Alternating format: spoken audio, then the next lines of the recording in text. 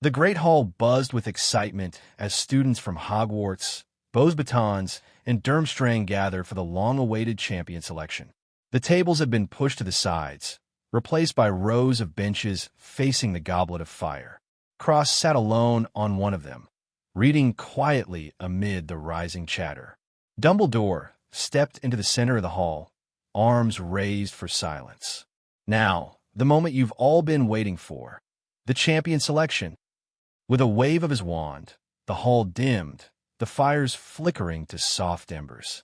The Goblet of Fire flared red and spat out a piece of parchment. Dumbledore caught it midair. The Durmstrang champion is Victor Krum.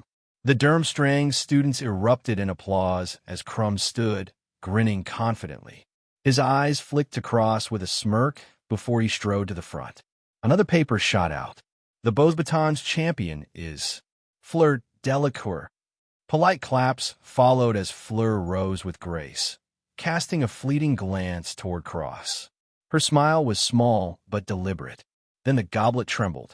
The flames surged higher, twisting and writhing, before ejecting a final piece of parchment.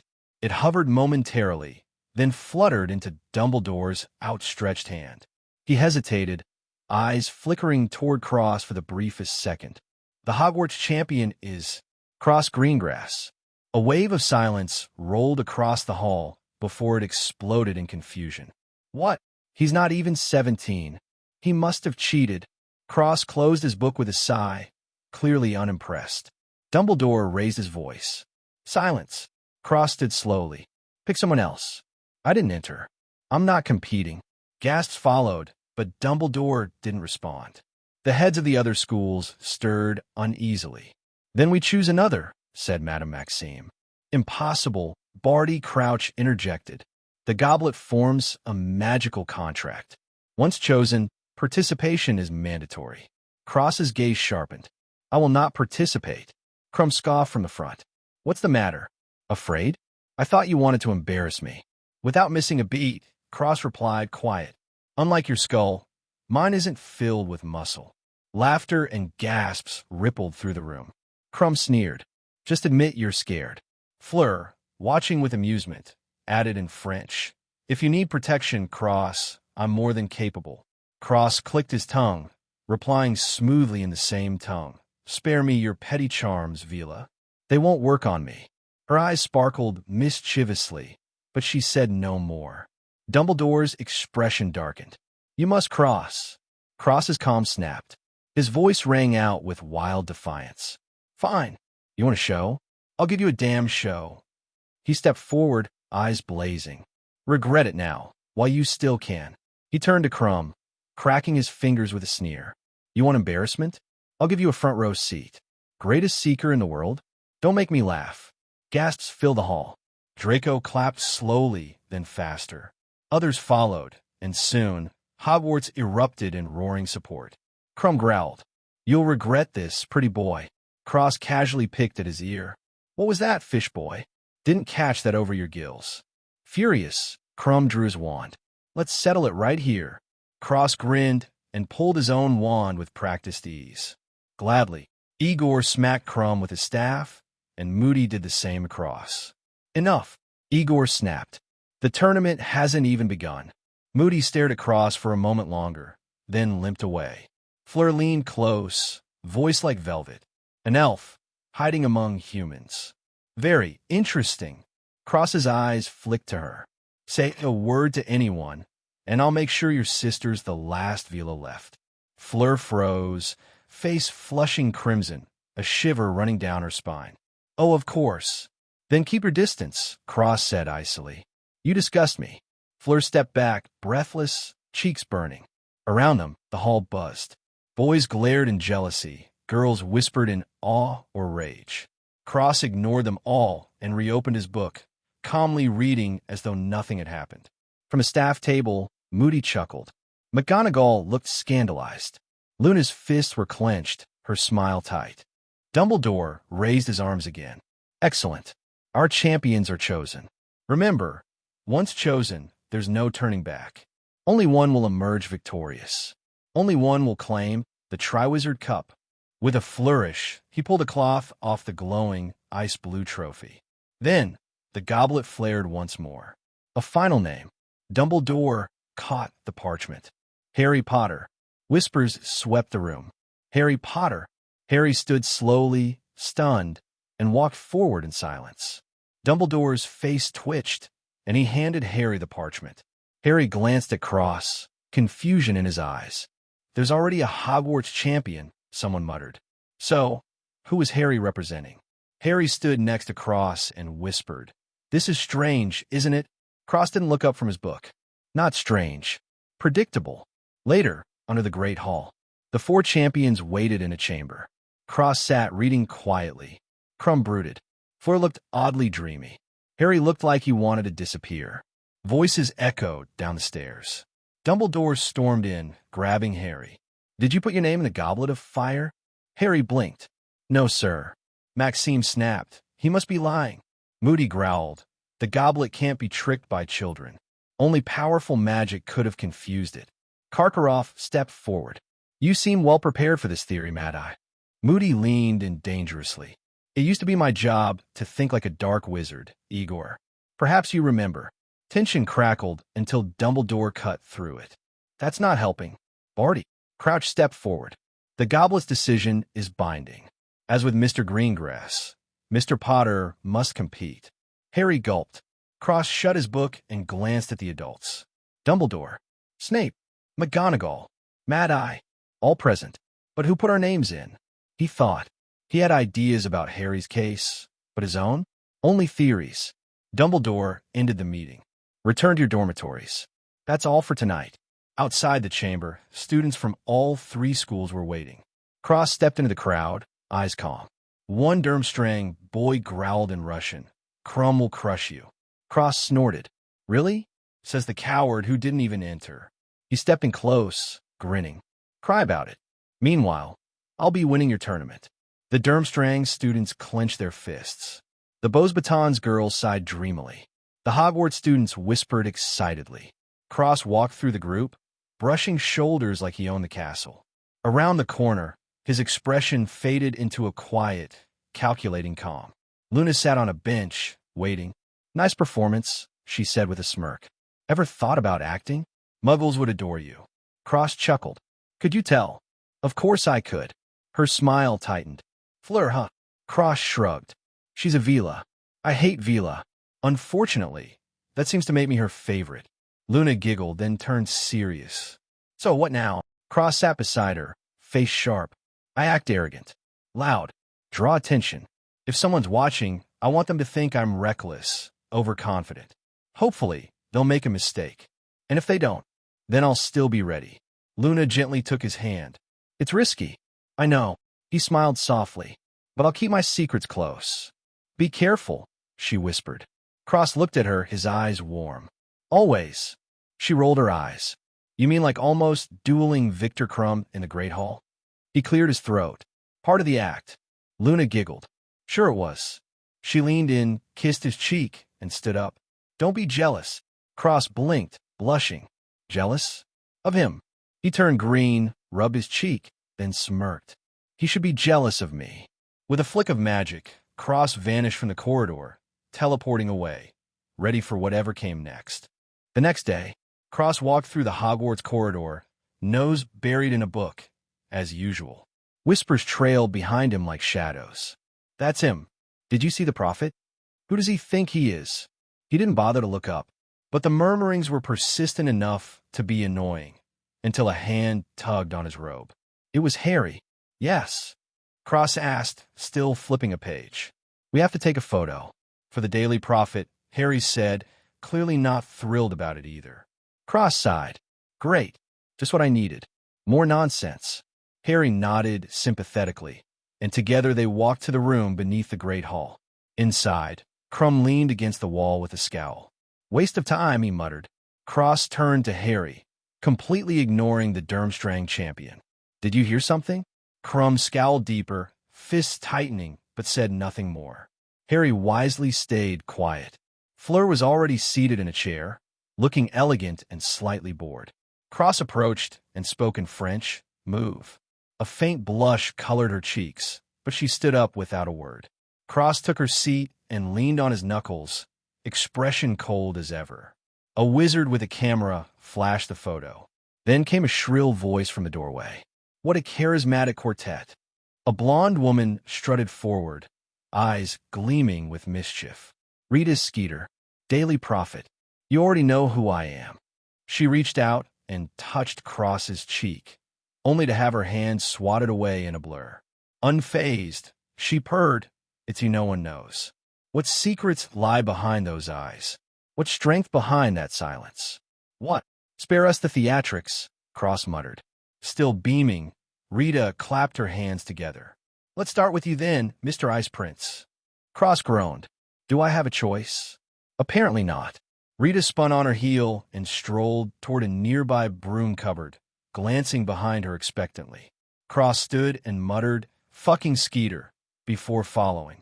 Inside the broom closet, Rita perched herself on a stool with practiced poise. Cozy, isn't it? Cross sat opposite her and replied dryly. Fitting. People like you do your best work in the dark. She ignored the jab. A pad and quick quotes quill floated beside her, already poised to write. So Cross, she began, voice syrupy sweet. An unknown boy competing with a national Quidditch star, the boy who lived, and the most dazzling girl from Beau's Batons. How does it feel to be the odd one out? Cross leaned forward slightly. No pressure at all.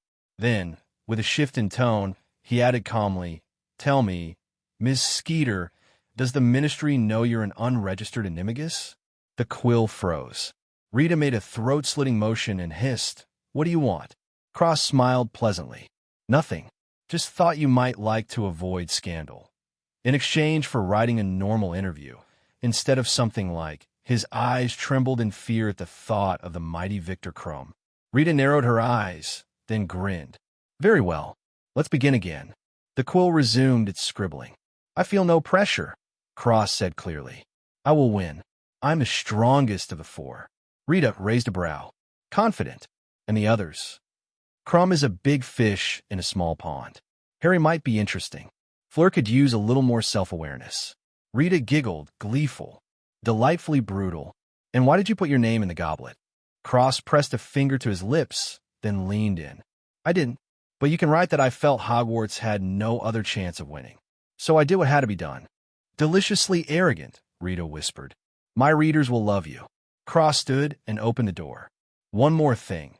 Write that Crumb's greatest seeker title will be mine before the year ends. If, of course, he isn't too afraid to accept the challenge. He walked out without looking back. A few days later, the Prophet hit the shelves. Cross Greengrass, Ice Prince or Firestarter was the headline. Durmstrang students were furious. Beau's Baton girls swooned. Hogwarts was divided, though secretly impressed. Cross read under a tree in the courtyard, Luna beside him, Harry approaching from across the lawn. A group of Hufflepuffs snickered nearby, flashing Potter Stinks badges. Harry ignored them. Cross didn't. Are you even a real house? He called, loud enough for everyone to hear. Haven't seen you in anything since I arrived. The Hufflepuffs flushed red and scattered. Harry sighed. Thanks. Cross gave a slight nod. Irrelevant people make the most noise. Harry sat down. I need to talk. The first task, it's dragons. Cross looked up, eyes gleaming. Really? Can I keep one after? Harry blinked. What? Cross waved it off. Never mind. What kind? I only recognize the horntail. Luna hummed. Mean one. Full of scale fleas. Cross smirked. He's getting the horntail, no doubt. Already know he will, Luna replied. Cross looked thoughtful, then smiled at Luna. Want to learn Elven? Her eyes sparkled. Yes. Cross began teaching her, their heads close together. Then a scream echoed from the courtyard. They looked up. Moody was bouncing Draco like a rubber ball, transfigured into a ferret. Cross snorted. Impulsive again. He never learns. Maybe he likes the attention, Luna mused. Cross smiled. Let's continue. They returned to their lesson, the rest of the world fading away. The first task. Inside the tent near the arena, the atmosphere was tense. Harry paced nervously. Fleur and Crumb looked deadly serious. Cross sat in a corner, reading again. He wasn't worried about the dragon. He was strategizing how to make it look as arrogant as possible. The tent door swung open. Rita Skeeter sauntered in with her camera. "Young love," she cooed, snapping a photo of Hermione hugging Harry. Crumb scowled. "This is for champions only." Rita waved him off, snapping photos of everyone. Cross didn't even look up. Dumbledore entered with the other heads and cleared his throat. "Champions, the time has come." Bartimus brought out a small black sack. "Reach in and draw your task." Fleur pulled a model of a Welsh green. Crumb got the Chinese fireball. Cross reached in and drew a silver-blue figure. Bartimus announced the Swedish short snout. Harry, as expected, pulled the Hungarian horntail. "These dragons protect a golden egg," Bartimus explained. "Retrieve it. You'll need it for what comes next." Cross raised a hand. "Can we keep the dragons?" There was a beat of stunned silence. Bartimus blinked. "No, sorry." Cross clicked his tongue. Dumbledore nodded. "Mr. Greengrass, you're first." On the cannon. Boom. Signal. Dumbledore finished flatly. "Good luck." Cross casually tossed his dragon model at Crumb and strode out. The arena. Cheers exploded from the crowd. "Cross! Cross! Cross!" The Swedish short snout roared, chains rattling. Flames spewed from its mouth as Cross approached. He didn't flinch. With a flick of his wand, a shimmering barrier formed. The fire hit it and fizzled. Cross walked forward calmly. The dragon lunged. Cross's eyes narrowed, and a crushing aura erupted from him, slamming into the beast's senses like a wall of thunder. Then, slam, he slapped the dragon's snout straight into the dirt. Gasps filled the air. The dragon reared up in terror. Cross stared it down. The egg. Now, trembling, the dragon whimpered, flapped into the air, and gingerly placed the egg at his feet. It then nudged its head into his palm, whimpering like a pet. "Is that a dog?" someone whispered. Cross stepped onto the dragon's head. It lifted him to the viewing platform. He hopped down, golden egg in hand. The crowd sat in stunned silence. "Seacross Greengrass has retrieved the egg," the announcer stammered. Cross waved at the crowd and left the arena without another word. Hey, everyone! If you enjoy my quantum audiobooks, you can support me by becoming a Patreon member. Your support helps me keep creating, and you'll get exclusive perks. You can also access my audiobooks directly through Google Drive. Check out the link in the description. Now, let's get started. A while later, Cross was walking around the outside of the castle when he heard a loud boom. He looked over and saw Harry flying away while the horntail fell to the ground, clearly injured. Cross jumped off the side and bounced off his strings to the ground, going after the horntail. He landed on the ground and walked up to the horntail's head. It roared weakly, and Cross said in Draconian, "Stay with me, and I'll heal you. Not to mention you won't have to stay a wyvern for the rest of your life.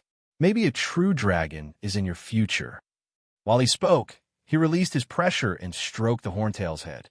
The horntail roared softly, saying, "Why should I trust you? Humans got me into this mess in the first place." Cross chuckled and replied, "I'm not a human first of all. Plus, would you rather die? Seems like you don't have much of a choice." The horntail snorted and caved in very well, non-human, his breath getting weaker every moment. Cross whistled, and blue flew out of his backpack. Cross had changed his clothes after he left and brought his backpack along. He wasn't expecting to get a dragon, but he was thankful he brought his bag along. Cross said, "Same as last time, Blue," as he started setting up the ritual. Blue dripped a few tears and couldn't help but say, "Cross, what happened last time?" Cross smiled and said, "Won't happen this time. My body is stronger now.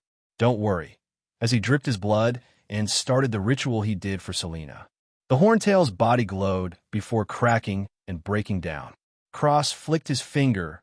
All the dragon blood on the ground flew up and cleaned itself before condensing into a giant ball and hovering next to him. The horntail emerged from its own carcass and shook its body. It looked completely different. Its horns were silver and sharper than before. Its tail glistened dangerously, and its scales changed from orange to red. The structure of the horntail changed as well, its wings sprouting from its back, and it grew arms of its own. It was also many times smaller. Cross crouched in front of it and smiled. "You made the right choice. Do you have a name?" The horntail was shocked by its new body and shook his head absent-mindedly. Cross picked him up and said, "How about Gray?" Gray nodded and said, "You boy.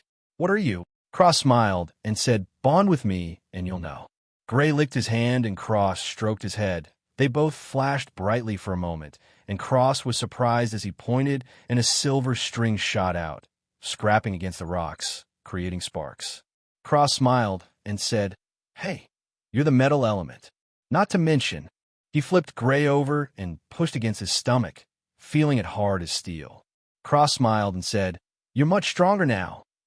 Gray flew around excitedly saying, "Cross, I feel amazing. Look, I have arms." Cross chuckled and said, "Blue, go back." Blue flew back into the bag, and Cross held out his hand. Gray landed on his hand and looked at Cross with shining gold eyes. Cross smiled and said, "Your new life has just begun, Gray. Hold on tight." Gray grabbed Cross' hand tightly. Cross took out a bottle and sucked in all the dragon blood before putting the bottle away and saying, "Close your eyes," as he teleported back to his room. Gray opened his eyes and saw a new environment. He was shocked, and Cross chuckled as he said, "Come with me," before he jumped into his backpack with Gray. They landed on the ground, and Selena came out of her cave. Cross looked over and said, "Oh, you're growing nicely." Selena stretched her small arms, legs, and wings as she said, "Well, the time bubble you put down works wonders." Cross smiled and said, "We have a new member. Say hello, Gray." Gray flew around and looked at Selena a lot while he introduced himself. Cross smiled and shook his head. If Gray wanted to get Selena, he would be in for a bumpy ride. Cross said, "Gray, fly over to place you like. Anywhere except the others' habitats." Gray flew over to the area next to Selena's. Cross chuckled and cast an atmospheric charm on him. A giant mountain with a large hole in it was formed. The mountain gleamed with a silver light, sparkling occasionally. Gray grew and landed on the mountain happily. Cross went over to the time bubble and modified it to be 5 times faster. He told all the beasts, and they were happy. The area around the time bubble was big enough for all of them and had a fence around it so that they don't accidentally stumble inside. Cross nodded and left the bag, returning to his room. He put the bag to the side, zipping it up before heading to the bathroom. He took out the bottle filled with dragon/wyvern blood, pouring it into the bathtub. Cross took off his clothes and stepped inside, submerging his body into the dragon's blood entirely. Cross bit his thumb and blood seeped out, merging with the blood, making it golden red as he chanted, "Bless your vassal, great tree. Strengthen your believer's humble body." A green aura purged the blood, and it slowly started turning black as it cycled through Cross pores and out again. Cross felt like a sieve as the blood flowed in and out of every pore of his body, taking smelly black goo with it. A while later, the entire tub was filled with black goo that smelled awful. Cross got out of the tub, looking like a piece of charcoal. He waved over the tub, and the black goo was burned into nothingness, not even taking the chance for someone to steal his blood or something. Cross went into the shower and washed off the rest of the black goo, burning it to ashes as it fell off his body. It took 3 showers for him to get rid of the smell. Another while later, Cross walked out of the shower and looked in the mirror, surprised. His skin was whiter, softer, and stronger. His hair was shinier, thicker, and longer, and his muscles are streamlined and perfect. His ears twitched in pleasure at his appearance, before remembering that there was a gaggle of sexually frustrated Vila at the school. His face turned gloomy. He could imagine them now, following him everywhere, fainting at every look. How annoying. He forgot about it, and threw on a Slytherin t-shirt and shorts, slipping in his slippers, grabbing his backpack, and heading out of his room. He needed to go get his book after all, plus he still had some dragon blood left. Cross walked the hallways, and all the females stared at him in a daze. Cross clicked his tongue. Once was enough to satisfy his vanity, but to keep staring, that's just rude. He went to the Gryffindor door, and the fat lady took one look before fainting. Cross grumbled and kicked the painting, startling the fat lady awake as he said, "Open up." The fat lady didn't what he asked in a daze, not even knowing that he wasn't a Gryffindor student. Cross walked inside to see Ron covering his ears. Cross stopped next to him and said, "What happened?" Ron said. Harry opened the golden egg. Bloody annoying that thing is, before pausing and said cross. His eyes shot open and he shouted cross. The Gryffindor students were startled and looked over to see cross. The girls gushed and Harry said cross. How did you get in? Cross pointed at the door that was still open as the fat lady just stared at him. Ron grumbled, Oi, she doesn't stare at anyone else like that. Fred and George said, You don't look like Cross, mate. The girls hummed in agreement. Cross rolled his eyes and said, Do you know where Hermione is? I would like my book back. The girls instantly looked jealous, and Harry said, She's not here. Maybe check the library. Cross nodded and said, Thanks, Harry. Oh, and good job with the horntail. That thing was wild. He smiled and left as the girls awed. Harry smiled and said, Thanks. Cross waved over his shoulder and left the Gryffindor house. He walked down the stairs and turned the corner, bumping into Hermione. She looked up and said, Sorry. Cross, you look Cross finished better. I know. Big secret. Anyway, do you have my book? Hermione blushed and nodded as he handed it to him, saying, What did you mean? Cross took the book and said, Skeeter will publish something about you in the next Prophet. If you can find her and tell her what the note says, she won't publish it. Good luck. As he patted her head and checked her barrier before walking away, seeing that her mind wasn't messed with since. Hermione thought for a moment before running away, turning to a corridor and leaving. Cross walked around the castle, coming into a courtyard and seeing Luna sitting on a bench by herself. Cross walked over and said, Luna. She looked up and blushed as she said, Wow, you got more handsome. Cross rolled his eyes and said, Yeah, come with me. Luna held his hand as he brought her to a corner, before teleporting to his room. Luna looked around and said, Wow, never teleported before? Well, without a port key. Cross smiled and said, This is my room. The Founder's room in Slytherin. Luna looked around and said, A secret room? Nobody else can get in.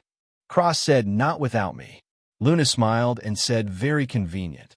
Her eyes flashing with beautiful lights as she looked at Cross warmly. Cross smiled and led her to the bathroom as he said, Hold on. He poured the rest of the dragon's blood into the tub before saying, Get inside. Luna looked at him and blushed hard as she stuttered, CC Cross. All right, in now. Don't why you think, it's a bit. Cross slapped his forehead and said, He blindfolded himself and said, I need to be here for it to work. I swear I won't look. Luna was feeling extremely shy as she slowly took her clothes off. Cross closed his eyes and turned around with the blindfold on, leaving everything to his imagination. Luna got in the tub and said, Okay, I'm in. Cross spread his strings out, feeling where the tub was as he walked towards it, and said, Go all the way down, if you haven't already. Luna submerged herself, and Cross bit his thumb, dripping a drop of blood into the tub. Cross performed the same ritual for Luna, and the tub slowly made black goo, just like before.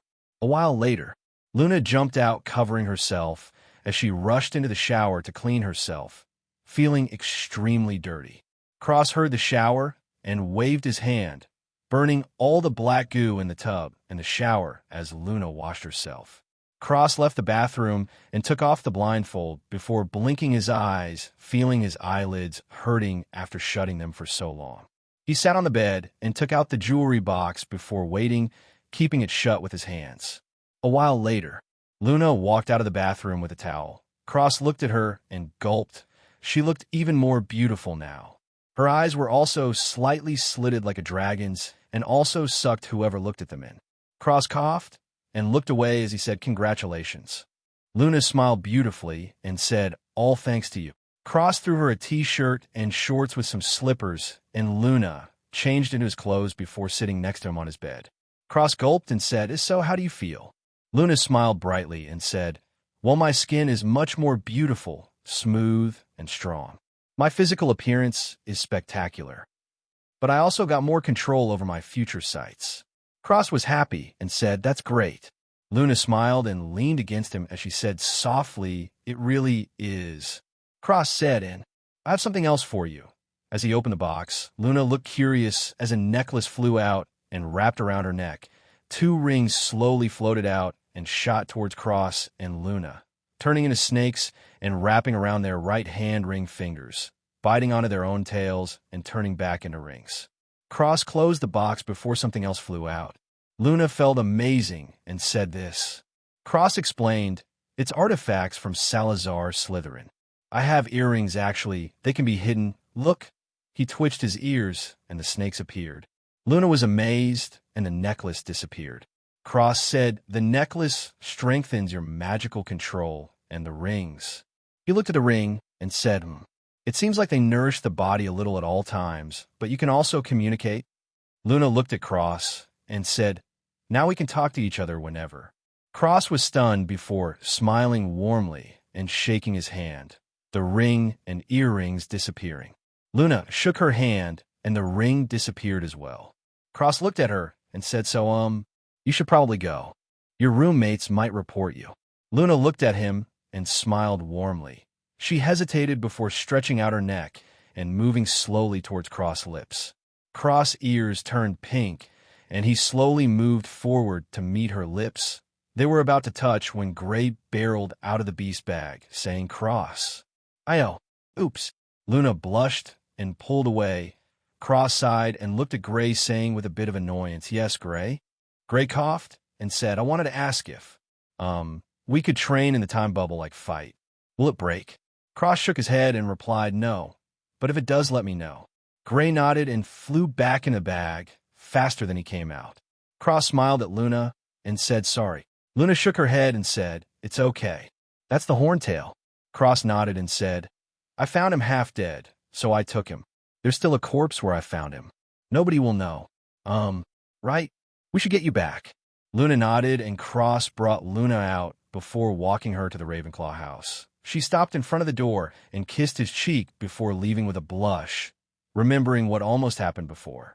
Cross sighed and left, going back to his room, checking in the room of requirement, retasking the clones before going to bed.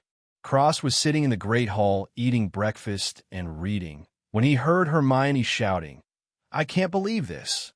She did again." Cross looked over and Hermione seethed as she said, "Hermione Granger clings to newest famous wizard, Victor Crumb." Cross chuckled as he ate his food. Hermione glared at him and said, "It's not funny." Cross replied, "It's a little funny. Have you seen Crumb? Did you read my interview? Want to hear his secret? Everything is true." Hermione rolled her eyes and kept reading. Harry looked over and asked, "Really?" Cross chuckled and nodded. He looked to the side and saw a giant group of girls looking at him and whispering. He rolled his eyes and went back to eating. Ron suddenly shouted, "What the hell?" Cross looked over and spit out his food, right in Harry's face, before laughing. Hermione felt that Cross has been acting different since he was selected. Harry wiped his face and said, "Is there a bonnet?" "Oh, there you go." Ron said, "Not funny." He was holding a hideous dress robe. Cross shook his head and asked, "Why did your mom send you that?" Harry was also curious. Hermione said in surprise, "You don't know?" Ron, Harry, and Cross shook their heads, and Hermione said the Yule Ball. Cross said, "The Yule Ball? What is that?" Harry and Ron nodded and looked at Hermione, who said, "Are you serious?" They all nodded, and Hermione sighed as she said, "The Yule Ball is a dance. You must go with a partner." The three were shocked, and Ron said, "We need a partner." Harry said, "We're going to get one of those." They both looked at Cross, who coughed and said, "There just so happens to be a group of girls behind us." Harry and Ron looked awkward, and Cross packed up his things and left, ignoring all the girls as he said, "See you later." The group of girls followed him, while Harry and Ron watched before sighing. Cross managed to escape and went to a Slytherin event. Snape looked at him and said, "Take a seat, Mr. Greengrass," with the other boys. Cross twitched his ears and walked over to one side of the room, sitting next to Draco. Draco looked over and said, "Bloody amazing show you put on yesterday." Cross rolled his eyes and said, "Yeah? What if I try it on you? You think it'll work?" Draco shivered and scooted away. Cross sighed and said, "Honestly, why do you even bother Potter and his friends? Is it fun to get turned into a ferret?" Draco said angrily, "Potter deserves it. Bastard." Cross shook his head and staying silent as Draco rambled about how he hated Harry. Snape said, "Quiet. Seeing as show the Yule Ball is necessary for every Triwizard Cup, you must learn to dance so you don't embarrass yourselves. Mr. Greengrass, front and center." Cross walked to the front of the class and yawned. His sharp canines gleamed and his ears twitched. Snape said, "And who would like to be our resident celebrities partner?" All the girls raised their hands immediately. Snape felt his mouth twitch and said, "Miss Greengrass, I assumed you would be most appropriate." Daphne jumped up happily, while the other girls clicked their tongues. Snape said, "All right, now hold on to your partner's waist and hold the other hand." Cross held Daphne's waist and grabbed her hand. Daphne blushed deeply, and Snape said, "Now, step forward." Music started playing, and Cross danced with Daphne. Well, really, it was Cross moving while Daphne was being dragged along with a vacant expression in her eyes and an infatuated smile on her face. Cross rolled his eyes and spun Daphne back to her seat before heading back to his own. Snape said, "Very good. Now the rest of you." Time passed quickly. Cross was walking outside. He passed Fleur, who said, "Would you like to go to the dance with me?" Cross ignored her and kept walking, making Fleur blush deeply. A group of girls followed him everywhere he went. He stopped and looked in front of him, seeing Crumb with a group behind him as well. Cross looked at Crumb's group and sneered as he said in Russian, "Oh, look at that. I win again." Crumb snorted and said, "We shall see at the ball, pretty boy." Cross passed him and said, "Whatever you say, tadpole." Crumb grinded his teeth, and they passed each other, disappearing as their groups of girls flowed through each other. Cross was finally left alone and let out a breath as he moved quickly. Those girls were truly persistent. He got asked by the same girl 7 times. 7 times. After the first no, you would think she would understand, and yet she kept going. Her persistence was admirable, but unfortunately Cross had someone else in mind. Speaking of which, Cross looked around the castle, not wanting to use the ring, as he looked for Luna. He finally found her, with several Durmstrang guys around her. A nameless fire rose in Cross' heart as he flicked his fingers angrily. Their clothes all exploded and they flew out, hanging by their underwear on the castle walls. Cross sneered as he walked forward. The passing students laughed at the Durmstrang boys, who were both embarrassed and in pain. Cross snorted, and Luna smiled at him, saying, "A bit much, no?" Cross scoffed. "If you weren't here, it would be worse." Luna giggled and tilted her head as she said mysteriously, "Can I help you, champion?" Cross bowed and extended his hand as he said, "Would you like to go to the Yule Ball with me, Miss Lovegood?" Luna smiled beautifully and took his hand as she said, graciously, reluctantly. Cross smiled brightly and said, "Sorry, you have to suffer." Luna laughed and Cross smiled happily. A few days later, Cross was standing outside the Great Hall. All the girls around were looking at him instead of their partners, and for good reason, ever seen in their lives. Crosshair was slicked back, and he was wearing a completely black suit. He had black dress shoes with black socks, black dress pants hemmed just over his ankles, perfectly fitting around his legs with a black belt holding them up. The belt buckle was a snake biting its own tail. He was wearing a tight black dress shirt with a black skinny tie and a black suit jacket. But the suit jacket wasn't a robe like everyone else. It was cut short, just below his belt and short on the arms, letting his shirt sleeves cover his wrists. Cross also decided to reveal the snake earrings and ring. He looked fresh and devilishly handsome, even more so than normal. It was fatal for the young girls, but especially so for the Vila. On top of the fact that they could feel his elf presence, it was practically aphrodisiac for them, which annoyed him greatly. His suit jacket wasn't buttoned, and he kept his wand inside it, just in case something happened. He couldn't have people knowing he could use magic without a wand, even if it was a dangerous situation. Harry and Ron walked over. Ron said, "Bloody hell. Where did you get that?" Cross smirked and said, "Like it?" Ron and Harry nodded. Cross whispered, "Muggle suit." Ron and Harry's eyes widened, and Ron shouted, "What?" Cross chuckled and shushed him. Harry said, "You wore a Muggle suit?" Cross smiled and said, "They're much nicer than." He looked at Ron and added, "Well, anyway, I assume you must have found someone?" Ron almost cried, and Harry said, "Yeah." Speak of the devil, 2 girls walked up and said, "Ron, Harry." They looked at Cross, who ignored them, before going back to Ron and Harry. McGonagall came over and said, "Oh, Potter, Greengrass. Good you're here. Cross, where's your partner?" Cross looked around and said, "She'll be here soon." "I think." McGonagall nodded and she looked at Ron before saying, "Weasley, well, you could just go on ahead with Ms. Patel." Cross could have sworn he saw Ron shed a tear as he left with his partner. McGonagall looked at Harry and Cross as she said, "Are you both ready?" Harry asked, "Ready, Professor?" McGonagall said, "To dance, of course. It's tradition for the 3 to 4 champions to dance before everyone else." She saw someone else and went over saying, "Oh, there you are." Cross looked at Harry and said, "Good luck, Harry." Harry smiled wryly and said, "Where is you date?" Cross sighed and said, "I actually don't know." Harry's partner said, "Wow, they're beautiful." Harry looked at Cho and nodded in agreement as he said, "She sure is." Cross smacked his shoulder and pointed behind him. Harry turned around and was stunned before swallowing dryly. Cross was tongue-tied as he stared at Luna. She was absolutely gorgeous. She was wearing a pink dress that was tied around the top and trailed behind her. Her hair was done up and curly, and the necklace Cross gave her was showing, shining brightly. Cross licked his dry lips and felt his heartbeat increase as he looked at her. Luna looked up and slowly blushed. Not only the way Cross was looking at her, but how he was dressed. He was very handsome. She felt a warm feeling inside as her heart pounded nervously. Cross walked forward towards Luna, but Crumb also stepped forward. They looked at each other and Cross sneered, passing him and holding Luna's hand, smiling softly. Luna smiled gently and took his hand, walking down the stairs next to him. Cross smiled and whispered to Luna, "I didn't think you would be so long." Luna said, "You think it's easy to look so good?" Cross shook his head and said, "I didn't expect you to put in so much effort. You're beautiful all the time." Luna couldn't respond and blushed deeply with an extremely happy look in her eyes as she looked at Cross. Cross moved his arm and Luna hooked her around his as she whispered, "Acting again tonight?" Cross smiled and said, "Unless you don't want to."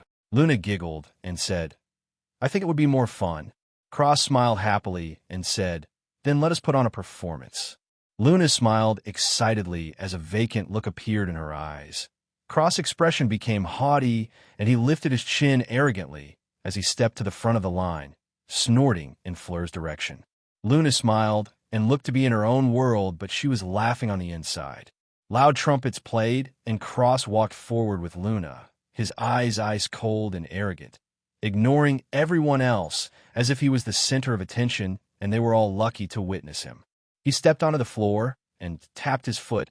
Ice formed under Crumb's foot, and he slipped, but kept his balance, glaring in Cross' direction. Cross clicked his tongue and ignored him, making Crumb more angry. Luna bit her lips and tried her hardest not to laugh. Cross smirked and held Luna's waist, whispering, "Follow my lead." Luna said quickly, "Don't hit anyone." Cross stifled a chuckle and said, "Don't worry." Luna had a bad feeling, and the music started. Cross lead Luna, who kept up with his movements, as ice formed under him and he danced, gliding around the dance floor. The ice disappeared after he moved, only appearing under his feet and where he was going next, so as not to interfere with anybody else. Cross gradually lost his acting expression and looked into Luna's eyes. Luna came back and looked at his as she said sweetly, "I thought we were acting." Cross twitched his ears and said softly, "We are." Luna hummed and didn't say anything as their movements became more fluid. They danced around the floor as if they were really the only ones there in their own little world, mesmerizing the other students at the beauty of their dance. Cross and Luna glided across the floor looking at each other's eyes, perfectly in sync. Cross gradually forgot where he was and only focused on Luna's happy smile, feeling extremely happy at the moment. Crumb also didn't interfere and focused on Hermione with a smile, forgetting about his issues with Cross. Cross spun Luna around and laughed happily. Luna was having the time of her life as she laughed and acted like herself, just enjoying Cross' company. Cross felt calm. All the schemes and all the facades melted away, leaving only the moment as he truly felt his burden lighten from his shoulders. The moment reminded him that he was just a 15-year-old boy. No matter what he was or what he had to do, all he had to do right now was enjoy the moment and have fun with the girl he loved. The tournament, the mastermind behind the scenes, his race, training, practicing. They all fluttered away in the wind as he focused on this one moment, feeling truly happy for the first time in a long time. Something clicked in his body, and a warm feeling spread to all his limbs. Luna felt it, and it gently flowed into herself, warming her entire being as she felt like she was enveloped in a warm, gentle, and loving embrace. They both ignored it, however, and focused on each other, feeling truly connected at this moment. Nothing else mattered at the moment, only the other person. Cross gently pulled Luna closer to him. Luna looked up with eyes as calm as pools of water. Cross smiled warmly, and something new developed in his eyes as he leaned in and gently kissed her soft lips. Luna slowly closed her eyes and immersed herself in the kiss, feeling it was the absolute right choice at the moment. Clicks sounded in Cross' body, spreading the warm feeling to Luna and back to Cross in a cycle. Cross separated from Luna and smiled gently. Luna smiled the same with soft eyes. They stopped dancing and heard claps from around them. Cross looked around and saw everybody staring at them with wide eyes and clapping. They were the only ones on the dance floor. Cross was embarrassed, but his haughty look returned, and Luna's expression was vacant. Cross led her to a table, and they sat down alone as the rest of the students started dancing, occasionally glancing in Cross and Luna's direction. That was the most beautiful dance they had. Cross sat next to Luna and held her hand, caressing it with his thumb as his fingers were intertwined with hers. Luna was leaning her head on his shoulder as they looked at the dance floor. The others were still dancing to the classical, slow music. Cross closed his eyes and felt like he could see everything in a 5-meter radius around him. Luna smiled and squeezed her hand as she said, "I can do the same." Cross opened his eyes and said, "Oh." Luna smiled as she said, "It seems you passed some of that to me. It's truly powerful. Look, that girl in the blue is about to trip." Cross looked, and a second later the girl in the blue really did trip. Cross smiled and said, "I'm glad." Luna looked up and said softly, "Cross." Cross looked down and smiled softly as he said, "Yes." Luna smiled happily and said, "That was the best moment of my life." Cross smiled warmly and replied, "Me too, Luna." He leaned in and kissed her lips softly. They both heard a cough from behind them. Cross' ears twitched, and he separated, saying, "Yes, Professor?" Luna smiled softly and looked away. McGonagall said, "As much as I'm happy for you two, I would like to remind you there are still rules here. Public displays of affection are not forbidden, but please find a place for privacy." Cross chuckled and nodded. McGonagall smiled and added, "Other than that, the champion and partner table is at the front." Cross smiled and brought Luna, following McGonagall to the champion's table. Cross sat down and looked across him. His smiling face warped into a sneer as he said, "Hopefully there's food for the rest of us if you're at the table." Crumb crushed the fork in his grip as he said, "Don't worry. I left you extra. You look like you need it. Do they not feed you at Hogwarts?" Cross chuckled and retorted, "They do, which is why I don't have to hunt my own food in the wild." As he picked food from the plates normally, as if he didn't just call Crumb a savage. Luna grabbed his arm and said, "Oh, don't pick the pork. It's full of truffle thwomps." Cross skipped past the pork and threw the beef to Luna's plate instead. Crumb sneered and said, "Nasty things, those truffle thwomps." Cross chilled and arm flashed to Crumb's neck as his red eyes glowed dangerously. The fork glowed green as Cross said, "You can come for me if I hear another word about her." Cross grinned maliciously as he added, "You won't be alive to finish the tournament. Your High Master isn't the only one who knows the unforgivable curses." Luna tapped his arm. Hermione looked nervous. Crumb looked across, narrowing his eyes. He didn't even flinch at the speed of the fork, and his wand was already out at Cross' forehead as he said, "You think only you can learn them," as the tip of his wand glowed green. Hermione was anxious. This was getting out of hand. She looked over for a teacher. Luna did the same. Cross said coldly, "Make my day, Crumb. You won't live long enough to tell the tale." Crumb sneered and said, "You're tired of living already?" Fleur said, "Put your wands down. This is no place for that. Plus those spells will dash." She was cut off as a voice finished for her. "Send you straight to Azkaban. Expelliarmus." The fork and Crumb's wand flew out of the two's hands. Moody said, "I assume you both don't want to rot in there for the rest of your lives. Put your dicks away and save it for the tournament. Cross, I expect you to conduct yourself properly. He looked at Crumb and said, as for you, this is not Durmstrang. Behave yourself. Cross and Crumb glared at each other, and both left the table with their partners. Luna sighed and said, really? Cross was angry, really angry. As he said, he'd dash. Luna cut him off and said, I know, but was it necessary to threaten him with death? Cross took a breath and said, maybe not, but I was angry. Plus, if he thinks he's getting an apology from me, he can forget it. Luna cupped his face and looked up at him, saying, my cute Cross is a big boy. Cross twitched his ears and pinched her nose as he said, yes, I am. I can go to the bathroom all by myself. Luna blinked before bursting out laughing and holding on to Cross' shoulders as she bent over in laughter. Cross smiled cheekily and grabbed her waist, getting into the dance floor and dancing to the rock band playing on the stage. Cross jumped around with Luna on his shoulders, grabbing onto her hands. Luna cheered and laughed as the band sung, move your body like a hairy troll, learning to rock and roll. Spin around like a crazy elf, dancing by himself.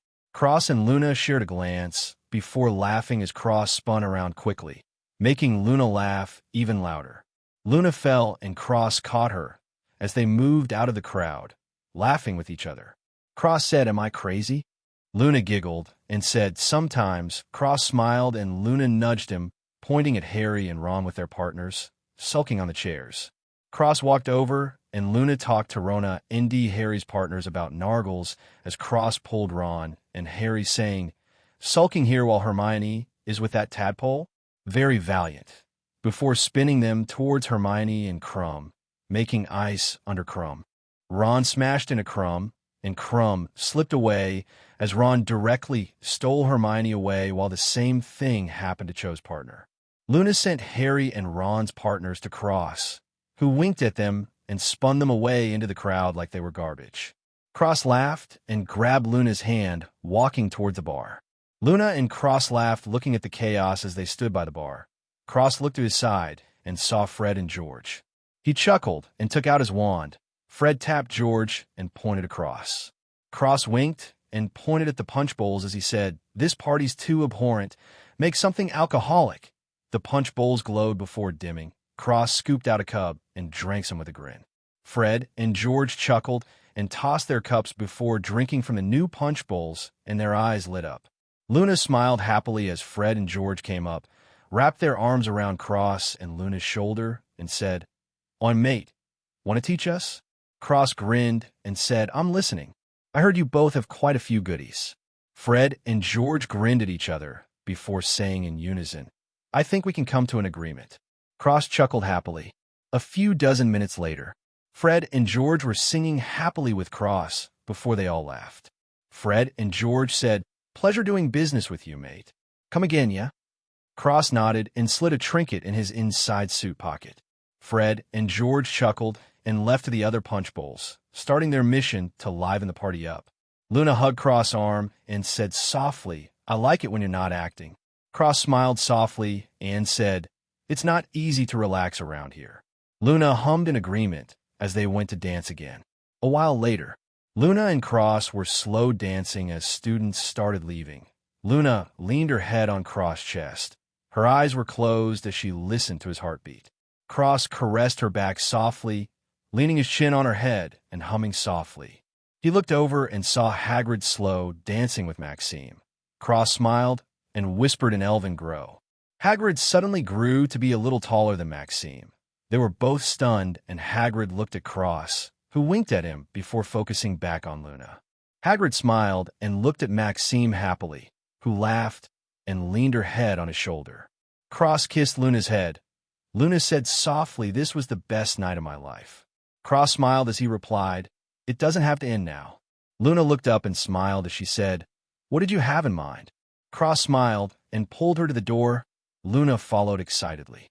Cross walked out before stopping. Luna looked before sighing and getting a bit angry. Hermione was crying on the stairs. She looked up at Cross and stared, bawling her eyes out. She drilled into Cross' chest and cried loudly. Cross sighed and patted her back. Luna looked annoyed. Cross saw her expression and squeezed her hand with a smile. Luna sighed and her expression cooled, but it wasn't a good one. Cross sighed again and moved Hermione to his back. He waved and Hermione's heels flew to his hands as he picked up Luna by her waist and left the area. Cross teleported to his room and whistled. Gray flew out of the bag and landed on Cross' head. Cross teleported out of the castle and Gray grew. Cross jumped on Gray's back and whistled again. Gray flew up into the air, shooting above the clouds and into the moonlight.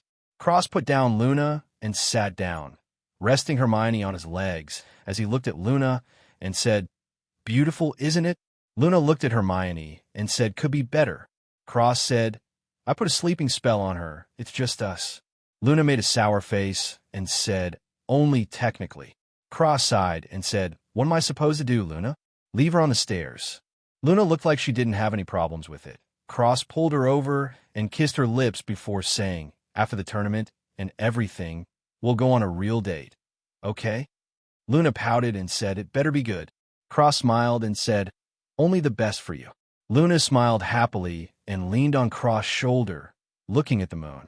A while later, Cross went back to the castle. Luna went back to her dorm and Cross teleported to the Gryffindor common room, leaving Hermione on a couch. He looked at her and pointed his finger at her head. His finger flashed, and he teleported away, back to his room. Time passed. Cross was reading in the courtyard. Luna was doing something else, so he was alone. He was humming calmly to himself and feeling everything around him with the power he unlocked from the Yule Ball. He also found out he had advanced to the 4th rank. After he merged with his clones, there was practically not a spell he couldn't cast. Well, of all the spells in Hogwarts, that is, while not all of them were perfect and completely mastered, he had the basics of countless spells. If anybody else knew, they would be so shocked they might even smash their head against a wall and kill themselves for being so useless. Cross felt it was normal. He was a heavenly genius and could do anything he put his mind to.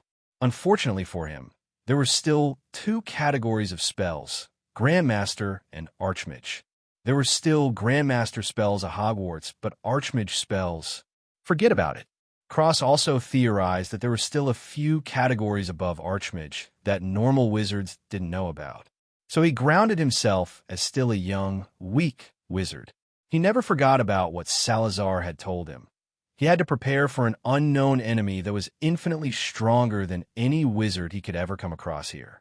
If it was before, Cross wouldn't even flinch, but now. He was anxious, he was nervous because now he has something to lose. Now he has something to protect. If he dies, then what would happen to Luna? He couldn't afford death. He had to win and win until he was stronger than anyone or anything.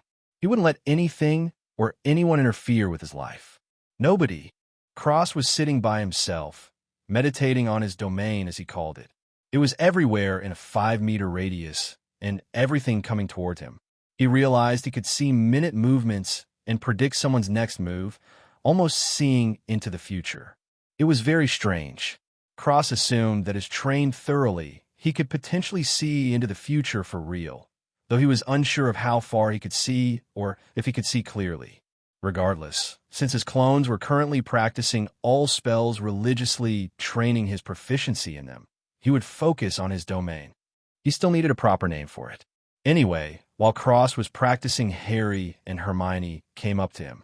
Hermione had an unknown look in her eye, looking at Cross, while Harry just looked at Cross with hope. Hermione remembered last night's events clearly.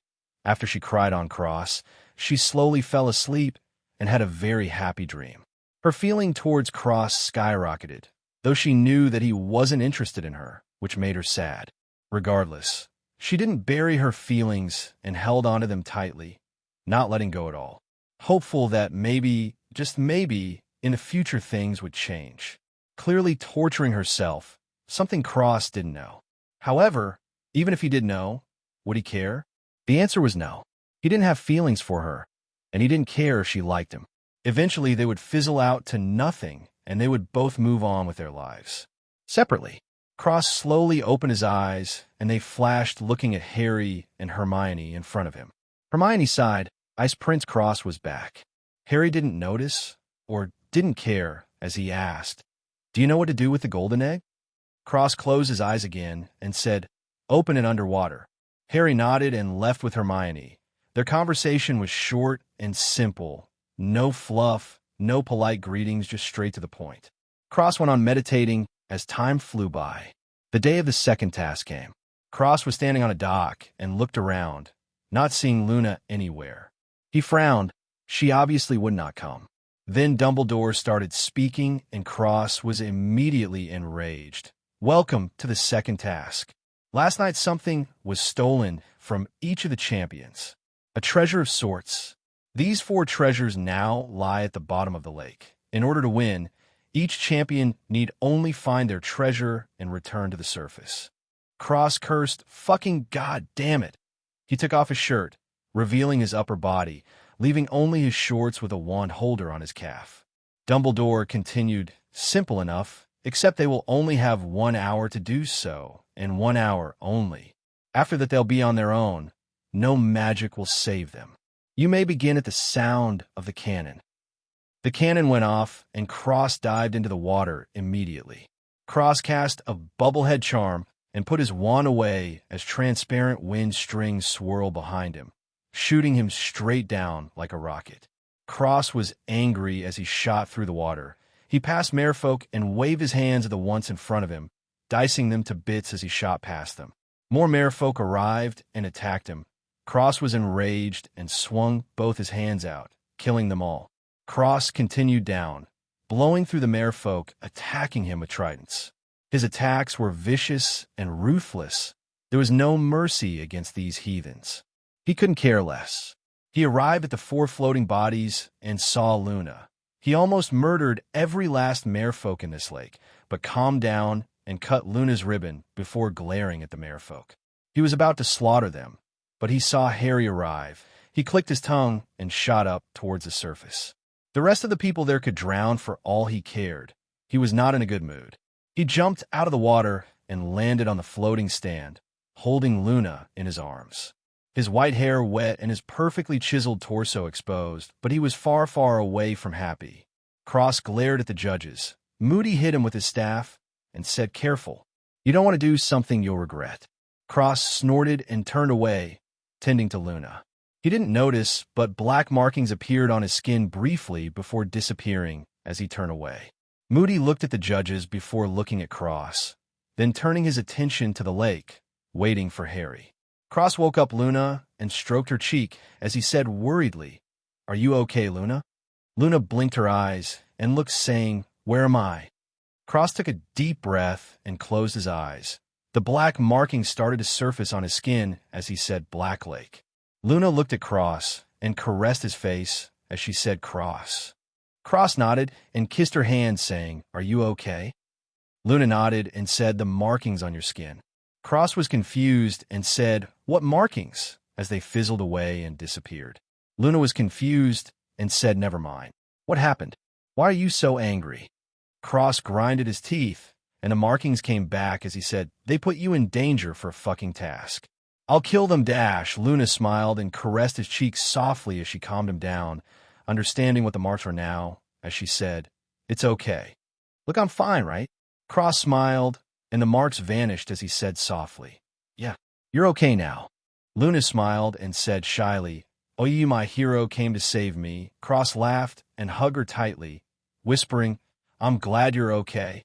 Luna was startled and sniffed a bit as her eyes watered, and she replied softly, "I'm happy you saved me." Cross pulled back and smiled warmly before kissing her lips and pulling her up, waiting for the task to end, holding her hand tightly, as if she would disappear if he let go. Luna scrunched her nose constantly, holding back tears as her eyes reddened and watered. Fleur came up alone and looked at the water anxiously. Then Crumb came up with Hermione, and the lake was calm for a while before Ron and Gabrielle, Fleur's sister, came up. But no signs of Harry. Suddenly, Harry shot out of the water and landed on the platform face first. Cross didn't care about anyone, still angry about what happened to Luna. Luna smiled slightly, wiping her red eyes as she felt Cross's big hand wrapped around her own. Dumbledore announced, "Attention, the winner is Mr. Greengrass." However, The judges have agreed that Potter AH's shown determination for rescuing not only Mr. Weasley, but Ms. Delacour as well. We have awarded him second place for outstanding moral fiber. The crowd cheered and Cross snorted as he left, not caring about first place at all. He swore that if Luna was needlessly put in danger again, they would have to rename the Black Lake. He picked up Luna in a princess carry and jumped on a boat, waving his wand and sailing back to shore. Luna was wrapped up in several towels and leaned against Cross' chest with a cute smile. Only her face was shown. The rest of her body was in a cocoon of towels. Cross made sure she was warm. Maybe he overdid it a bit. Luna growled cutely in the towel cocoon, and Cross burst out laughing as he looked at her, saying, "Oh no, a monster!" Luna giggled and kept growling, cheering Cross up and washing away his anger as he laughed happily. Luna smiled sweetly as she looking at his laughing face, feeling happy that she can make him laugh. Cross carried Luna straight to the castle before teleporting to his room. Cross laid her down on his bed, and red strings came out of his hands, warming her up and drying her off. Luna smiled sweetly and slowly fell asleep in the warmth with a sweet smile on her face. Cross looked awkward. Her clothes were still soggy. He struggled internally before closing his eyes and spreading out his fingers. White strings came out of his fingertips and undressed her completely before dressing her in a hoodie and shorts. Cross had gotten much taller since last year, and coupled with the dragon blood ritual, his clothes were much bigger. Luna was sleeping happily with a silly smile. She was wearing a giant black hoodie that reached halfway down her thighs and completely past her small hands. She also had shorts on, but they weren't visible. Cross smiled with an emotion even he didn't realize he had as he caressed her cheek softly. Luna hummed happily and Cross sat on the ground, resting his back on the bed as he fell asleep next to her. The next morning, Luna woke up and looked around. Seeing Cross' room, he sat up immediately and looked around, feeling her chest and feeling no underwear. She blushed a deep shade of red, noting that she was wearing his clothes. She looked to her side and sighed softly as she saw Cross sleeping on the floor, still in his swimming shorts. Luna crawled to the side of the bed and looked at Cross' peaceful, sleeping expression. He caressed his cheeks softly with a warm smile, moving to his ears and running her fingers over them, giggling softly as they twitched at her touch. She leaned forward and kissed his forehead as she spoke softly, "My sweet elf hero," her voice barely above a whisper. She laid on her stomach, watching him sleep before slowly falling back asleep with her hand touching his cheek. A while later, Cross woke up and touched Luna's hand that was on his face. He looked up and saw Luna sleeping with half her body off the bed. He smiled softly and got up, moving her to the middle of the bed before going to take a shower and change. When he came out, Luna was sitting on her heels and rubbing her eyes as she yawned, revealing sharp canines, just like him. Cross smiled warmly. The sharp canines were for the dragon blood ritual, but Cross thought they were cute. He walked over and said, "Breakfast?" Luna nodded with half-open eyes. Cross almost ate her. She was so cute. He held back from his strange impulse and threw her on his back, slipping slippers on her small feet before teleporting out of the room. Cross carried Luna to the dining hall while yawning himself. He walked inside and was assaulted with cheers and applause. He was startled awake and frowned as he winced, shouting, "Enough yelling. Fuck, it's so early in the morning. Don't you all have something better to do?" The cheers quieted down as the students started chuckling. Cross grumbled and walked to his seat. Surprisingly, Harry, Hermione, and Ron were there as well. Cross put Luna down and sat next to her as he started eating, well, more like shoveling food into his mouth. Ron quipped, "Blimey, have you not eaten for a week, lad?" "Blood hell." Cross grunted and ate, his ears twitching in response. Hermione threw a sour look at Luna before eating. Luna noticed, and a sneaky grin appeared on her lips. Hermione didn't see because the hood basically covered her entire head. A few minutes later, Cross stretched his back as he yawned and said, "So, when's the next event?" Harry said, "Tomorrow," but he looked troubled by something. Cross said, "So soon? What's the rush? I thought we were supposed to have a scrimmage against Crumb." Crumb grunted from another table. Cross took a knife and waved it around, saying, "You know, I really doubt he can even ride a broom. Maybe it was all just a show. Crumb slammed the table with his fist, and the knife slipped out of Cross' hands. It flew through the air and sliced Crumb's plate in half, stabbing into the table right in front of him. Crumb stood up and said, "I can't take this anymore." As he took out his wand, Cross spun around, whipping his wand out as he grinned madly. "I was waiting for you to say that." Stupefied, the students went silent, and Crumb waved his wand, deflecting the spell as he waved his wand, severing. A yellow half-moon shot towards Cross, who waved his wand, blocking the spell as he swung his wand around in a circle. A long fire whip came out of his wand, and he cracked it towards Crumb before saying transform. The fire whip twisted into a snake and flew towards Crumb. Cross jumped on the table and snapped his wand at Crumb, saying, "Ice falls." Ice appeared over Crumb. Cross pointed to the side and said, "Grimm's scythe." A dark gray scythe appeared at Crumb's left. Cross pointed to the other side, as she said, "Holy sword." A white sword pointed towards Crumb on the right. Cross smashed his wand down and said in Elven, "Hydra." Under Cross, a stream of fire appeared. It lifted him up in the air as 8 more streams flew out and formed a 9-headed Hydra. Each head was a different color: blue for ice, red for fire, white for light, dark gray for dark, green for life, gray for metal, yellow for lightning, transparent for wind, and finally purple for poison. Cross looked down as the great hall was a complete mess now. The Hydra roared at Crumb, and Cross sneered from above. Crumb had a serious look on his face. Luna looked at the Hydra before being startled as she mumbled, "Wow, he actually did it. And without the last one, too." Harry looked at Luna and said, "Did what?" Hermione and Ron looked over, and Luna looked up as she said happily, "Made that spell himself, of course." The other three's eyes widened as they looked at the Hydra in awe. Hermione looked at Cross back, and feeling that he was getting farther and farther away, she fists clenched in frustration. Luna had no such thoughts, only thinking that Cross was indeed amazing and being proud of him. Crumb waved his wand, shattering the spells near him before swinging his wand down, saying Zmay. A strange 8-headed dragon, which looked like it was sewn together with different animals, appeared under him. The 8 heads were split into blue and yellow for water and lightning. Cross laughed and said, "You can't do math either?" His smirk was vicious as he said, 9 heads are better than 8. He snapped his fingers, and the Hydra shot forward, snapping its 9 heads towards the 8 heads and Crumb. Crumb attacked along with his dragon, while throwing a yellow severing spell at Cross. Cross met him in the middle with the spell and created a loud boom, resonating in the great hall. Cross flicked his wand forward, shouting, "Sectum Sempra." He had already seen every book in Hogwarts. How could he not know the hidden ones? Crumb threw up a shield and was pushed back. He had enough, and his wand glowed green.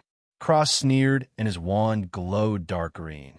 He was about to reveal his second self-made spell. Suddenly the great hall door smashed open, and Moody, Snape, Igor, and McGonagall came in. McGonagall was infuriated and shouted, "Enough!"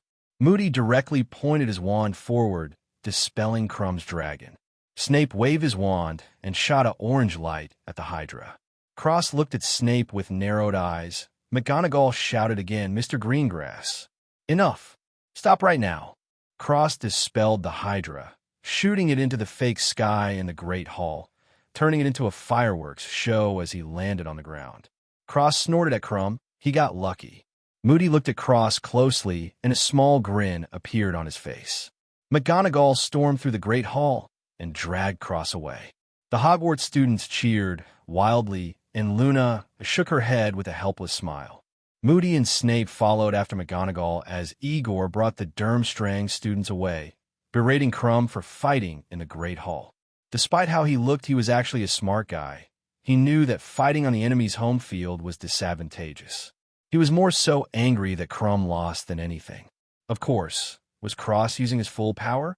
Maybe only Luna knew.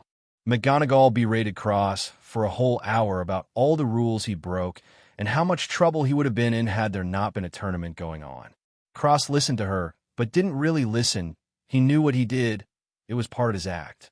He wanted the person behind the scenes to reveal themselves so he could clear the problem. He was trying to speed things up because he was worried for Luna's safety now. Drastic measures had to be taken. Of course, that wasn't his full power. He would have killed Crumb in an instant if he did you all his power. This was a sufficient underestimation of his strength for Cross to still have a chance for a surprise attack. It was also him venting out his frustrations about Luna being put in danger. He didn't like Crumb, and he was a good pawn. As for whether Cross was still jealous, maybe a little, therefore he took out everything on Crumb without any scruples. McGonagall finally finished her lecture and looked at Cross, adding, "I'm severely disappointed in you." Snape was silent, but Moody spoke up, "Professor, I think Mr. Greengrass did a good thing." McGonagall looked at Moody and said, "How could you say something like that? Alaster." Snape gave his opinion. "I agree with Alaster." McGonagall was shocked. Moody explained, "Since they have been here, Durmstrang has been increasingly arrogant, treating Hogwarts as if it were their own home. What Mr. Greengrass did was put them in their place and show them that Hogwarts isn't to be trifled with. Isn't that right, Cross?" Cross nodded and said, "This is true, Professor. I couldn't handle their haughty looks any longer.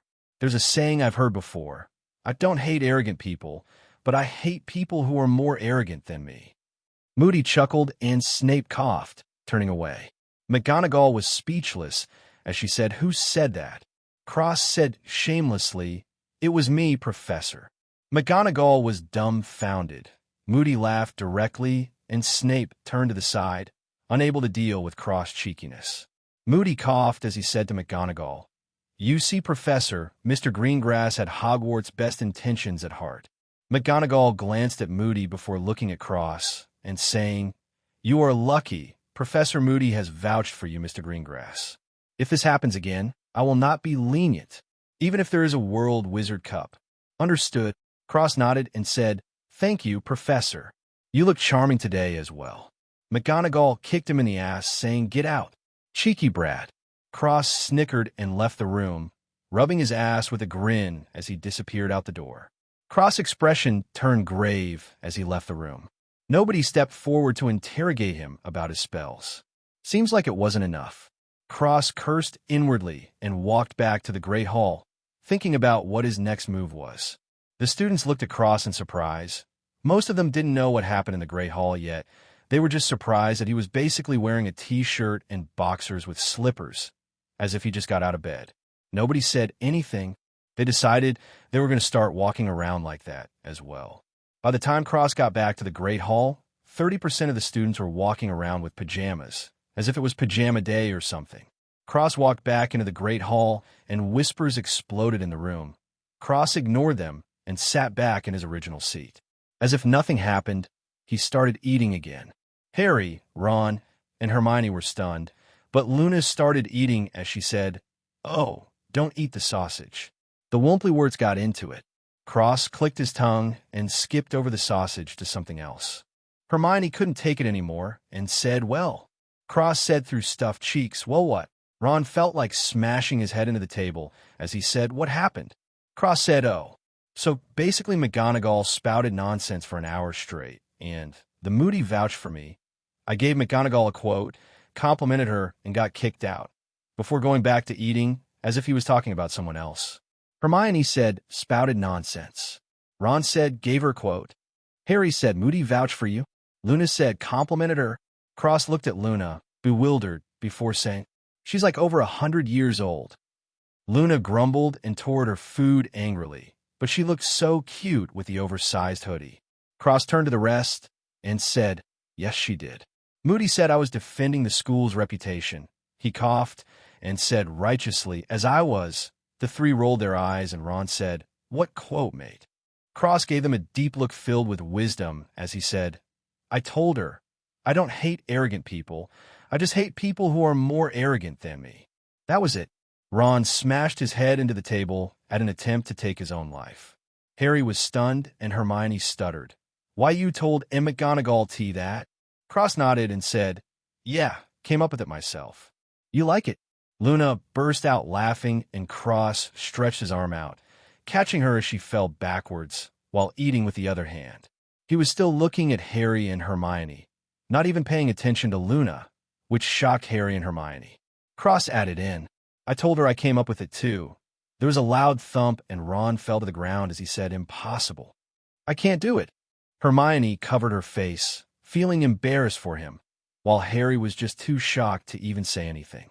Cross finished eating and burped before asking, "Do you know what the next task is?"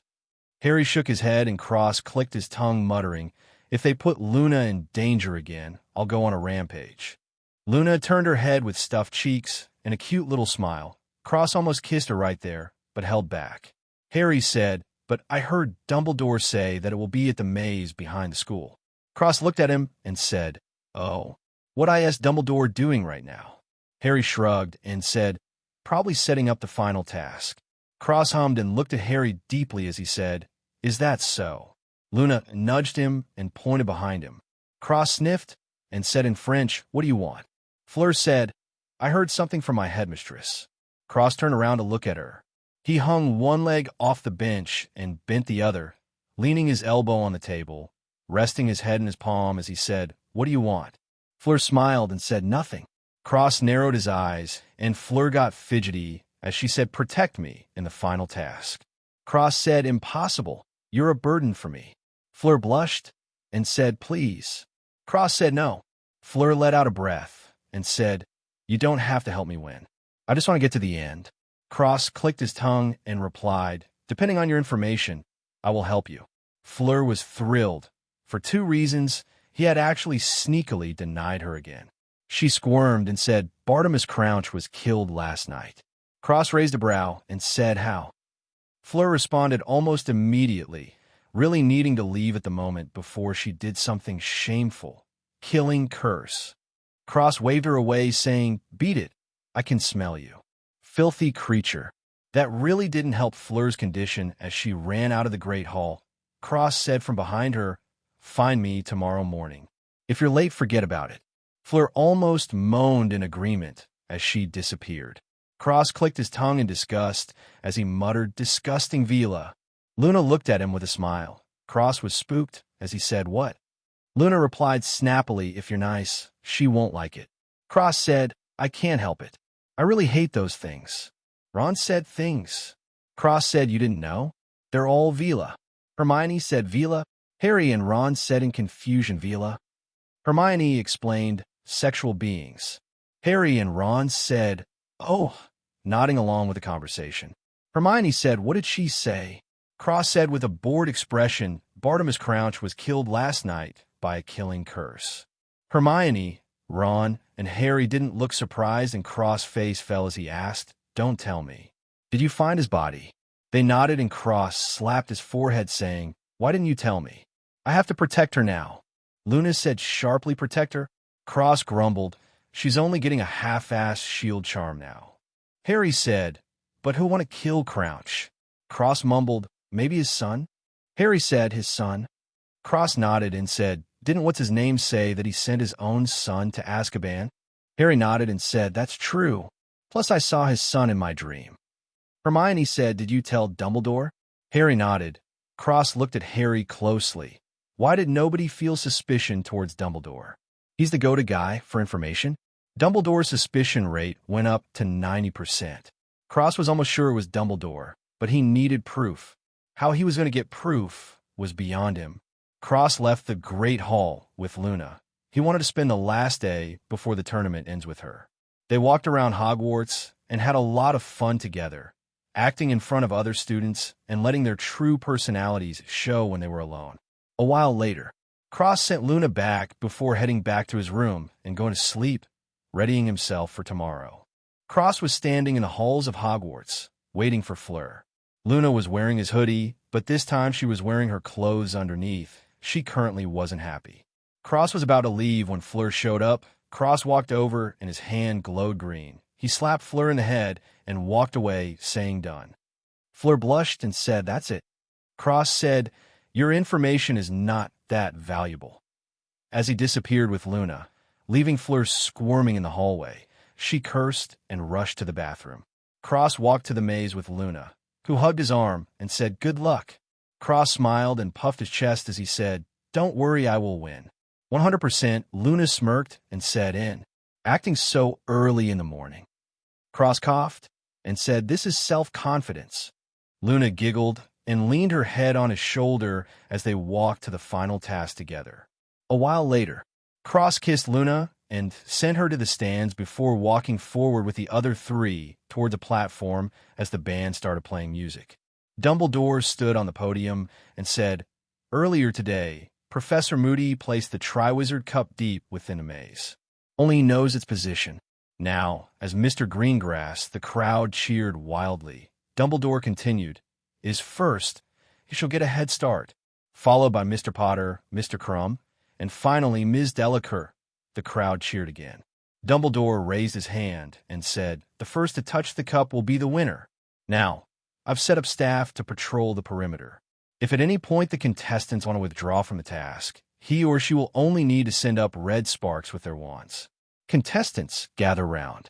The four contestants circled around Dumbledore as he said, "In the maze, you will not face dragons or creatures of the deep. Instead, you'll face something even more challenging. You see, people change in the maze. Oh, find the cup if you can, but be very wary. You may just lose yourself along the way." He stepped back and shouted, "Champions, prepare yourselves." Cross looked at Dumbledore deeply before walking to his starting position. Dumbledore said, "On the count of 3, white dash." The cannon went off, and Dumbledore looked at Filch with a tired expression. Filch just shrugged, and Cross walked into the maze, without a care in the world. A while later, Cross was still walking at a leisurely pace as he heard terrified screams around the maze. Cross hummed a song, and the maze bushes gently brushed against his face. He smiled and touched the bushes softly. The maze was a living plant, and an old one at that. Very strange thing, these maze plants. They start out as a small bush, and after years and years they grow into their own mazes, each and every one of them truly unique. Cross wanted to take a seedling, but unfortunately the maze said that it didn't have any left. They all flew away to plant themselves. Cross felt it was a pity, but not to matter. He kept walking, forgetting about owning a gigantic maze of his own. Cross continued to walk around the maze, not really looking for the cup. He was more interested in the actual maze itself. He wondered how old it was. Must have been at least 1,000 years old, right? He couldn't see the size, but he assumed it was massive. As he kept walking, he saw Harry tangled up in some branches. Cross waved his hand gently and said in Elven, "Not him." The branches receded, and Harry was set free. Harry got up and said, "Thanks." Cross said, "No problem." Harry smiled and said, "Follow me." Cross thought he found something interesting and followed Harry, who was surprised the maze didn't move at all this time. It was completely calm.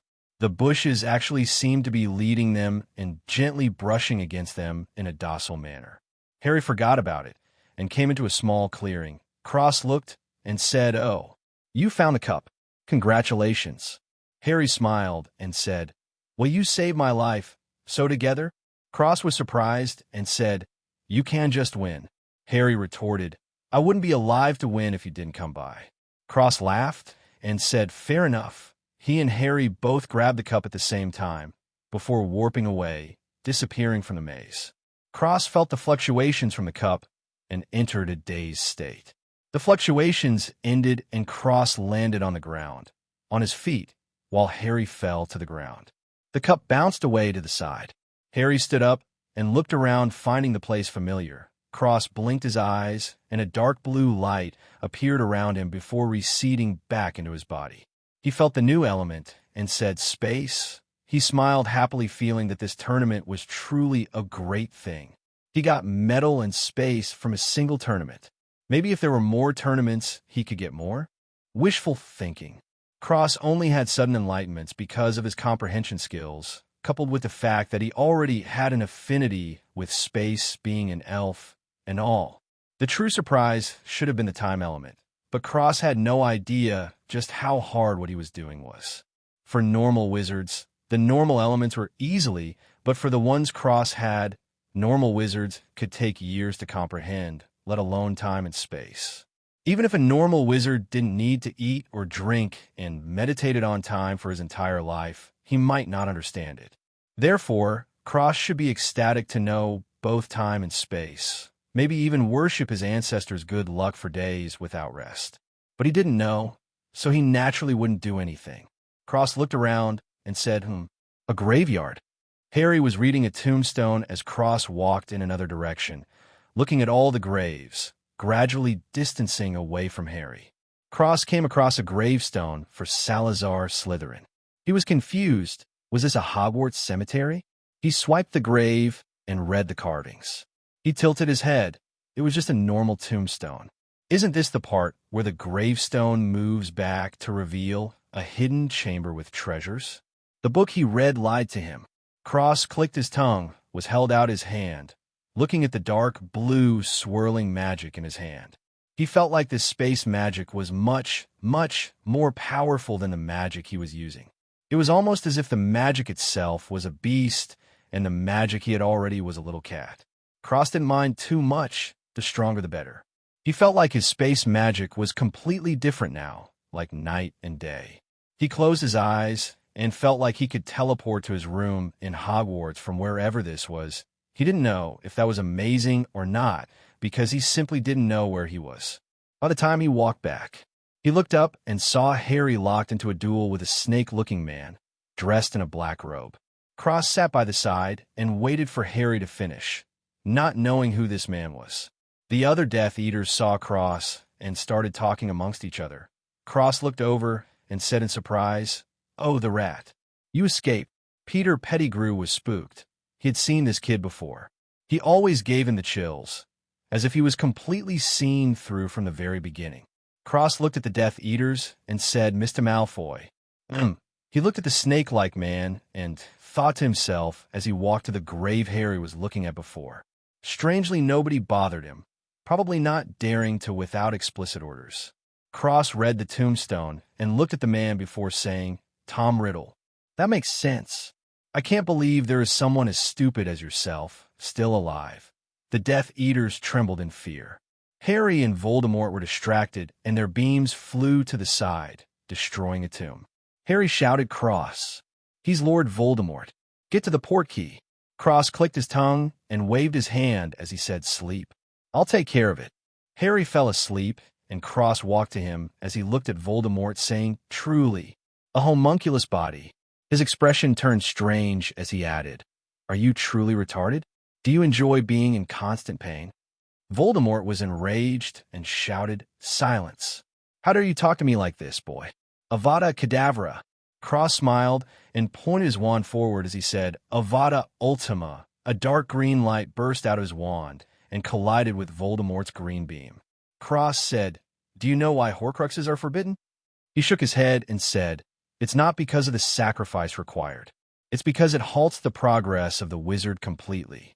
You may live forever, but your progress will end at the first moment you tear your soul to make a Horcrux." Voldemort was silent, and Cross continued, "Unfortunately, there's no cure for this. Seeing as you can't replenish your torn soul, nor can you strengthen it anymore, you're finished. Sure, you might learn new spells, but your magical output will never become stronger." Cross tilted his head and sighed. "It's a pity. Judging by what I found in the Chamber of Secrets, you formed a Horcrux at 16, which means you've been this strong at that time. You could have become a legendary wizard, yet you chose this path." Cross directed the beams to the side and said, "If you don't mind me asking, why even live forever? What is your goal?" Voldemort refused to speak, and Cross clicked his tongue as he continued, "I bet it's kill all the Muggles, right?" Cross laughed and picked up Harry, putting him on his back as he said, "You're a fool, wasting your life for such a worthless goal." Voldemort said coldly, "How is this worthless? Wizards should be the only species. Muggles don't deserve to breathe the same air as us." Cross had his mouth wide open as he said in shock, "Are you serious?" Seeing Voldemort was dead serious, Cross burst into laughter. It was loud and mocking. Before he said, "Retard, that's the only word I have for you." Cross wiped the tears from his eyes as he said with a chuckle, "With your aptitude, had you not formed a Horcrux and given up on this idiotic task, you may have been able to become a god." Thinking about it again, Cross started laughing and said, "You gave up on godhood to kill people without magic. Ha ha ha ha ha ha." Voldemort was getting angrier by the second listening to Cross mocking laughter. Cross waved and said, "Obliviate." The Death Eaters and Peter forgot he was here. Harry forgot that Cross put him to sleep. Cross gave Voldemort a mysterious smile as he said, "There are schemes going on in Hogwarts as well. You would do well to leave me out of yours. Kill Harry Potter. Don't kill him. I don't care, but if you involve me." His tone turned as cold as ice as he said, "I guarantee killing Muggles will be the furthest thing from your mind." The cup flew towards him, and he grabbed it, warping away with Harry. Voldemort shouted in anger and destroyed several graves. He calmed down and snorted, "He must kill that boy." Cross' name was next to Harry Potter's on his death list. He wouldn't stop until he was dead.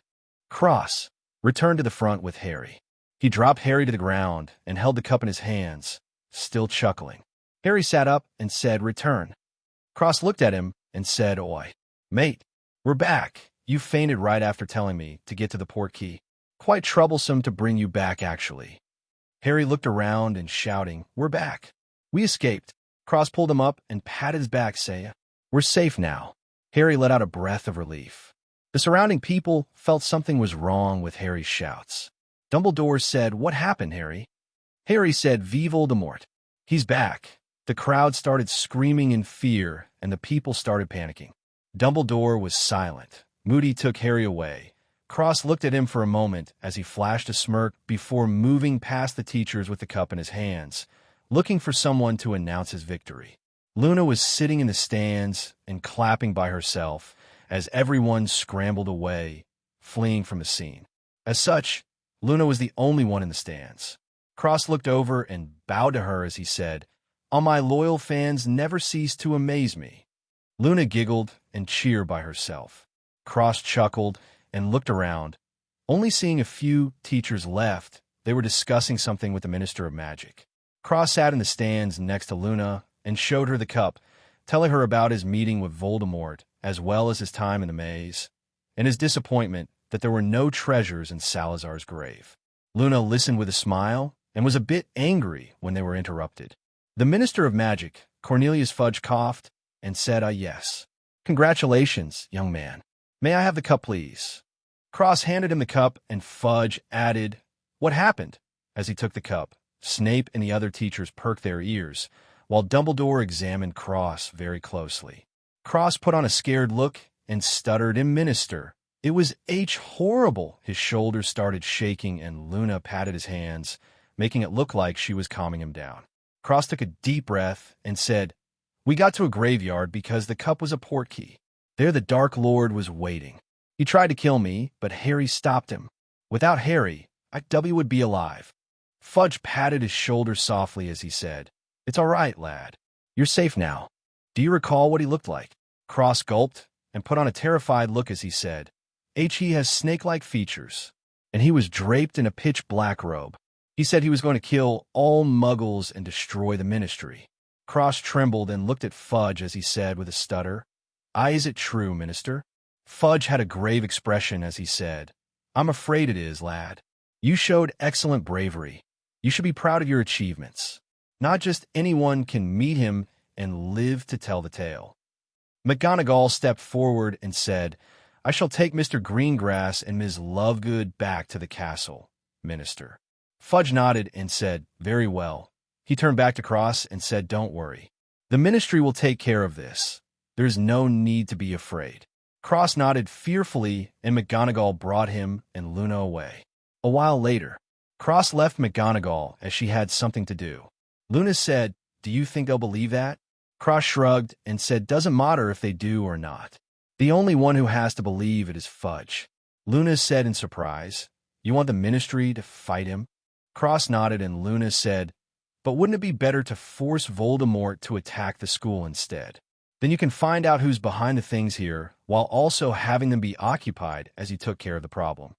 Cross looked at her with a smile as he said, "Because you're here. I don't want you getting hurt." Luna looked at Cross in a daze and mumbled, "Why you?" Cross caressed her cheek and said softly, "As long as you're safe, nothing else matters." Luna's eyes turned red and got watery. She jumped into Cross' arms, wrapping her own around his neck and kissing his lips deeply as tears cascaded down her cheeks, dripping on a Cross shirt.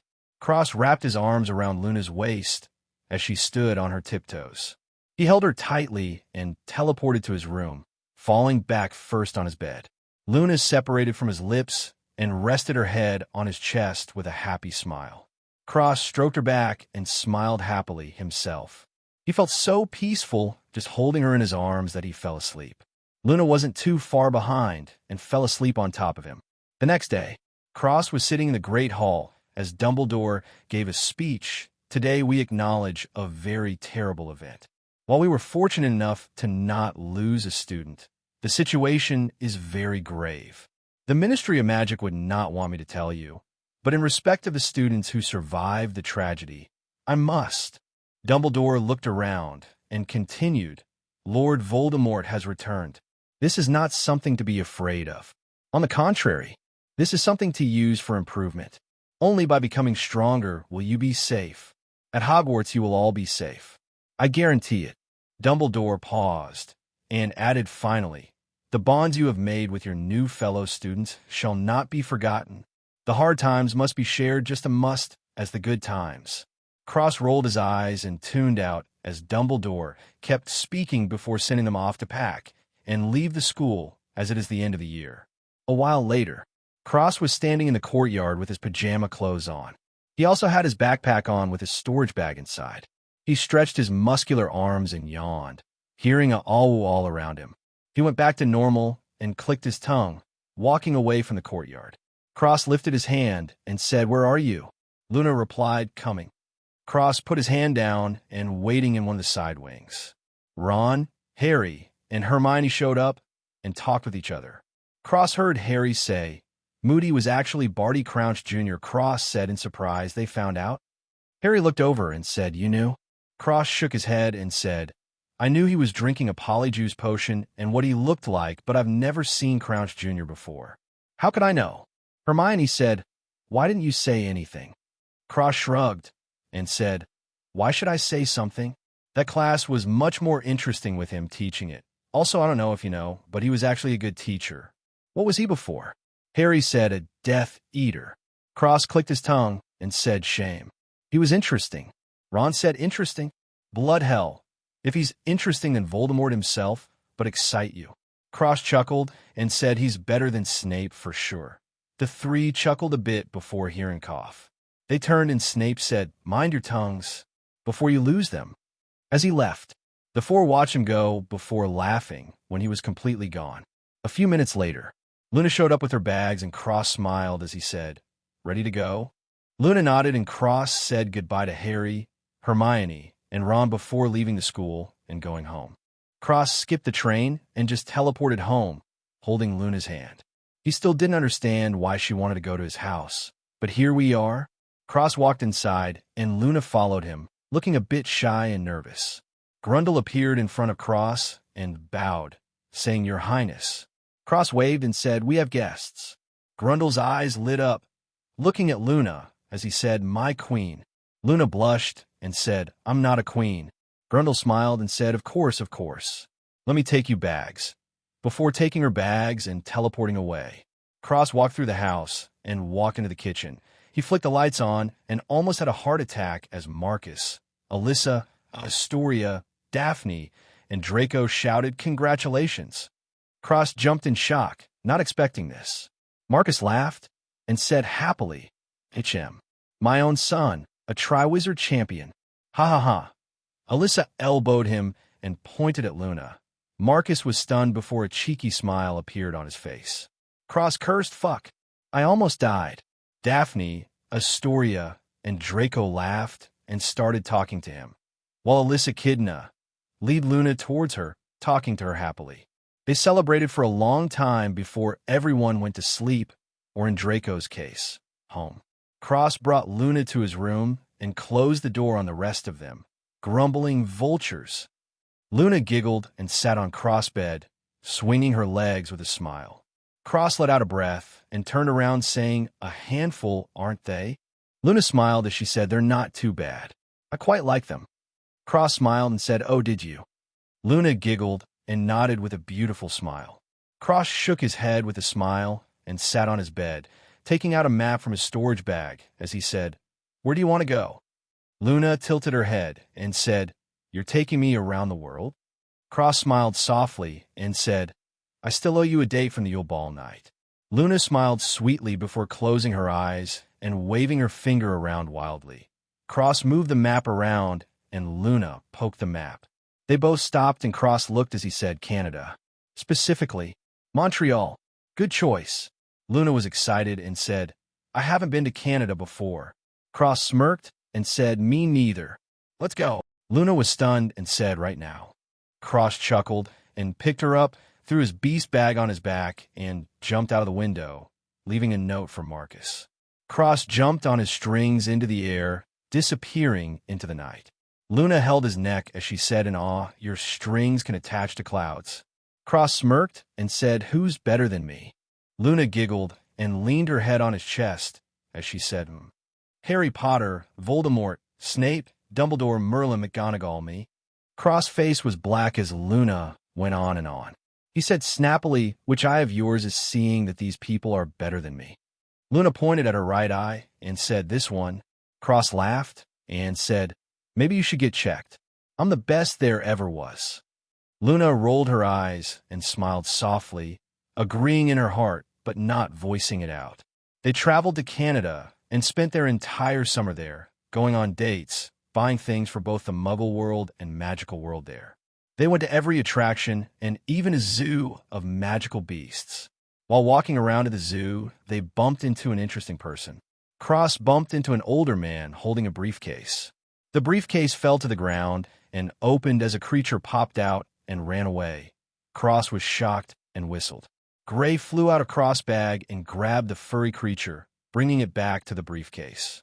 Cross smiled apologetically as he said, "I'm sorry." The man smiled and said, "Not to worry. These things happen. The little buggers always try and escape." He looked at Gray and said, "Is that a horntail?" "No." Cross looked at the man's briefcase and said, "Excuse me, is that a beast bag?" The man looked at Cross and said, "Now that you mention it, is that backpack just like my briefcase?" Cross and the man looked at each other in shock. Luna smiled and hugged Cross' arm, feeling it was funny. "What are the odds?" Cross stretched out his hand and said, "Cross, nice to meet you." The man laughed and shook his hand, saying, "Newt Scamander, likewise. Might I see your beast by chance?" Cross smiled and nodded. Gray threw the creature back into Newt's briefcase and landed on Cross' head, feeling that it was nice to get some fresh air. Cross and Luna followed Newt to a house, and Cross jumped into his bag with Luna and Newt. Newt landed on the ground and whistled as he said, "It's true. You used atmospheric charms." Cross nodded and said, "Yeah. The separate habitats are all occupied by only one." He whistled, and Newt watched as Blue, Selena, Carl, and Gray flew over. Unfortunately, he hadn't seen Buckbeak for a while. Cross hoped he was doing all right. Newt was amazed by the beasts and said, "Is that a basilisk dragon?" Cross smiled widely and said, "The only living one. Selena." Selena came over and nuzzled on Cross' face. Newt asked, "May I?" Cross nodded and stepped back. Newt smiled brightly and stroked Selena's scales, saying, "Beautiful." Selena hissed happily. Cross introduced Newt to the rest and told him that unfortunately he lent his hippogriff to a friend, but he wasn't back yet. Newt understood and was amazed by the creatures. He didn't know what Carl even was. Cross confessed that he didn't know what Carl was either, but explained that he was a normal badger before. Due to a tricky situation, Carl had come into contact with a unicorn horn and now looked like this. Newt held Carl and felt his fur with a thoughtful expression before saying, "Cross, I think this might be a new species entirely. Magical badgers are rarely heard of, but they do exist. I have never seen one with a unicorn horn, however. Do you mind if I log them all?" Cross shook his head and said, "By all means." He looked at Carl and said, "What do you want to be called?" Carl replied immediately, "God Badger." Cross felt black lines appear on his forehead as he said, "God Badger. Selena, how are you training sessions going?" Selena laughed, and Carl said, "Horn Badger is fine too." Cross chuckled and said, "We can name Carl's species Horn Badgers." Newt smiled and said, "I was just about to say the same." Luna giggled and stroked Blue's feathers. A few dozen minutes later, Cross, Luna, and Newt left Cross' bag and went into Newt's briefcase, Newt gave him a tour of all the creatures and their habitats, amazing Cross and Luna. Luna was especially excited as she loved magical creatures. Cross smiled and held her hand as they looked at everything. Afterwards, Cross and Newt exchanged owls and became friends. They separated from Newt and continued their trip. A few weeks later, Luna and Cross were back in England and walking by the countryside when it started to rain. Cross pulled Luna into a tunnel and laughed together. Luna pushed Cross against a wall and said that was fun as she looked into Cross' eyes. Cross caressed her cheek and said, "I'm happy you had fun." Luna hummed and kissed him. Cross closed his eyes and wrapped his arms around her waist, hugging her closer as they locked lips passionately. They were interrupted by a loud shout, "Expecto Patronum!" Cross and Luna were surprised and walked to a side tunnel to see Harry blowing away a Dementor that was feeding on a muggle. An older lady pulled a basket and said, "Oh, dearie me. Scary creatures those are." Cross held Luna's hand and walked forward saying, "Honestly, Harry, why does everything happen to you?" Harry looked up and said, "Cross? Luna? What are you two doing here?" Cross sighed and said, "We were on a date, but now we seem to have become witnesses." Luna grumbled, "Ruined my mood completely. Damn Dementor attracting huffery tinklets." Cross sighed and squeezed her hand. Harry smiled wryly and said sorry. Cross waved and said, "It's fine. We should be going back anyway. See you at school, Harry," before walking away with Luna. Harry waved goodbye and took the muggle with him as he left as well. Cross said, "Do you want to go to my house or home?" Luna smiled and said, "I'll see you at school." Cross nodded and kissed her as he teleported to her house. He greeted Xenophilius before leaving, going back to his home. Cross laid on his bed and smiled as he placed the stuff he bought with Luna on their trip in his room, before nodding in satisfaction and going to bed. A few days later, Cross got a letter from Hedwig. He frowned and read the letter before grumbling honestly. He sighed and said, "Thank you, Hedwig," as he scratched her neck feathers, getting a happy hoot in response before she flew away. Cross put on his Yule Ball suit and revealed his jewelry before leaving the house, telling Marcus he had to go to a hearing at the ministry as a witness. Marcus drove him there, and Cross walked into the ministry before looking for the courtroom. A few minutes later, he walked inside and sat down on the benches, unbuttoning his suit jacket. Dumbledore said, "I'd like to call a witness, Minister," before looking at Cross, who squinted at him for a split second before standing up and walking to the chair in the middle of the court, facing a group of wizards with strange hats. Cross sat down and crossed his legs. A woman said, "Please describe the attack." Cross coughed and said, "Mr. Potter was being attacked by a Dementor. Unwilling to die, he used a Patronus charm to send it away. Afterwards, he saw a poor muggle boy being fed on by another Dementor and graciously saved his life." Cross smiled and added, "Perhaps they were a rogue pair of Dementor lovers." Fudge tapped his gavel on the table and said, "Mr. Greengrass, do you swear what you have said was true?" Cross nodded and said, "Unless I am secretly blind, then yes." The woman who spoke before smiled and said, "Could you describe what you were doing during the event?" Cross coughed and said, "I was occupied with something else." Harry chuckled and looked down. Cross ears twitched, and he added, The woman said Bones. Cross was surprised and said, "Do you happen to know Susan Bones?" The woman smiled, "She's my niece." Cross smiled and said, "I thought so, very nice girl. I see she takes after her aunt." Ms. Bones smiled, and Fudge hit his gavel as he said, "Focus on the hearing, please."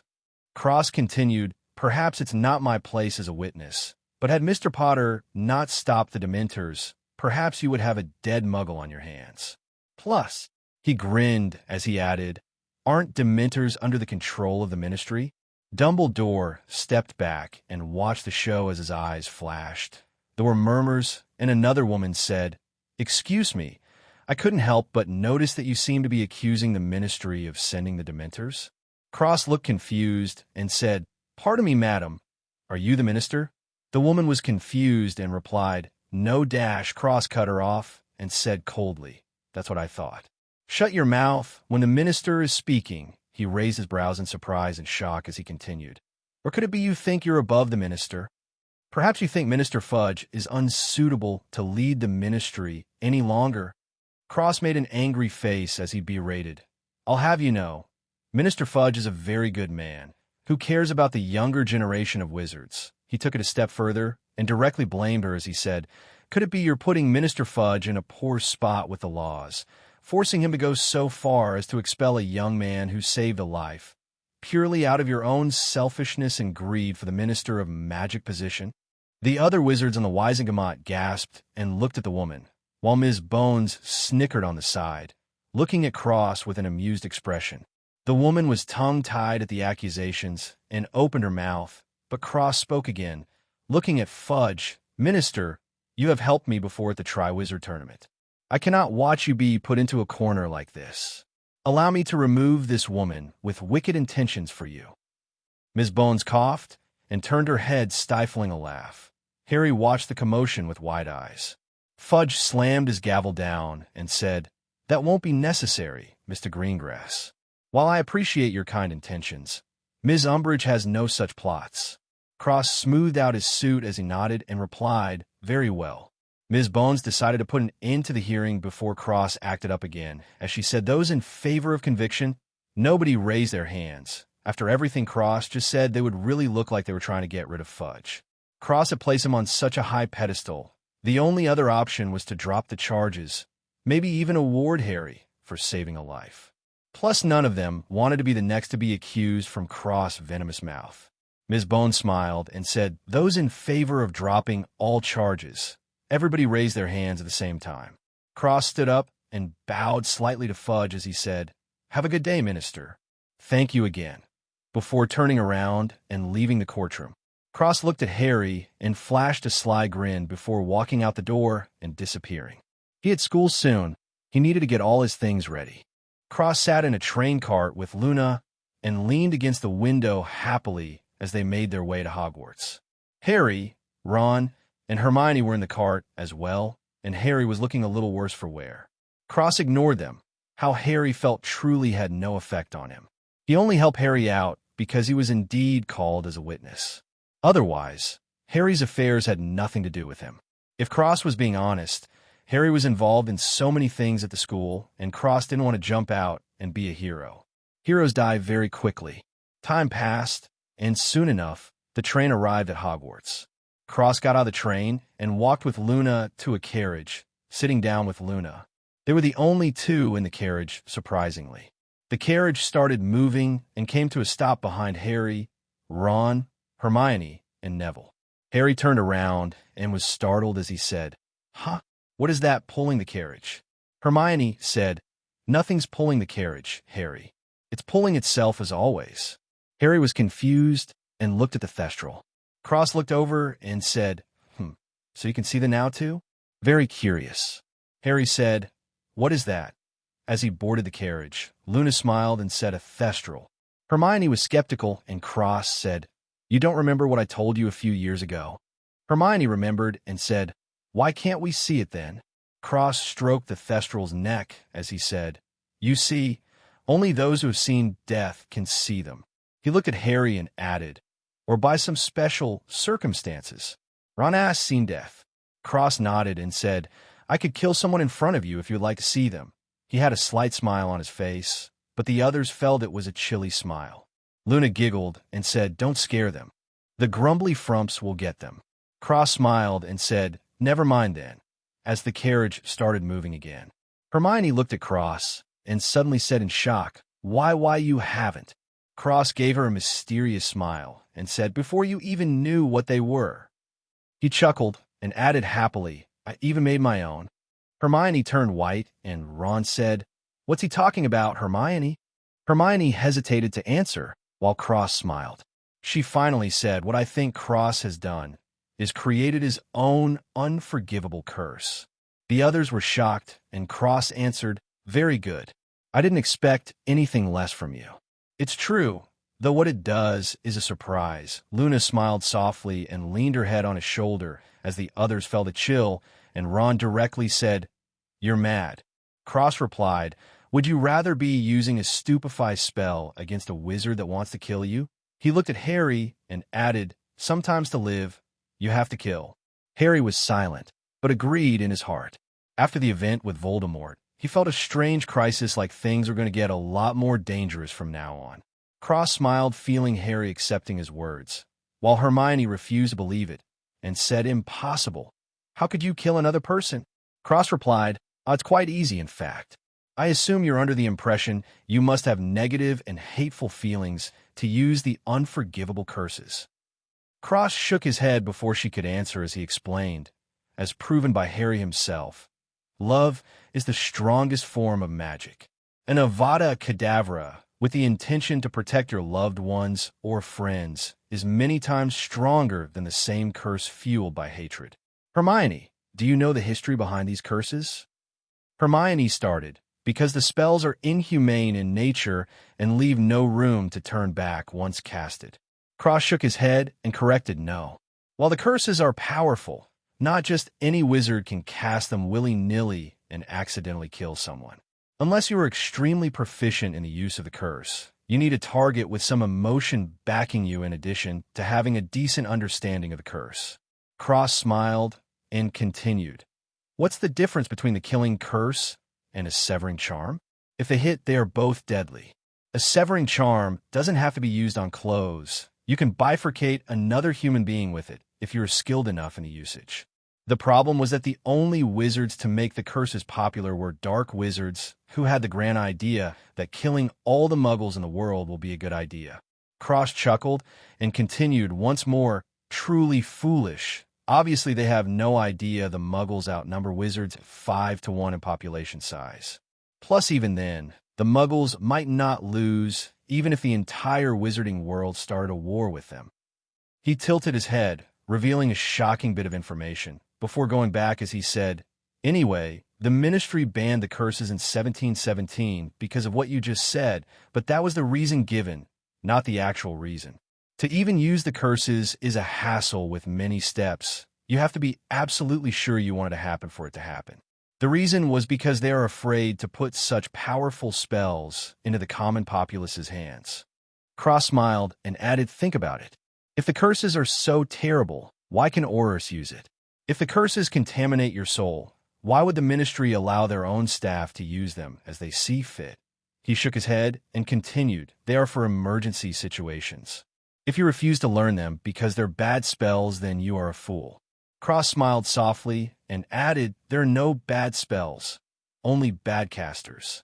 Ron said, "What about the spells that aren't evil?" Cross looked at him and asked, "Do you think most spells are harmless?" Ron nodded and Cross pointed at Harry and said, "Do you remember when I turned you into a duck?" Harry nodded, albeit a little reluctantly. He truly didn't like feeling like a duck. Cross smiled coldly and said, "If I didn't turn you back, do you think you would come back eventually?" Harry was shocked, and Ron said, "Why, you mean Harry could have been a duck forever?" Cross smiled again and said, "Every spell, charm, ward, curse, jinx, hex, etc. are more than they seem on the surface. After all, where do you think magic comes from?" Cross laughed and said, "Do you think magic was created just to light up your houses and clean your floors?" The rest chuckled a bit, and Cross changed his tone to a cold one as he said, "It was for war. The ancient magical species were born with magic and created spells to kill other creatures for territory. They had no need for comfort. The only thing was survival. The other miscellaneous spells originated from the battle spells and became what they are today." Cross took out his wand and said, "Lumos." A light glowed on his wand, and Cross said, "A simple charm, completely harmless." He poked Ron's cheek with the Lumos charm. Hermione, Harry, Neville, Ron, and even Luna were listening carefully. Luna was enamored looking at Cross. She didn't know he had a teaching side to him. It really made her like him even more. Cross smiled and said, "Light up your way, the simple Lumos charm. Even a beginner wizard could manage to cast one." But Cross licked his lips as he said, "What if you make the light brighter, condense it into a small ball at the tip of your wand?" Cross pointed to a tree as the Lumos at the tip of his wand started glowing brighter and brighter, the surroundings getting like hot as the Lumos' light shrank down.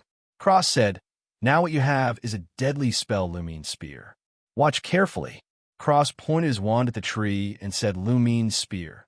The small ball of hot white light let loose, and a laser the size of the ball shot forward, instantly burning a small hole through the tree and flying off, disappearing into the woods. Cross smiled and put away his wand, the rest staring at the hole in the tree with their mouths wide open in shock. Cross coughed and got their attention as he explained, "You see, just because a spell isn't meant to be harmful, that doesn't mean it cannot be used to kill. The reverse is the same. The killing curse can be used to protect as well as harm." He looked at Hermione and took out a galleon. He charred one side and handed it to her, saying, "There are two sides to everything, Hermione. You, and only you, are the one who judges your own actions. Harry saved a life over the summer, but was prosecuted because of underaged magic." Cross pointed to Harry and said, "Had Harry not made a move, he and that muggle would have died, but using magic is against the law. Was Harry supposed to just let himself die?" Hermione shook her head and Cross nodded as he continued, "Then how about we flip the situation? Harry and his future wife are walking down the street. A group of dark wizards surround them and start throwing Avada Kedavra spells at him and his pregnant wife. This is a dire situation where every movement, second, and sound can make a difference. What does he do?" Hermione was startled and started thinking. Cross cut her thoughts into pieces as he said, "Time's up. Harry and his pregnant wife are dead." Hermione complained, "I didn't have any time dash," before catching her thoughts as Cross smiled and said, "Exactly. That's the funny thing about magic. You don't have any time. Spells fly fast. In dire situations, you only have a second or less to think." Ron said, "All right then. What would you do?" Cross said immediately, "Grab my wife, duck to the ground while throwing a killing curse at one of the dark wizards. While they're stunned, conjure a smokescreen spell and dash over the dead body with my wife, throwing killing curses behind me as I escaped." The others were stunned, and Cross explained, "I can't die, and I won't let my wife die. Therefore the enemy will die." The others were silent, and Cross smiled before saying, "Oh, we're at the castle already." He grabbed Luna's hand and helped her down the cart before saying goodbye to the other four and walking away. Luna looked at Cross and said, "You're really perfect." Cross smiled softly and said, "We didn't know." Luna giggled and hugged his arm as she said sweetly, "I like your teacher side. It makes me excited." Cross grinned and kissed her as he said, "Would you like private lessons?" Luna blushed and said, "If teacher has time." Cross kissed her lips deeply as he said, "You are just too cute. One of these days." Luna giggled like a silly little girl, over the moon in happiness being complimented by the one she loves. Cross made a biting gesture, clicking his teeth together at Luna, who stuck out her small pink tongue cutely before giggling. Cross smiled warmly and walked into the school with Luna, preparing to start his 5th year. Cross sat at the Slytherin table. Only Daphne and Astoria were siding with him. Draco was sitting far away with a heavy expression. Cross was confused and looked at Astoria, saying, "What happened to Draco?" Astoria almost started crying as she said, We don't talk anymore. We broke up," before bursting into tears. Cross was shocked and hugged Astoria, glaring at Draco angrily. Draco had a painful expression on his face, but still turned away, intent on not watching.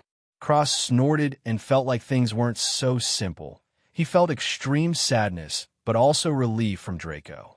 Well, whatever. It wasn't his business anyway. Astoria would get over it. He hoped.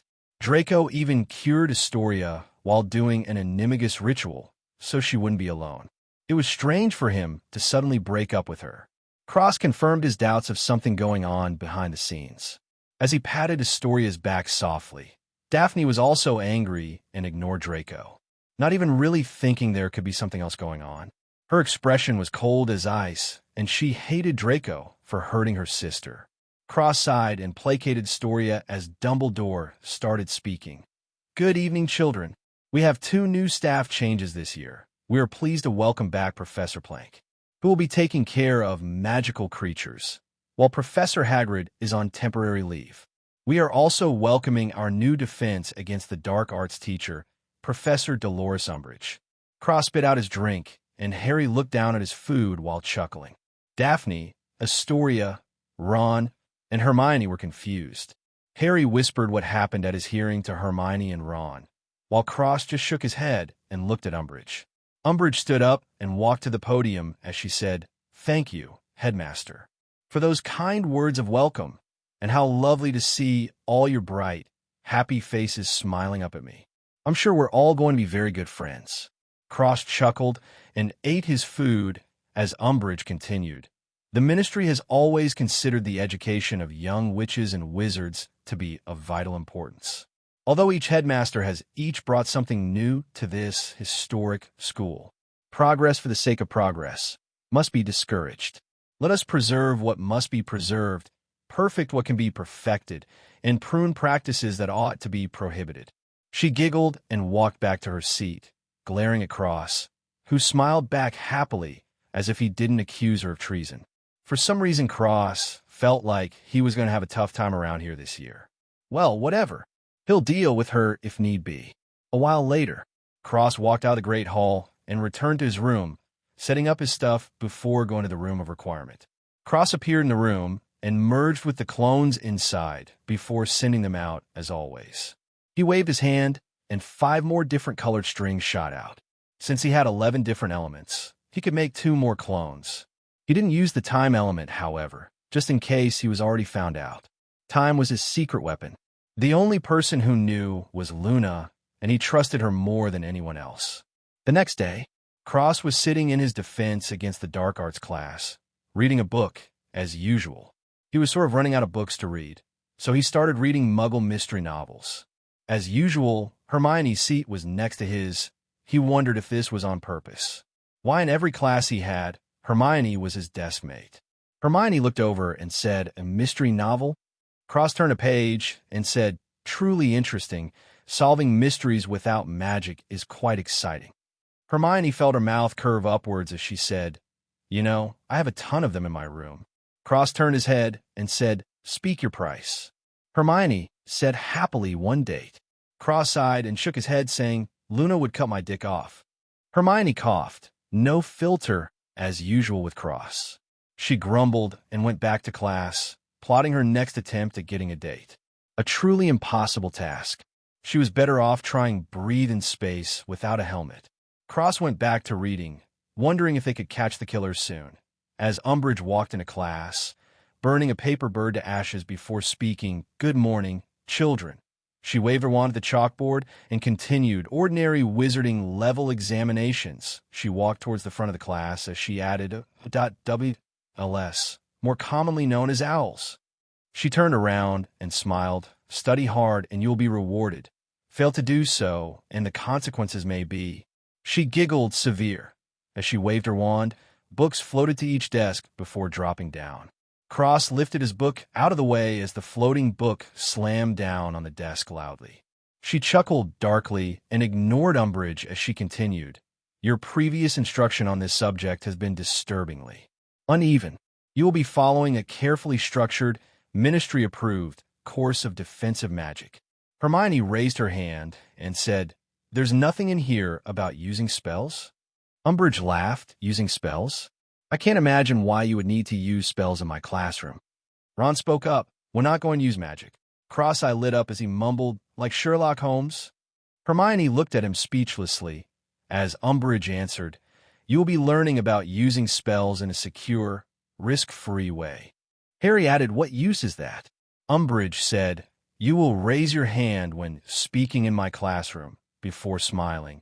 "It is the view of the Ministry that a theoretical knowledge will be sufficient to get you through your examinations, which is what school is all about." Harry asked, "And how's theory supposed to prepare us for what's out there?" Umbridge retorted, "There is nothing out there, dear. Who could you imagine wants to attack children, such as yourself?" Harry rolled his eyes and said, "I don't know, maybe Voldemort?" Umbridge walked forward and said softly, "Now let me make things very plain." Her voice raised several octaves as she continued, "You have been told that a certain dark wizard is at large." "This is a lie." Harry said, "It's not a lie. I saw him. I fought him." Cross looked over at Umbridge and asked, "Is that the decision of the Ministry?" Umbridge turned to him and said, "Of course it is. Is that a problem, Mr. Greengrass?" Cross chuckled and looked at Umbridge as he said, "Obviously not. Professor Umbridge, clear is the minister says so, it must be true. After all, the ministry is always right. Though I do have a few concerns, perhaps you should tell the minister that someone may be plotting again. Cross chuckled again. Of course, not yourself, Professor, as you have been an outstandingly loyal part of the Wisengamot. Perhaps there is something more at play? After all, I have seen the Snake Man myself. I fear more people may die of disgust if he were to show his face. Umbridge trembled in rage at every hidden insult before finally screaming, Mr. Potter, Mr. Greengrass. Detention. In my office. She calmed down and giggled, continuing with the class. Cross clicked his tongue and mumbled, she's tough. Hermione whispered, tough. Cross grinned and replied, I'll have to slowly break her. It's quite fun, actually. Hermione was just shocked and looked at her books. A while later, Cross and Harry walked into Umbridge's office. Cross looked around and whistled at all the cat decorations. Someone has a cat problem. Umbridge said with a smile, sit down, you two. You shall be writing lines with a special quill. Cross sat down and grabbed the quill as an amused smile surfaced on his face.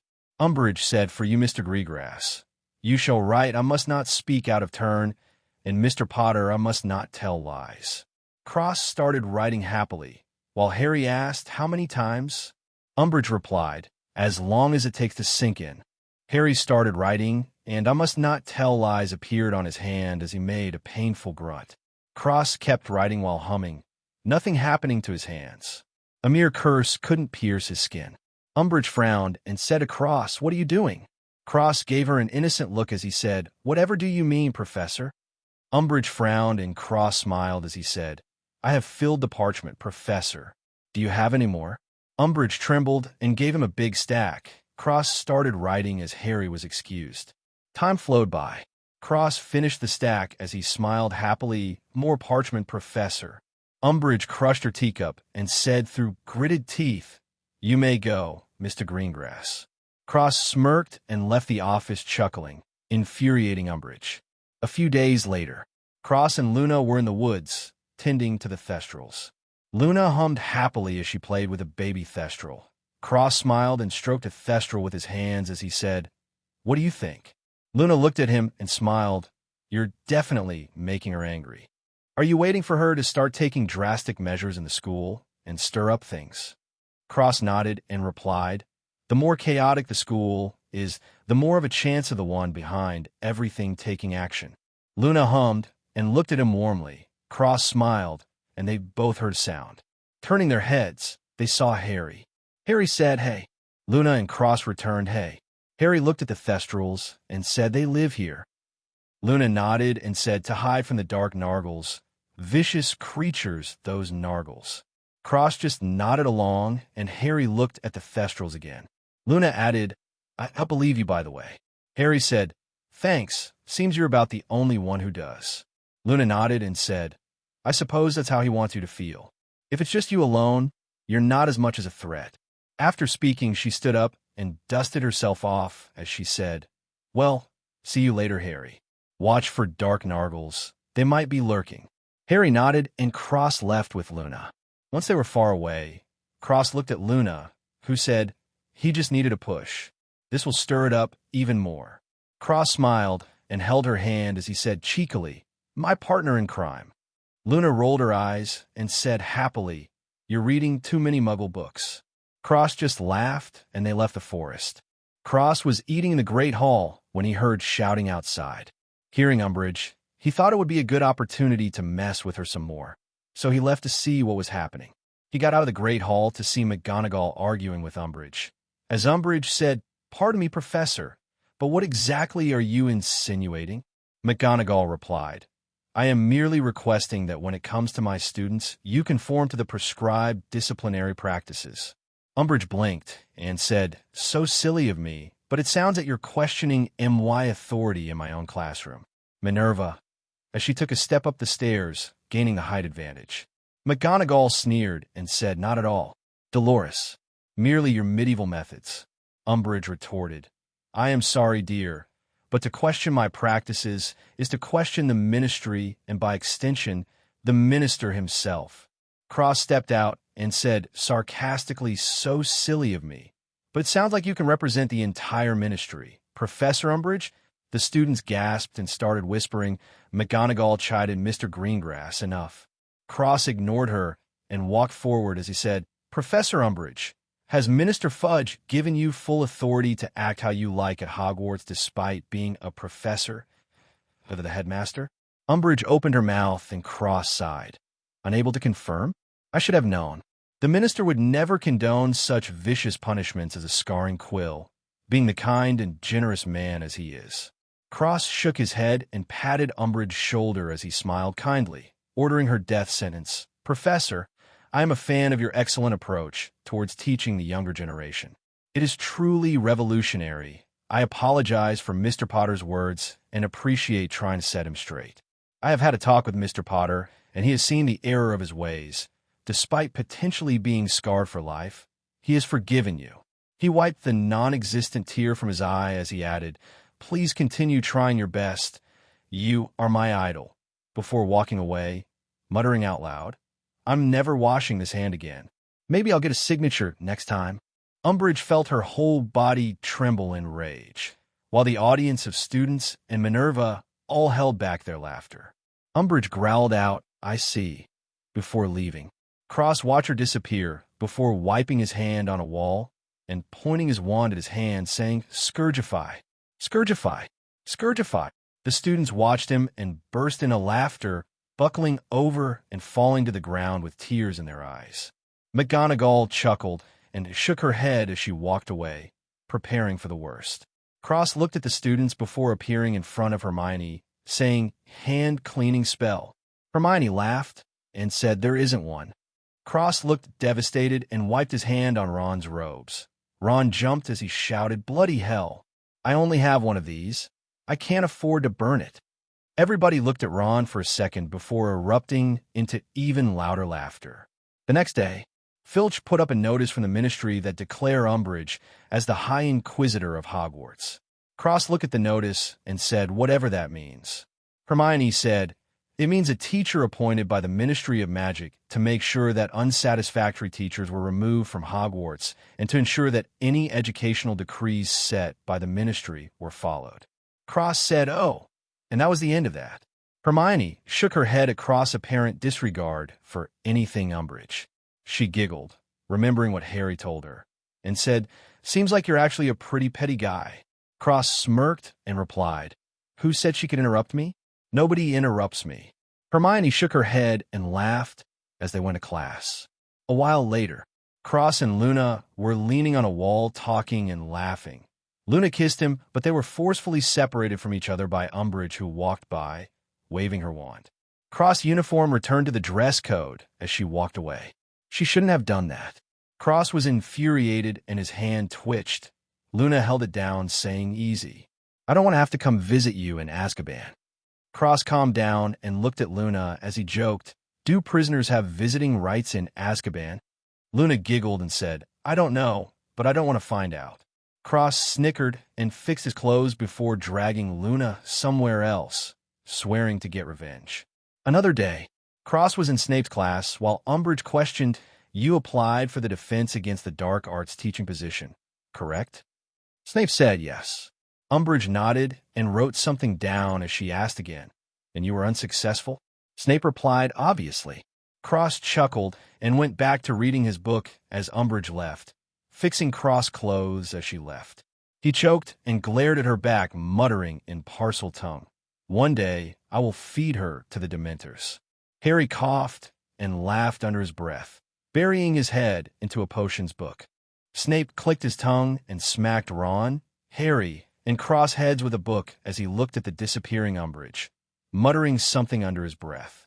Every day, new rules were being hung outside the Great Hall, filling the entire wall. Another few days later, Cross was listening to Trelawney talk about divination. He actually liked this class because he felt as though he could potentially see into the future too with his domain, as he called it. As Trelawney was speaking, Umbridge interrupted, "You've been working here for 12 years, yes?" Trelawney corrected, 16 years. Umbridge nodded and wrote something down as Trelawney continued nervously. Cross was getting annoyed. Umbridge interrupted again, "Could you please predict something for me?" Trelawney was startled and said, I'm sorry. Umbridge replied, one teensy little prophecy. Trelawney was unable to speak because she was clearly anxious and nervous. Cross was truly enraged. Trelawney was a kind person, albeit a bit crazy. He had a soft spot for her because she reminded him of Luna. Umbridge walked to the door and said, "Pity." As she left, Trelawney panicked and said, "No. Wait, no. I see something dark. You are in great danger." Umbridge wrote it down as she said, "Lovely," before leaving. Cross cursed, "I'll kill her myself, that dumb cunt." The students were bewildered, and Trelawney calmed him down, saying, "Let past transgressions go, young Cross. The art of divination requires a calm mind." She had a small smile as she continued her class normally. Cross sat back down and snapped his quill in half. Hermione looked at him and whispered, "Relax." Cross took a breath and went back to taking notes, the only class he actually cared about. His domain was about 50 meters in radius now, and he could predict movements easily. He thought about a new name because domain wasn't suitable. It wasn't a domain, it was just a feeling. The name hockey crossed his mind, but he dismissed it, thinking that was a dumb name. He named it Mantra. He felt like his mantra was pretty strong, but could evolve to be something even more powerful. Another few days later, Cross was standing next to Luna, watching Trelawney get her stuff thrown out of Hogwarts into the courtyard. She looked terrified. Cross was clenching his fists, and the markings appeared on his face. Luna cooed him and patted his hand, reseating the marks as she smiled. Cross saw Umbridge walk out and stand across from Trelawney. His expression was vicious as he twitched his finger. A gargoyle statue on the castle suddenly broke, naturally, and accidentally fell, barreling towards Umbridge's head. Luna was helpless and sighed, looking at Cross's blank expression with a warm smile. McGonagall stepped out and waved her wand, stopping the gargoyle that was impersonating Truckcoin. Umbridge looked at the gargoyle floating above her head and snorted, "Seems the castle itself needs repairing." McGonagall rolled her eyes and looked at the natural bottom broken part before sending it back up and repairing the stone. She could have sworn her heard several tongue clicks and mutters, saying that Umbridge was lucky. McGonagall felt her eyes twitch as she took care of Trelawney. Cross walked away, seeing as his accidental murder plan didn't work. Luna followed after him with a sweet smile. She liked Trelawney too. Though she thought Cross was a bit crazy, she liked it. It meant that was truly him, not an act. She liked the real him. The act was okay sometimes, but his real personality was much better than anything else. The duo disappeared from the courtyard. Cross' ears twitched, and he waved his hand again as he and Luna left. Back at the courtyard, Umbridge was holding a letter and said, "Actually, I can." But the letter exploded into pieces before all the pieces turned to dust, stunning everyone. McGonagall sneered and said, "Do you have a letter or something that could prove your claims, Dolores?" Umbridge was sure it was Cross. She was 100,000,000% sure, actually. Even if you beat her to death, she wouldn't believe it was anyone else. That was a Ministry-approved letter. Destroying it was an act of treason against the Ministry. She had him now. She looked around frantically and shouted, "Mr. Greengrass, get out here. I know you did that." Harry chimed in and said, "Professor, Cross left a few minutes ago."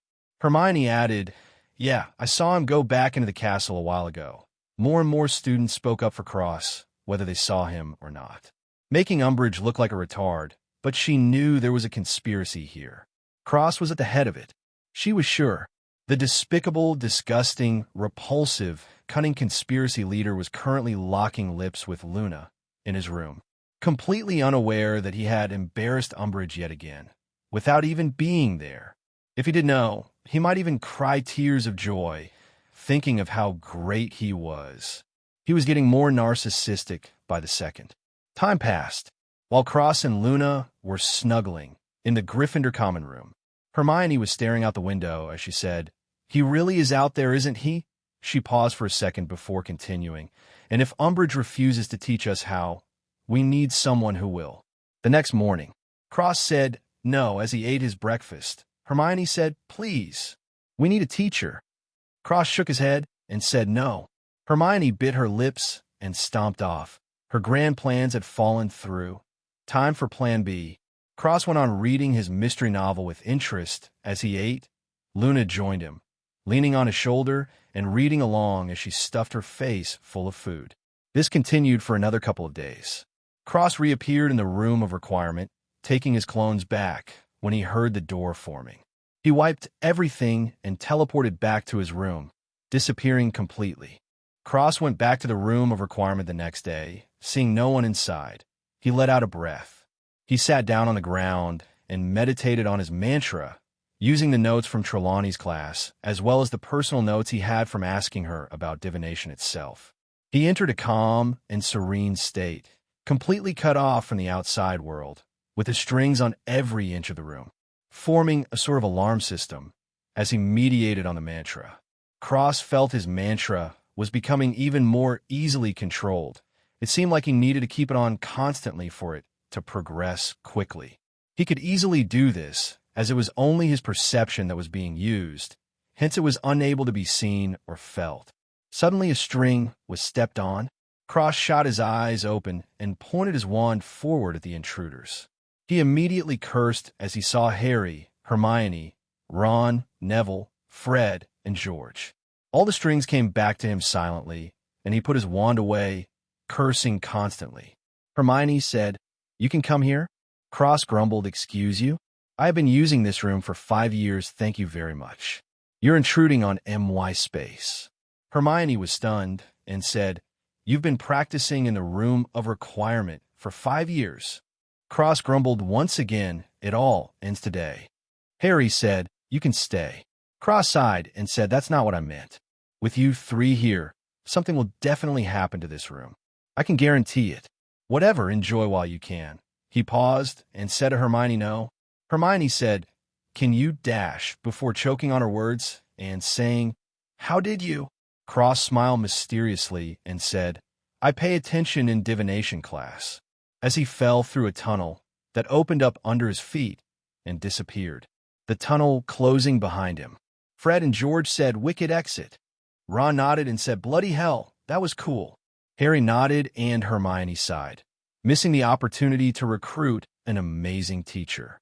Cross reappeared in his room and sat on his bed, continuing to practice.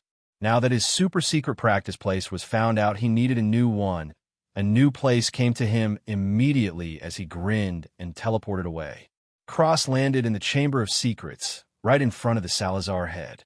He spread out his strings, feeling every single nook and cranny of the chamber before sending out his clones and giving them tasks. At least he had used the room of requirement to its fullest and read every book in the castle. Now he just needed constant practice. And so the clones started constantly practicing every spell he knew until they were all perfected. Cross estimated that out of all his spells, he was around 70% finished perfecting them all.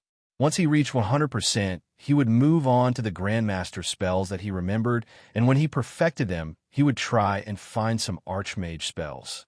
He assumed that the Ministry would have them, but he had no way to get into the Ministry unless something happened. If he had the chance, he would rob them blind, until every Archmage spellbook was gone and in his hands.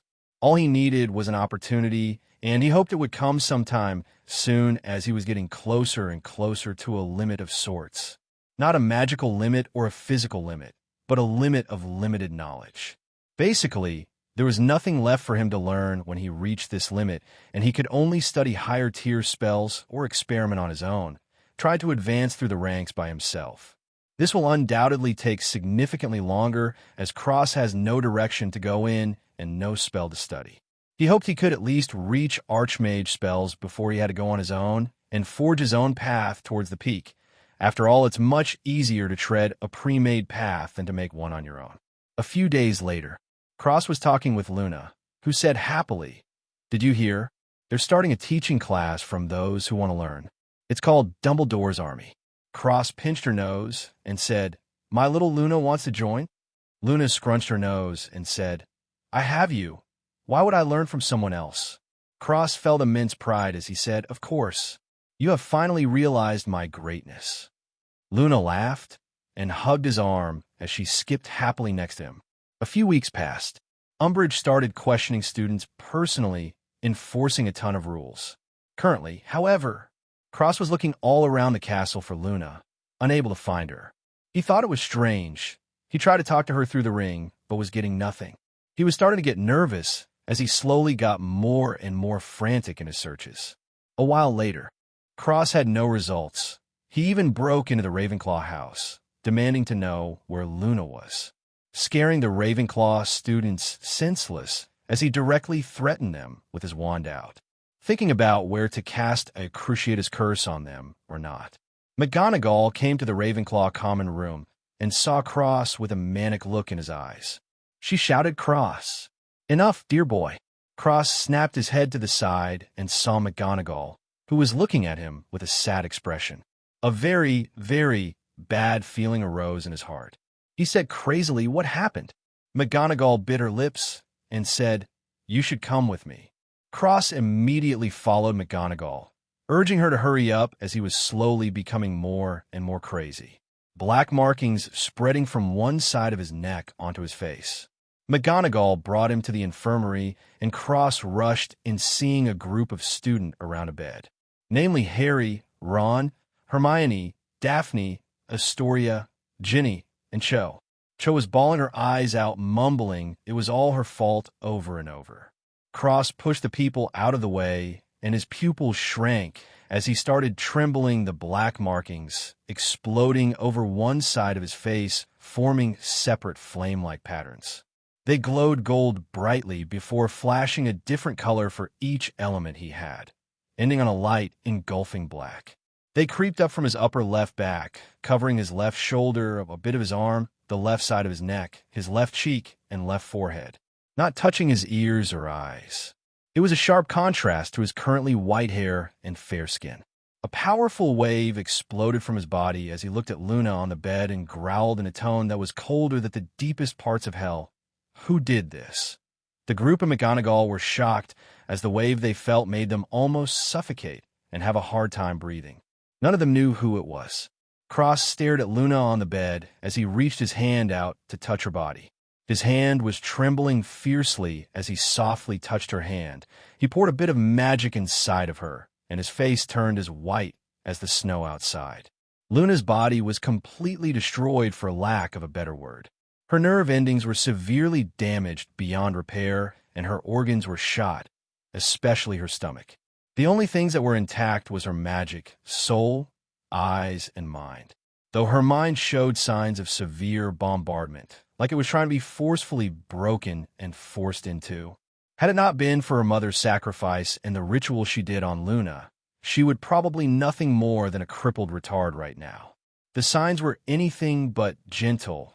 Whoever did this obviously didn't care about the after effects, but they didn't leave any evidence either. Cross felt obliviate residue in front of Luna's mental barrier, which meant that the obliviate hadn't worked. Cross hands roamed her body, pressing on many points, ignoring any sense of embarrassment as he touched her breasts and pelvic area. Hermione said, "What are you doing?" Cross glared at the rest and growled, "Shut your fucking mouth. I didn't give you permission to speak." As he went back to his diagnosis, Hermione and the rest were stunned. Mainly Hermione felt wronged. She didn't do anything, she just came to give her support, but she realized that Cross' mental state must be extremely bad at the moment. So she kept her mouth shut. Cross let out a breath of relief internally, seeing no signs of sexual abuse. Though that was the least of his worries, her organs were failing very slowly as they only acted at 2/10 of their original state. Cross bit the bullet and pressed on Luna's sternum, forcefully waking her up. Luna gasped and woke up, looking around in confusion with a scared look in her eyes.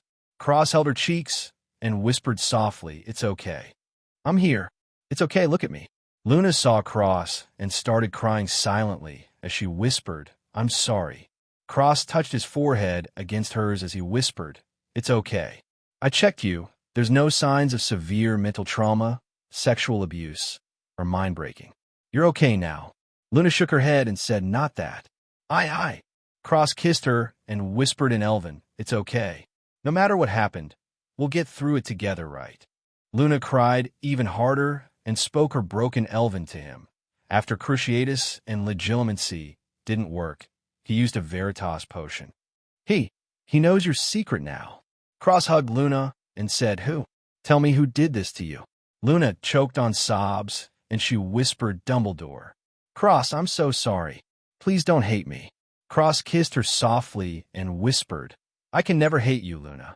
I love you." Luna cried again, but this time she was smiling as she said, "I love you too. I'm so happy." Cross got up as Luna closed her eyes with a smile. He felt the death creeping around Luna. He grit his teeth, and his eyes were completely crazy as he said, "Not while I'm still breathing." His eyes glowed orange as he spread his hands out, orange glowing orbs sitting in his palms. Cross smashed them together and twisted his hands, pulling them apart as he said chronostasis. He spun the twisted orange length into an hourglass and squeezed the ends towards each other, inflating the hourglass before pressing it on Luna's body. The orange hourglass sank into Luna's body and halted her death as Cross spat out a mouthful of blood all onto the floor. He waved his hand, and the blood boiled before burning into nothingness. Cross held Luna's body and whistled. Selena slithered out of the bag and carried Luna into the beast bag gently, feeling immense rage and anger, but not as much as Cross. Nothing could compare to his anger right now. He wanted nothing more than to charge up to Dumbledore's office and slaughter him right now. Surprisingly, that didn't happen. What had happened, though, was Cross' face became completely emotionless. Everything at Hogwarts flashing through his mind as he found the reason Dumbledore was planning everything. For fame, for power, for control. An insane chuckle escaped Cross' mouth, soon turning to a mad eruption of laughter. Cross quieted down, and a devilishly cold grin formed on his lips as he thought fame, power, control. Oh, Dumbledore, why didn't you just leave me alone? Now you can watch as everything you've ever wanted crumbles before you. Cross wasn't just going to kill him. No. He was going to torture him physically and mentally until he broke. Cross turned around, his emotionless face returning. He walked forward and waved his hand. Cho flew into his hand as he grabbed her neck and said without emotion, "Explain to me how this is your fault." Cho was having a hard time breathing and didn't respond. Cross said, "No words. Maybe a little pain will refresh your memory." Crucio. Red lighting came out his hand, and Cho screamed in pain. Cross snapped his fingers, and an invisible barrier appeared around him and the rest of the group, including McGonagall. They were all too stunned to do anything. Cross was truly a monster. Cross stopped and said, "Remember anything yet? Waste of life?" Cho was terrified and pissed herself. Cross said Scourgify, and cleaned it before continuing, 3 seconds left before I kill you." 3-2, Cho said, "I was under an imperious curse." Cross said, "Oh, so you're a weak fool then. Good to know." As he dropped her to the ground, Cross kicked her over to the group and said, "I can assure you, none of you will remember what happened today. Only that I came and took Luna away. Obliviate." As he pointed his fingers forward, obliviating them all, he paused at Hermione's sad look. She was staring at him, not fearful, but devastated and sad. He tore his gaze away and obliviated her as well. He then checked all their minds, making sure he correctly obliviated them. When he confirmed it, he left the infirmary. Tomorrow they left for holiday break. He didn't have time to start planning. He needed to go see Ragnarok. Luna only had a few days at most. His time element wasn't that perfectly controlled yet. There was only one way that he knew of to cure Luna right now, but it was almost impossible to do. Plus, it was extremely dangerous, for him at least. It was the forbidden elf transmutation ritual. Cross was dead serious about this. Thankfully, he had a few things that could replace the extinct materials, but for the rest, he needed to go see Ragnarok. Hopefully, he had what he needed. The next day, Cross teleported straight to Gringotts. The goblins felt a suffocating pressure, and Cross walked directly to Bogrod, saying, "Take me to Ragnarok." Now, Bogrod choked on his word and nodded seriously, dropping everything and bring Cross to Ragnarok's palace underground. A while later, Cross walked into Ragnarok's palace as he said, "Ragnarok." Ragnarok looked over and said, "Hey, Cross." I dashed before seeing Cross and getting serious, as rage burned in his heart, and he changed his words, "What do you need?" Cross said, "Fire Phoenix Feather, Heart of a Dragon, Fangs of a Quetzalcoatl, blood of the fairy, and sap from the tree of life. Ragnar trembled and said quickly, "Your Highness, you can't be Dash." Cross cut him off coldly and said, I have already decided." Ragnar said nervously, "But you'll be betraying the tree of life. You can't possibly." Cross whistled, and Selena slithered out with Luna. Ragnar took one look and knew exactly what happened. He was shocked out of his wits as he said, "Why, your Highness? Why you have the time element?" Cross nodded and said, "Exactly, which is why I cannot waste time talking with you. Ragnar, I need these things immediately." Ragnar said seriously, "Your Highness, pardon me for being blunt and audacious, but is it truly worth it for a human woman?" Cross wasn't angry and caressed Luna's pale face with love as he said softly every single bit. Ragnar was silent for a moment before sighing. "Your Highness, last time, are you truly sure about this? The consequences for performing that ritual are extremely severe. You could die. Betraying the tree of life is one thing, but you could lose your own life." Cross smiled lovingly, looking at Luna as he spoke. "Living for the sake of living, completely alone, is that truly living?" Ragnar was stunned for a good while. Cross added with a crazy grin, "After all, we're not betraying the tree of life. She won't even know." Hee hee. Ragnar was startled before he broke into joyous laughter and said, Good, good, ha ha ha ha. Finally a true elf. Ha ha ha, our goblin clan will rise again. Ha ha ha ha." Cross smirked and put Luna back after kissing her forehead, and followed Ragnar to the vault. Ragnar had a crazy look in his eyes as he said, "Take anything you need. Think of it as a gift. You're the queen from the goblin race." Cross grinned madly as he said, "Then I'll thank you on your behalf." Ragnar chuckled, not even bothering with the immense loss as he watched with interest as if he was participating in making a monster. Technically he was. Cross raided the entire vault for everything he needed and a few extras, taking namely basilisk eyes, seer's pupils, and thestral hairs.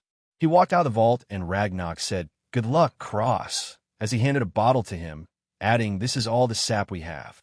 There's also a bit of spring in there." Cross nodded and teleported away. Cross teleported across the country in a Hogwarts room of requirement. He said, "I need ritual materials." They popped into existence next to him. Cross put his bag down and whistled 4 times. Carl, Blue, Gray, and Selena carrying Luna came out of the bag. Luna was looking worse than before, and Cross cursed as he placed Luna on the ground before saying, "I need blood from each of you. A scale from Selena, tears from Blue, a horn from Gray, and horn dust from Carl." All 4 beasts got to work and gave their materials.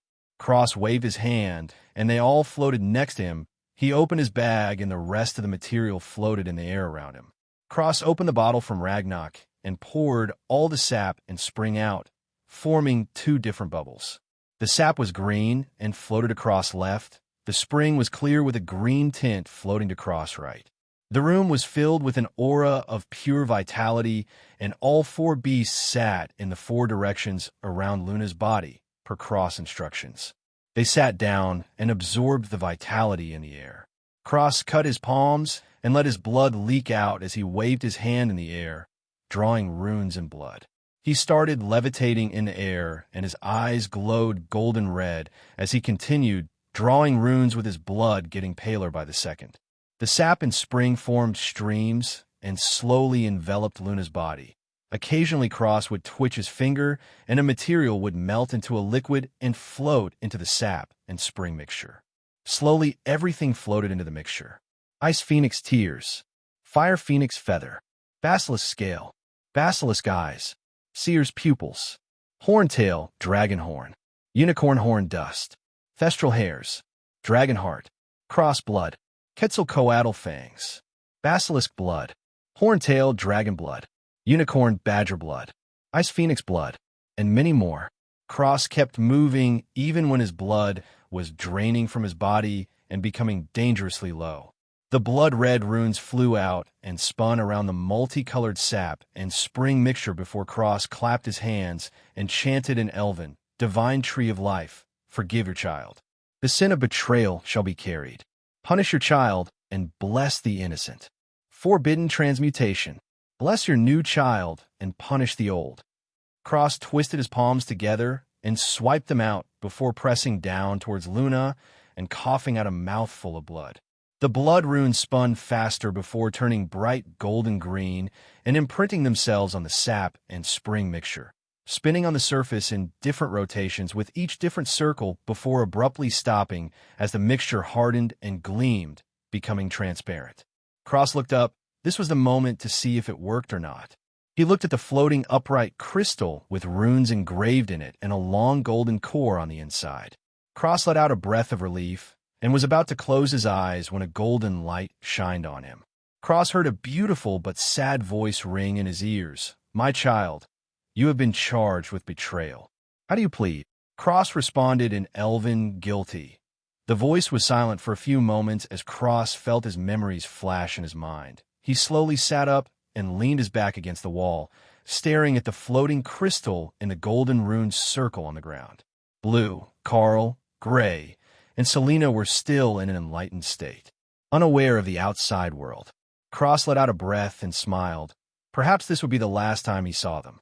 Betrayal of the divine tree was a death sentence. He closed his eyes. The only regret he has is that he wouldn't be able to see Luna one more time. The beautiful voice sounded once more, "Poor child, you have sinned. Do you accept punishment?" Cross responded yes, but added, "If possible, can I transfer my power to my lover before I die?" The beautiful voice replied, "My child, I shall fulfill your wish if you do happen to perish." Cross let out a breath, and the beautiful voice rang once more, "Descendant of the champion Clotho, prepare for punishment." The voice turned cold and unfeeling as it continued, "Sinner of the tree. Death is a luxury. Life is a privilege. Repent." A black gold pillar of energy fell from the ceiling and landed on Cross' head. Cross immediately screeched at the top of his lungs in pain. The room of requirement seemed to already know and made the room soundproof. It also allowed the energy pillar to travel into the castle, as if it already knew what would happen. Cross didn't get to witness the strange occurrence, or he would have been shocked. The castle, it seemed to be alive? Cross spasmed in pain, writhing on the ground as his voice turned hoarse from all the screaming, blood seeping from each of his pores.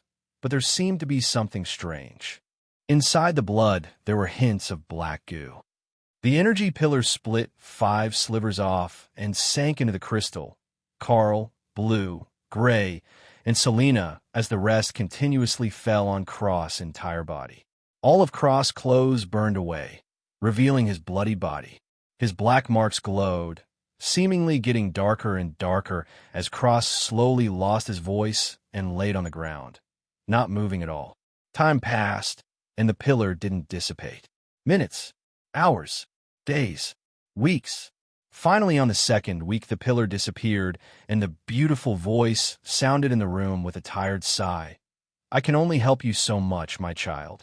You must hurry. My life force weakens with every minute. Castle of him. Thank you." Before disappearing completely as a drop of extremely bright green crystal like fluid fell onto Cross' body, sinking into his chest. Cross made no movements. Whether he was dead or alive was currently unknown. School started up again, but both Cross and Luna were missing. A few people were worried while the rest were just curious or didn't notice. Dumbledore stood at a podium in the Great Hall as he addressed the school. "I would like to make an announcement." The students quieted down, and once he had all their attention, his eyes flashed, and he continued, "Recent events in the school have prompted Hogwarts to take necessary precautions. A student was severely injured under the effects of a cruciatus curse. I would like you all to keep an eye out for any suspicious characters around the school." Umbridge spoke up, "Professor, could you be taking about the lies from a particular boy, perhaps?" Dumbledore glanced at her and continued, "Perhaps, Professor. Though I fear this was the work of Death Eaters." He turned back to the students and added, "Hogwarts is in a dangerous time. Unfortunately, Ms. Lovegood was a victim of the attacks and is currently being taken care of by our medical wizards." He paused for a moment, letting his announcement sink in before continuing. "As such, those of you who are injured will have to wait a little longer for the necessary treatment. The safety of the students is our #1 priority. Yes, if you happen to see such a Death Eater, notify your house head immediately. That is all. Before sitting back down, starting the feast, as all the students whispered fearfully amongst each other. By the time the school day was over, Hermione went to the room of requirement by herself and found the mess inside. Hermione was shocked beyond words. The crystal with runes she couldn't understand, the beasts, and cross covered in blood on the floor. Despite what her brain told her to do, she didn't go get a teacher. Instead, she kneeled next to Cross and felt his pulse. She let out a breath of relief, feeling a pulse. She sat back down and washed all the blood off Cross, leaving only a hard black shell wrapped tightly around his body.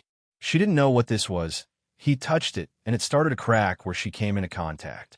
The cracks started to spread all around Cross' body, and the black shell exploded off his body, revealing him underneath.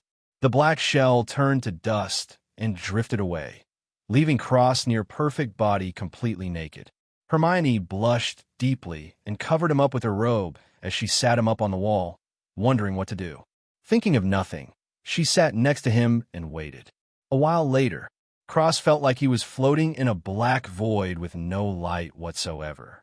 All he could see was black. He floated and felt around him, feeling nothing but the void. No life, no death, but endless nothingness. He felt calm and serene, like everything that happened before was just a dream. The current situation proved that this wasn't the case. It did leave him with a lot of time to think, however. Cross thought about the situation at the school, looking back now. He wasn't as angry as before. If anger could solve the problem, then there would be not fights at all. Yes, he thought of what happened and the series of events that led up to this point. Cross was focused on Umbridge at the time. Hearing that she was giving one-on-one interrogations, he ignored it. This was his first mistake. He shouldn't have ignored it, because the entire interrogation event in itself was easily manipulated. Here's what Cross thought happened, for what he gathered. Cho led Luna to Umbridge's office. Whether she was under the Imperious Curse or not remains up in the air, Luna naturally didn't think that Cho was leading her into a trap, because Cho simply wasn't capable of such a thing. This was another main problem.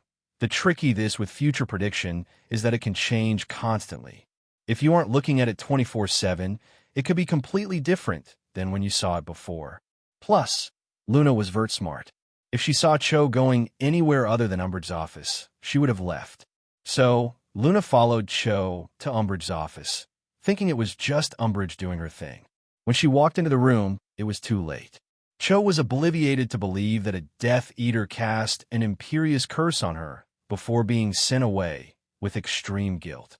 Then he could only assume that Dumbledore took the opportunity to clear out the Ministry by claiming the subsequent attack was for Voldemort and showing proof.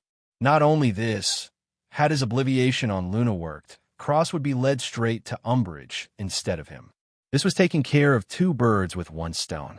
Technically, finding out that Cross was a true elf was only a happy little extra tidbit, completely lucky. Doing this, Dumbledore gets Cross off him for at least a while, the Ministry to second-guess their prior statement of the Dark Lord not being back, while also hopefully pulling out of Hogwarts to settle their own affairs. Without the Ministry interfering in the school, there was no chance for Dumbledore's plans to be seen through, and he could continue on, sailing smoothly. A very clever scheme from the old man. Even Cross had to applaud him. Although he was the man Cross hated most, there was no denying his intelligence. The only error he made was not making sure that Luna was truly obliviated, but Cross could use this to his advantage. The old man truly poked a hornet's nest. Was Cross going to leave the school? What a stupid question. Of course not. Even if this didn't happen, why would he leave? For more magic? The other schools were the same, if not slightly worse than Hogwarts. They were useless. He was already familiar with Hogwarts. Minus the schemes, it was a nice place. Was he going to start over in a new, unfamiliar place? Why would he do that? Only idiots would leave a place they feel comfortable at. Was he going to attack Dumbledore right away in a massive wizarding battle? Of course not. That was even more idiotic than leaving the school. If he immediately antagonized Dumbledore, he would be painted as an evil dark wizard and taken to Azkaban for trying to kill a good man. Also, he would be roped into the same group as that muggle-hating moron, Voldemort. That was probably even worse than going to Azkaban. No, he would destroy the old schemer's plans from the inside out. Make him truly fall into despair before revealing his true face to the world. Then he would torture him and kill him. But he needed time, which could be bought by going after Umbridge. Making the old schemer think that his plans were succeeding, only to turn around and bite him when his guard is down. As for the forbidden elf transmutation ritual, seeing as how he wasn't dead, obviously something more what happening behind the scenes. If he was being honest, he had no intentions of betraying the divine tree. It was like his parents. The reason why the ritual was forbidden and deemed as betraying the divine tree was because the sap form the divine tree was only meant for elf use. The ritual was primarily used to convert other creatures into elves, since Cross didn't have permission from the tree and effectively stole the sap for his own use. He betrayed the tree. Really, the so-called betrayal was punished by the tree or an elf of higher ranking. Seeing as how there wasn't any other elves at all, Cross took the punishment from the tree spirit. Obviously, he wasn't dead, and he felt like the tree spirit seemed to have shown him mercy and not truly marked him as a sinner. Now all he needed to do was wake up. Cross heard a voice speak to him, but it wasn't the beautiful voice of before.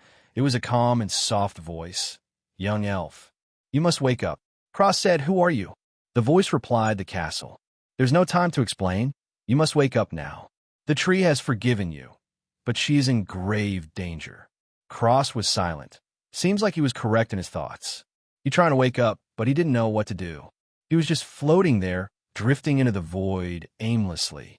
He calmed down and felt around him, closing his eyes. He felt the darkness around him, but couldn't reach it. He felt like he was so close, but so far away. He realized he was missing something, but he didn't know when he could reach it.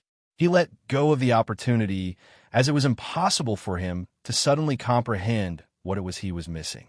Cross sat in the void and closed his eyes, his mind turning rapidly, trying to get out and wake up. Suddenly, a green droplet of crystal-like liquid appeared and sank into his chest. Cross started glowing green, and his body turned transparent. All the black goo fell out, turning into gray to light gray, until it was clear before stopping. Cross' body went back to normal, and he shook, disappearing from the void completely. Cross's body blew out all the black-gray light, gray-clear goo through his mouth, and his eyes fluttered open. He looked around and saw the room of requirement, but also Hermione, who was sleeping next to him. He looked at her robe that was covering him up and dirty. He sighed to himself and got up, holding the robe in his hands as he said, "Scourgify. Bless protection." The robe flashed green and gold. Cross confirmed he could still use elf magic. Hence, he wasn't the traitor he was accused of being. Good. Cross wrapped Hermione in her robe and placed his hand on her head as he cleansed her entire body and reinforced her mental barrier. He stuck out his tongue, and a sliver of green, crystalline liquid appeared. Cross moved it to Hermione's mouth and dropped it inside. That was really the only way he had, other than kissing her, which he wasn't going to do, no matter what happened. He picked her up and flashed to his room, put on some clothes before teleporting to Gryffindor common room and teleporting directly into the female bathroom. He took off Hermione's clothes and placed her in a bathtub, turned on the water, and dropped a sliver of his blood inside. The water turned green and bursting with vitality as Hermione's body started to secret black goo. Cross snapped his fingers, locking the door, before teleporting back to the room of requirement.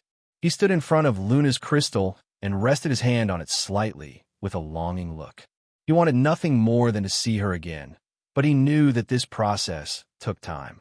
It was a strange ritual. Although it was mainly used to turn others into elves, the Creator had made it for his wife, who wasn't an elf but someone of another race. He wanted her to become a child of the tree, just as he was, so he made the ritual for her, pouring all the love he had into it, as did she. Thus, the ritual only worked if the two parties were in true mutual love. The only problem was that the elven man didn't know that using the sap for the ritual was an act of betrayal against the Tree of Life and subsequently the entire elven race. The man used up all his energy making the ritual succeed, but when the punishment came, he barely had any strength left. By the time the woman came out, he was on his last breath. He saw her and was relieved and happy before he passed away. The woman was devastated at the death of her lover. She never married again. This woman was the first elven queen.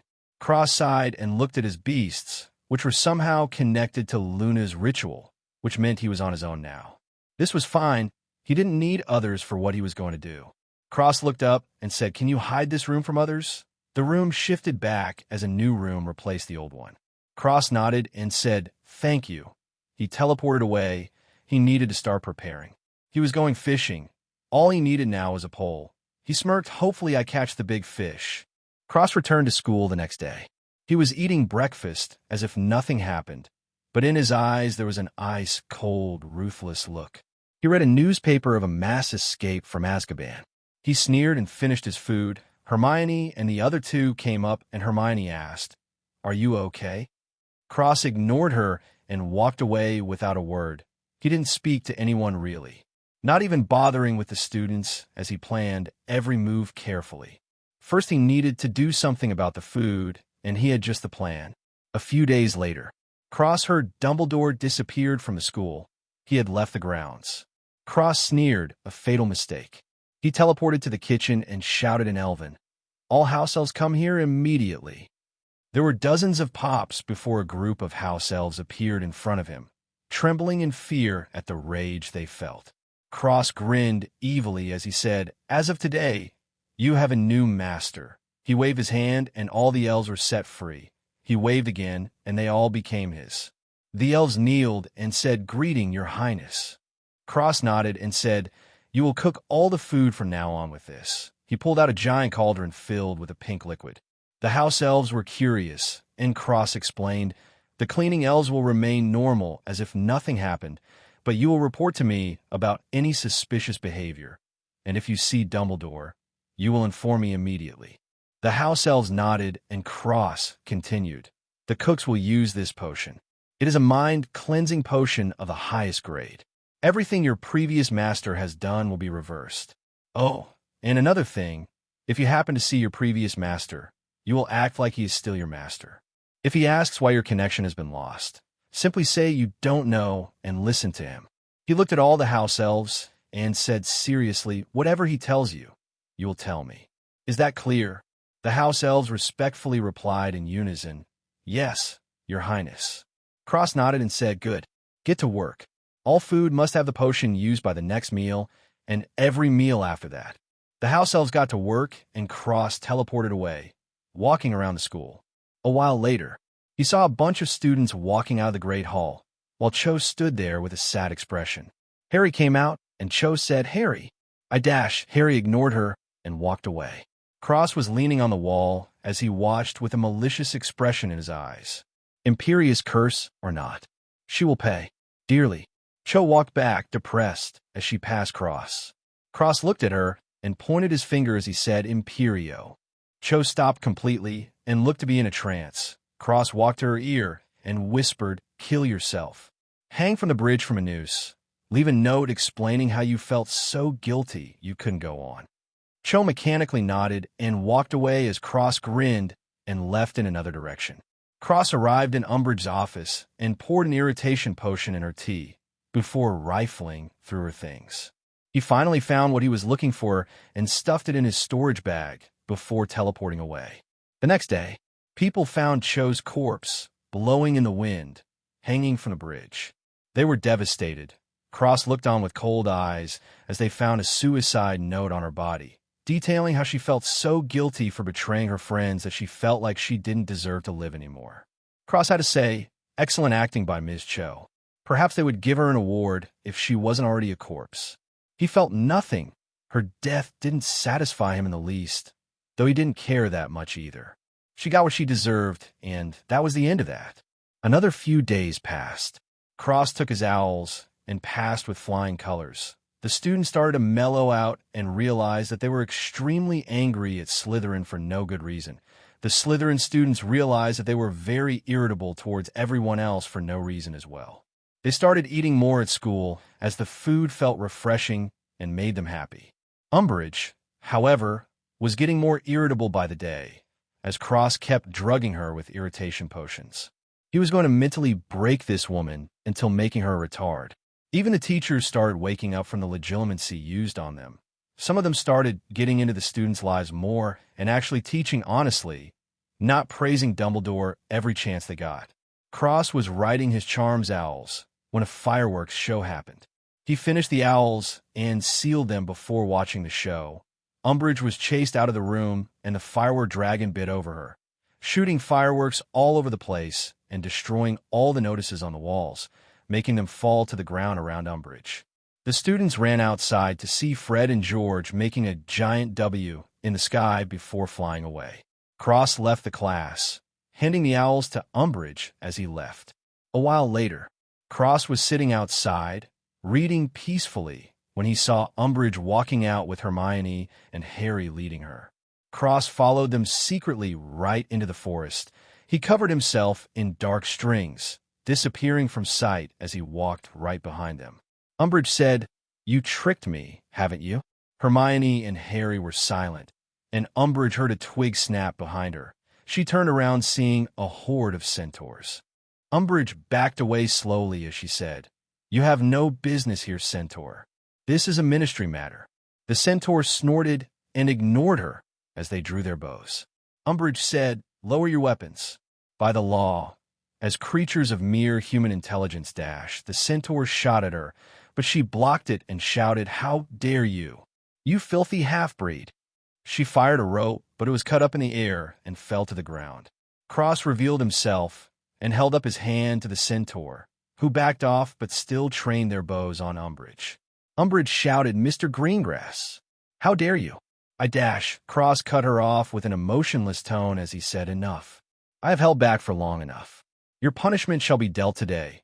He raised his hand, and Umbridge flew towards his hand. Cross grabbed her neck and said, "Crucio Maxima." Purple lightning flew out into Umbridge, and she screeched in pain. Cross frowned and said, "Silence." Umbridge still screamed, but nothing came out. He turned his head and said, "You may leave." Obliviate. Legilimens. Harry and Hermione left. Cross had changed their memories to believe that the centaurs had taken Umbridge away. He looked back at Hermione and narrowed his eyes as he left a string ear on her shoulder. Cross tossed Umbridge to the ground in front of the centaurs and pointed Crucio Ultima. Black lightning came out this time. Umbridge writhed on the ground, her pupils shrinking and enlarging rapidly as she felt extreme pain. Even worse than tearing her soul, her mind couldn't withstand the torture, and she was directly driven mentally retarded. Umbridge was on the ground, drooling like a fool with her eyes unfocused. Cross looked at the centaurs and said in Elven, "Take her. What you do with her doesn't matter. Kill her, bargain with the ministry. Use her as a breeding slave. I couldn't care less." He pointed at Umbridge's head and said ultimate obliviation before leaving. Cross returned to the castle and wrote a letter before sending an owl to Rita, telling Het to omit his name and wait for 2 days until releasing the news. Inside the letter was everything Umbridge did at Hogwarts and her sudden disappearance when confronted by the students. A while later, Cross was sitting in the room of requirement, looking at Luna's crystal. He wondered when she would wake up. He was getting lonely waiting for her. He sighed to himself and continued staring, thinking of his next plan of action. He had to wait for Dumbledore to return and start making more moves, so he was free to practice to his heart's content. Suddenly, he heard, coming from the ear he left on Hermione. The ear changed to an eye, and Cross saw the chaos in front of a portal. She wasn't in danger, but Sirius was fighting with Death Eaters. Cross heard Hermione say, "If we lose Sirius, the Order will be weakened." He also heard a reply, "But then Dumbledore's forces will be weaker than Voldemort's." Cross pulled over his face, and a white mask appeared. He pulled up his hood, and only his eyes were visible. He stood up and teleported away, disappearing from the room of requirement. Cross reappeared next to Hermione in the Ministry building. The little group of students were alarmed, and Cross ignored them, stepping out as he pointed at a woman who was saying Avada dash, her wand exploded in her hands, and Cross moved forward in front of everyone. He changed his voice and pointed at a random Death Eater as he said Avada Kedavra. The man died instantly and fell to the ground. Everyone stopped and looked at him. Cross held his hands together before a green sphere appeared. He separated his hands and cleansed all their minds. He pointed at Harry, and his eyes glazed over before refocusing on Bellatrix and shooting a spell Stupefy. Bellatrix dodged and ran away. Harry chased after her. Cross looked at the rest and said in a hoarse voice, "Remember who you are. Silly puppets." Before teleporting away, his job finished. Cross sat back in the room of requirement and took off the mask, revealing a sinister grin. What he gathered was that Sirius and the others that weren't Death Eaters were part of Dumbledore's forces. So he cleansed their minds and gave them a vision of Dumbledore drugging their food, brainwashing their friends, planning their friends' deaths when they were no longer useful. Cross thought it was really funny. He didn't know if any of that was true, but must not have been far from it. When Dumbledore finds out that his pawns were all gone, how will he react? Cross clicked his tongue, feeling it a pity he couldn't be there the moment he realized it. As for Harry, he got a vision of Bellatrix killing Sirius Black. He skipped cleansing Harry's mind, because Dumbledore had many fail-safes in Harry. Too many to count. If Cross wanted to cleanse him, it would take days of time and effort. Honestly, Harry just wasn't worth it. Yeah, he was a good kid, but so? Who cares about that? Not Cross, that's for sure.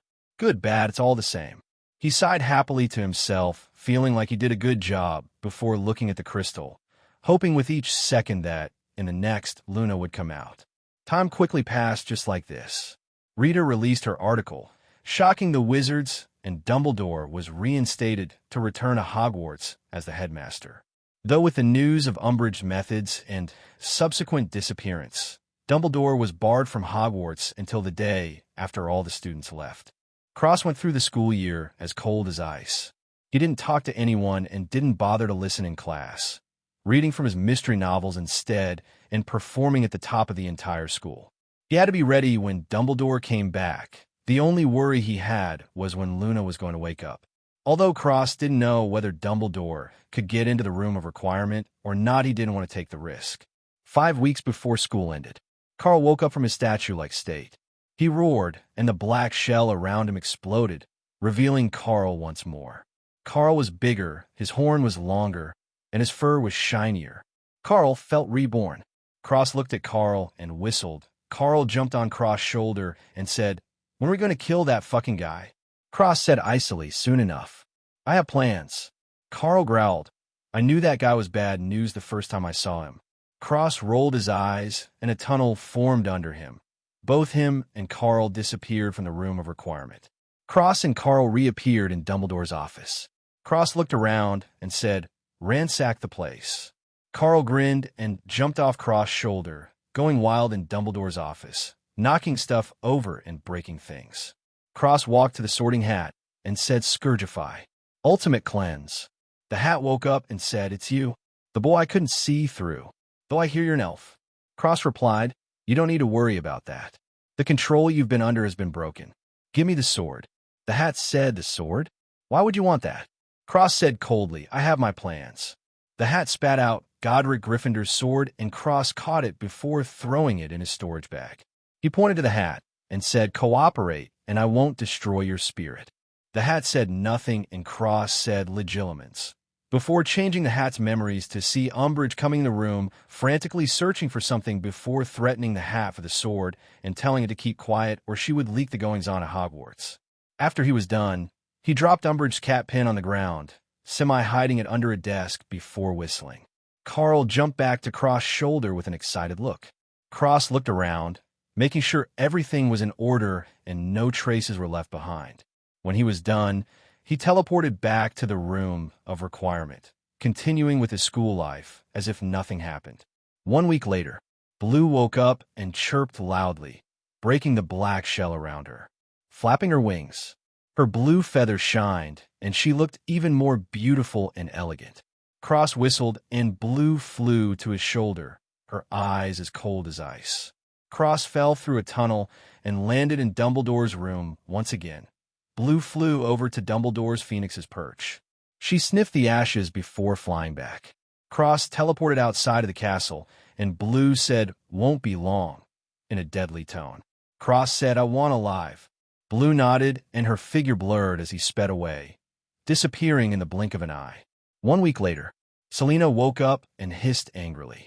Her black shell burst out, and Selena was completely reborn.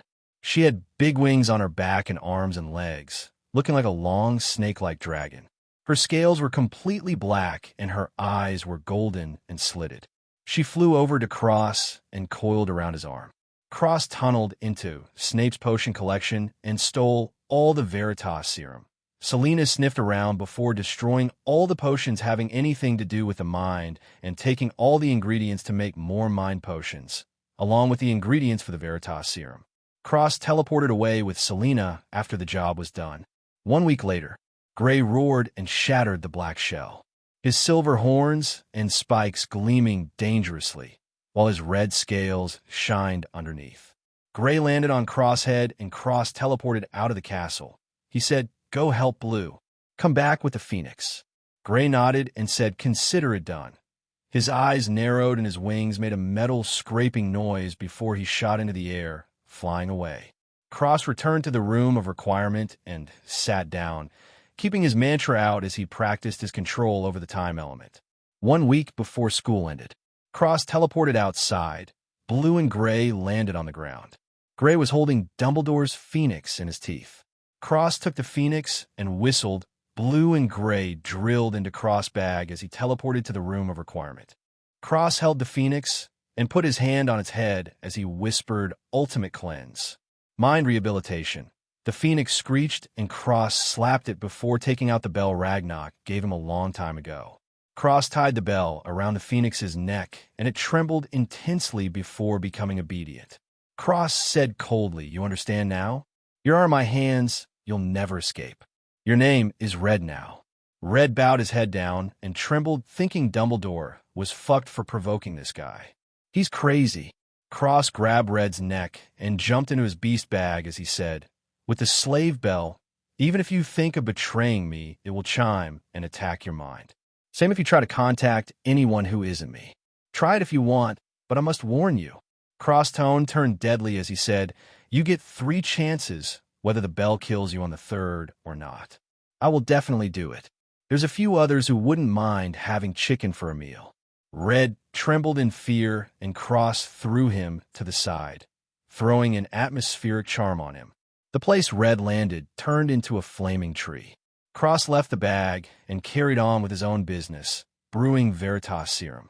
Red looked around him and saw a rainforest, an ice mountain, a rocky grotto, and a mountain range with a giant cave entrance in it. He trembled in ear at the 4 pairs of eyes glaring at him from each of the places. Red, gold, golden red with white speckles, and silvery gray. In particular, the gold eyes looked hateful. Red hid in the tree, feeling fear coming from his soul. "What kind of monster did you provoke, Albus?" Cross kept meditating in the room of requirement, going to class when necessary. Otherwise, he would only be here. Time passed, and it was the last day before they left Hogwarts for summer break. Cross was sitting in the room of requirement and meditating, a bit worried as Luna had yet to come out. He wanted to see his plans through to the end instead of outright killing him. That was too good for him. Just when he was about to sleep, the crystal started cracking. Cross was excited, and for the first time in months, he smiled happily. The cracks spread through the entire crystal, and chunks of crystal fell off before turning into dust and slipping into the golden core in the middle. The entire crystal turned to dust and flew into the golden core. The golden core started cracking. The cracks spread across the entire core before exploding out, revealing Luna's body. Cross stared at her, completely in a daze. Luna's eyes fluttered open, and the golden glow around her body dimmed as she floated to the ground. Her perfect small porcelain toes touched the ground, and the rest of her foot came after. Her skin was snow white and smooth. Her body grew taller and fuller, having perfect curves in every places. Her long golden hair waved down to her lower back, and her face was incomparably beautiful. Her small nose, full cherry lips, and golden eyebrows and lashes made Cross' heart beat faster. More importantly than that was her changes. Her ears were long and pointy like Cross, and her eyes were pink, though her pupils had a slit in them with a horizontal black line going through the middle. They looked like Cross's plus. She stretched her body, and cracking sounds exploded from every bone in her body, making her feel extremely relaxed. She looked in front of her to see Cross in a daze with tears running down his face.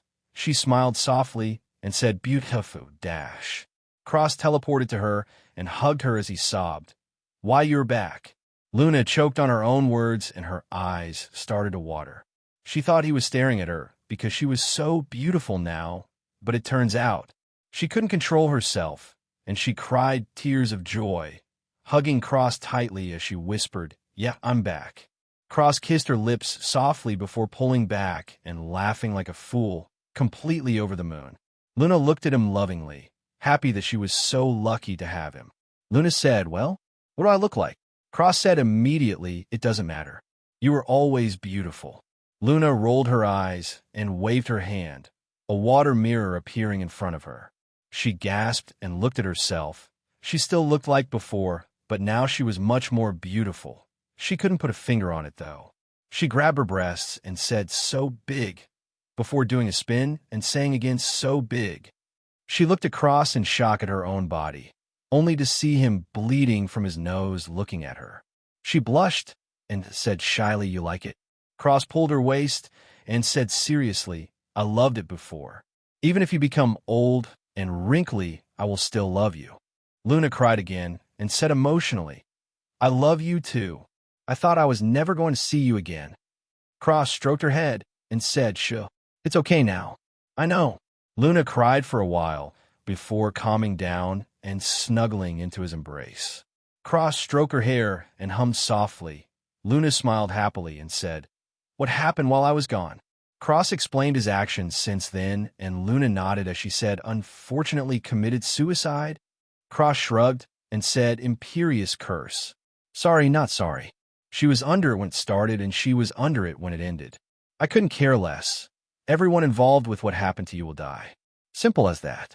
Luna sighed and said, "Well, can't do anything about it now, I suppose." Cross nodded and said, "Exactly. Plus, since she wasn't able to shake off the Imperious curse, then it would have happened again. The weak die, the strong live. Anyway, how do you feel?"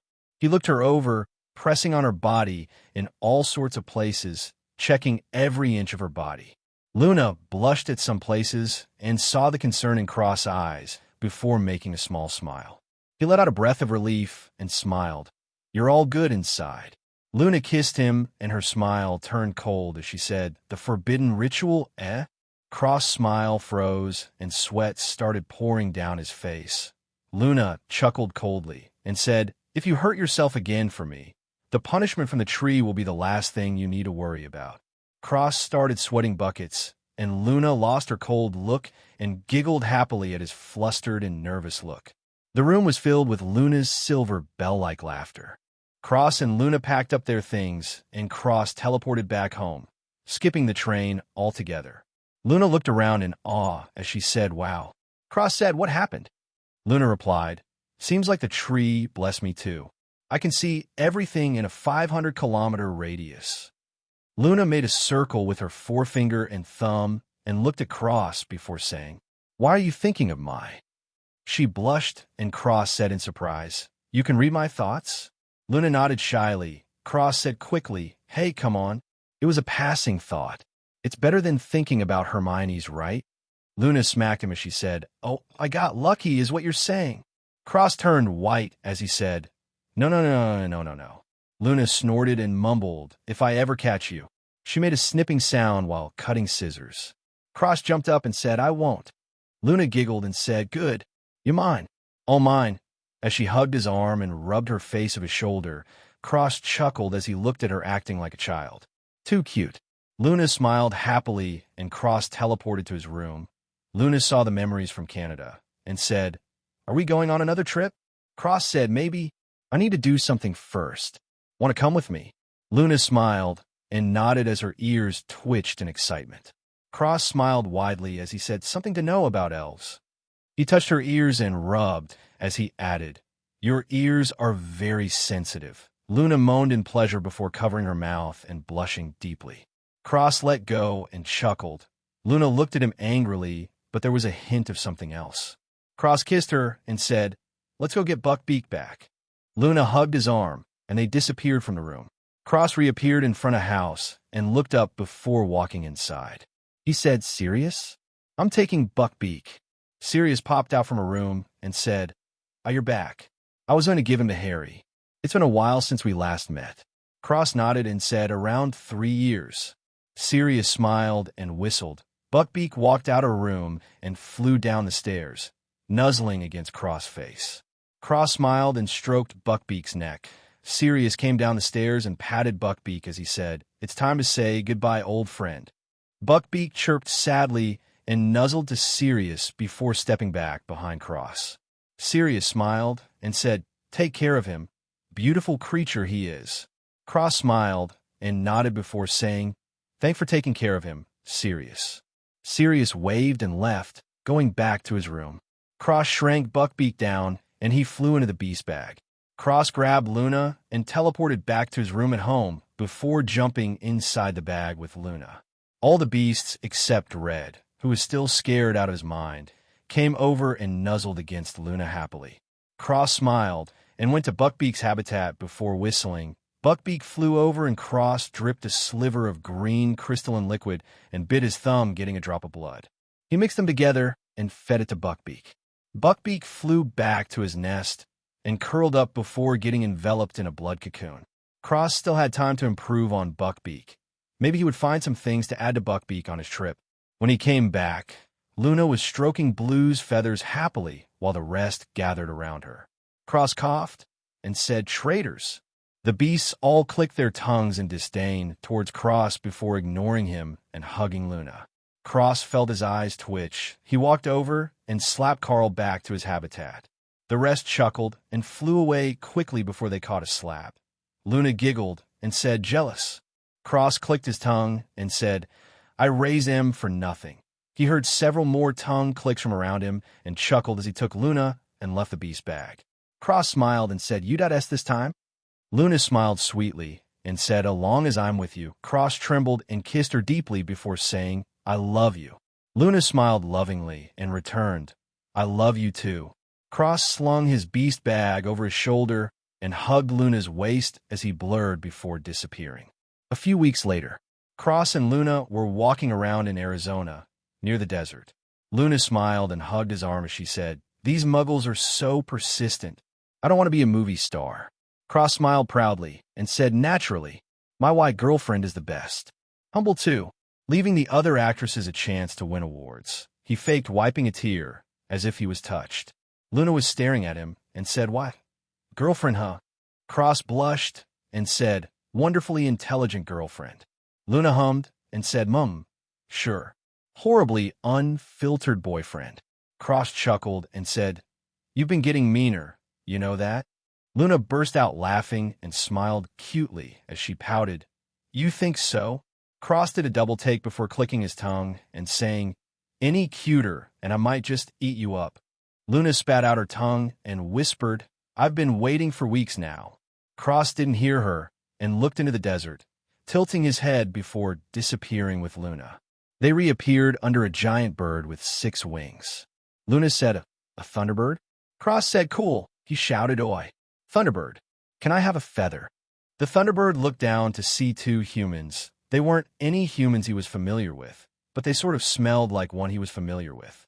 The Thunderbird flew down and landed on the ground as he said, "Who are you?" Cross smiled and said, "Cross, and this is Luna. I have a question for you. Do you know Newt Scamander?" The Thunderbird's eyes lit up and it nodded. Cross said, "I knew it." He looked at Luna and said, "This is Frank. Remember when Newt told us about him last year?" Luna nodded with surprise as she looked at Frank. Cross smiled and stroked Frank's head as he said, "I met Newt last year. He still talks about you, by the way." Frank looked sad as he said, "I miss him. He was very nice." Cross said, "Would you like to see him again? I can bring you to him." Frank shook his head and said, "No, thank you. I have a family here now. Cross nodded and said, well then if you change your mind, you can come find me. Frank nodded with a grateful look as he plucked one of his own feathers and said, you said you needed one? Cross was surprised and took the feather as he said, thank you. Frank smiled and took off saying goodbye Luna Cross. Cross and Luna waved goodbye before continuing on their journey. When they settled for the night, Cross jumped into his beast bag and integrated the Thunderbird feather into Buckbeak's blood cocoon, turning it red-yellow. Cross was excited. The Thunderbird feather was perfect for Buckbeak. He left the bag and went to sleep with Luna, who was getting frustrated by the day. Another few weeks passed. Cross returned home with Luna and set the stuff he bought on the memories table before nodding happily. He turned around and saw Luna smiling at him. He smiled and kissed her. She pushed him away and said, let me go shower. Cross nodded and sat on the bench, reading a book from the entire library's worth of mystery novels he bought in the U.S. A while later, Luna came back into the room with just a towel. Cross looked over and his mouth became slightly dry. Luna smirked and waved her hand behind her back, secretly throwing up a soundproof spell. Luna walked over and said, what? Cross said, nothing. He looked at Luna in the eyes and saw a frustrated look. He smirked evilly before pretending, are you okay? And touching her head, Luna shouted, when are you going to fuck me? Cross choked on his saliva, not expecting her to say that at all. Kind of barbaric coming from Luna, but he kind of liked it. He said, I was teasing you. I didn't think you would just say it like that. You want our first time to be in a hotel room in the U.S? Or at Hogwarts? He shook his head and pulled her in as he added in, it's better in my room, before ripping off her towel and kissing her lips. Luna was excited and nervous, but she went along, wrapping her arms around Cross' neck and leaning back, falling on the bed. Cross took off his clothes and waved, closing the windows, rolling down the blinds, creating another soundproof barrier, and locking the door. The lights dimmed a bit, and he moved his left hand to her lower back and pulled her close, kneading her breast with his right hand and nibbling on her ear softly. Luna's eyes widened in pleasure as she moaned and arched her back as Cross pinched her nipples and pulled lightly. Her hands grabbed the sheets by her head and gripped tightly as his hand slid from her lower back to her pink slit and rubbed her pink pearl with his thumb and inserted his fingers inside her cave, rubbing against her inner walls as he explored the inside of her mouth with his tongue. Luna moaned directly into his mouth, her body shivering in delight as Cross fingers moved faster, curling inside her and pulling outwards. Luna never felt so good before, and she said, something's coming, as her love juices drenched Cross' hand. He pulled his hand out and licked his fingers with a hungry look. Luna pulled on his hair and kissed his lips passionately, reaching one of her hands down, grabbing onto his tool and stroking slowly. Cross groaned and grabbed her ass with both hands, pulling back forcefully. Luna had an excited look in her eyes as Cross took charge, spreading her legs open for him and wrapping her hands around his neck. Cross grinned and aimed his tool to her slit. He ran his fingers over her leaving cave before rubbing his tool with her juices and aiming towards it, rubbed the head of his rod on her lips before thrusting all the way inside in one go. Luna moaned in pain and pleasure. Cross grabbed both her wrists and pinned them to the bed as he pumped forcefully, not giving Luna any time to catch her breath. Luna had a wild and excited look in her eyes as she screamed, harder. Cross held her wrists with one hand before grabbing her neck as he said, I'm in charge, understand? Luna writhed in pleasure and came again, her insides convulsed, squeezing around his cock tightly, sucking him inside, unwilling to let go. Cross flipped her around and pushed her head into the bed, pulling her hands behind her back, forcing her to arch her back as he pistoned endlessly. Cross slapped Luna's ass, leaving a red palm print and making Luna shiver in ecstasy, letting out a loud moan, drool escaping her lips. Cross pounded her ruthlessly. His free hand reached out and grabbed her neck from behind, pulling her back as he bit on her ear and pinched her nipples with the other hand. Luna's eyes rolled back in pleasure as she came again, mumbling so good. Cross flipped her back around and lightly choked her as he slammed his hips against hers, producing a slapping sound. Luna was in heaven as Cross went faster and faster, slamming the head of his cock on the end of her womb. Cross groaned and slammed down before unloading his load into her, painting her insides white with cum. Luna moaned at the warmth and came again, before falling limp and breathing heavy as she said, "This was amazing." Cross grinned evilly as he asked, "You thought it was over?" Luna was alarmed and said, "I don't think I can take much more dash." Cross cut her off, knowing what she liked, as he said, "I don't care." Just as he thought, Luna's eyes turned excited again, and round two started immediately, even rougher than before, as slapping sounds and loud moans echoed in the room. Cross and Luna were sitting in a train cart, cuddling lovingly. Ever since their first time, they had been inseparable and especially intimate. Almost every night since then they fought in the sheets. Actually, it was really a lot. Luna had to use her magic to force Cross come out of her, because he just refused to wear a condom. Although kids sounded nice, she'd rather not have one at 16. Thank you very much.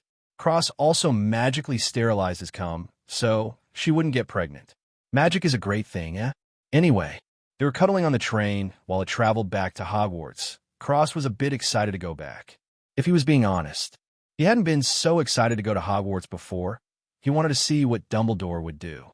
The scheming has become a fun game for him, and he was going to win. By hook or by crook. Hermione gnawed on her lips, looking at Cross and Luna.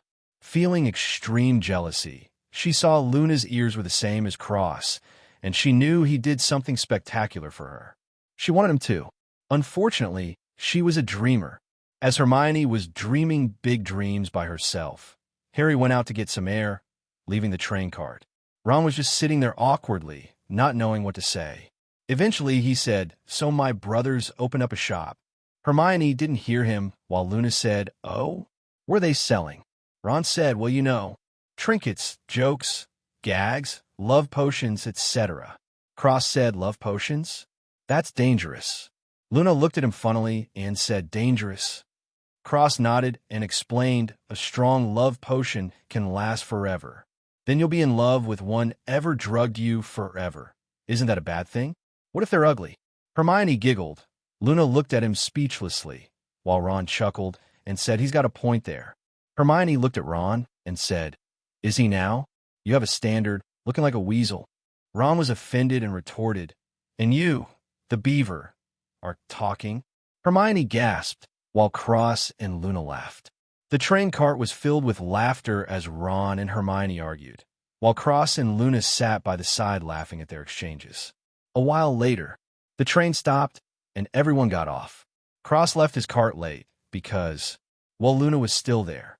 Anyway, he saw Draco walk past him. Cross looked at Draco and said, "Haven't seen you in a while." Draco stopped and forced a smile as he said, I've been busy." Cross patted his shoulder and said, "Take care of yourself, yeah? My sister still talks about you." Draco had a painful expression on his face as he replied.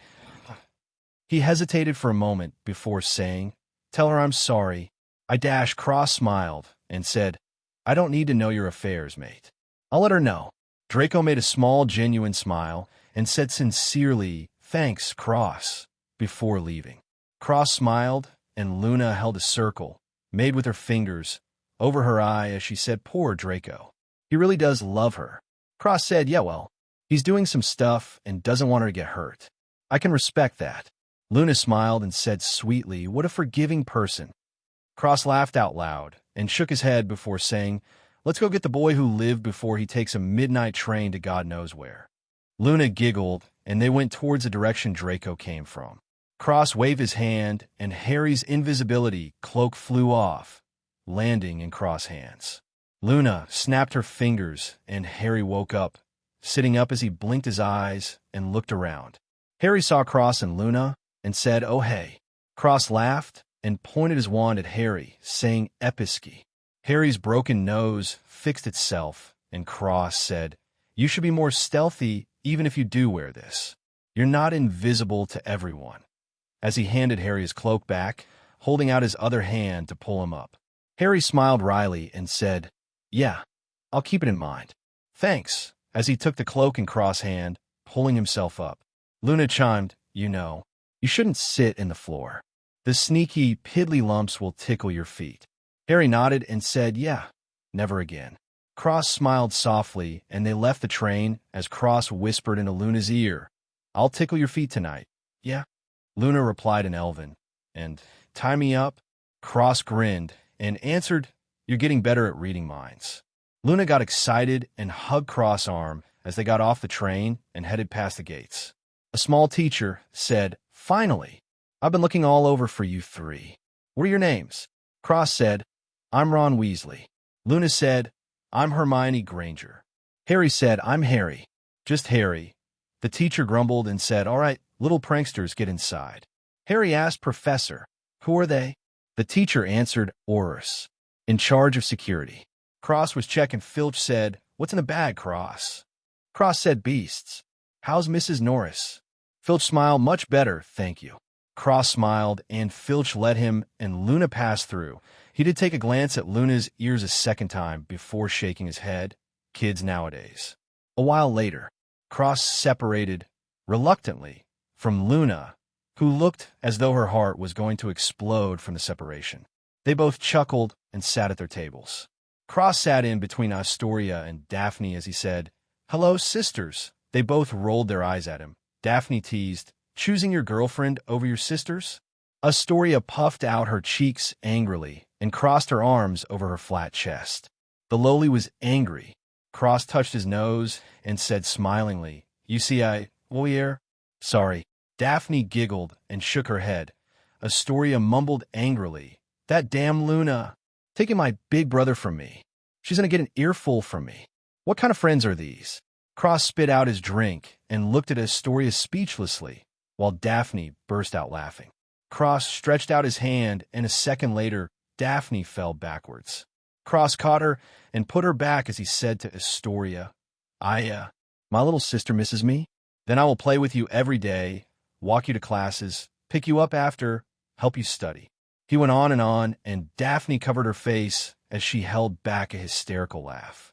Cross wrapped his arm around Astoria and hugged her with one arm as he continued, tuck you in, read you bedtime stories, prepare your lunches, make sure you go to sleep on time.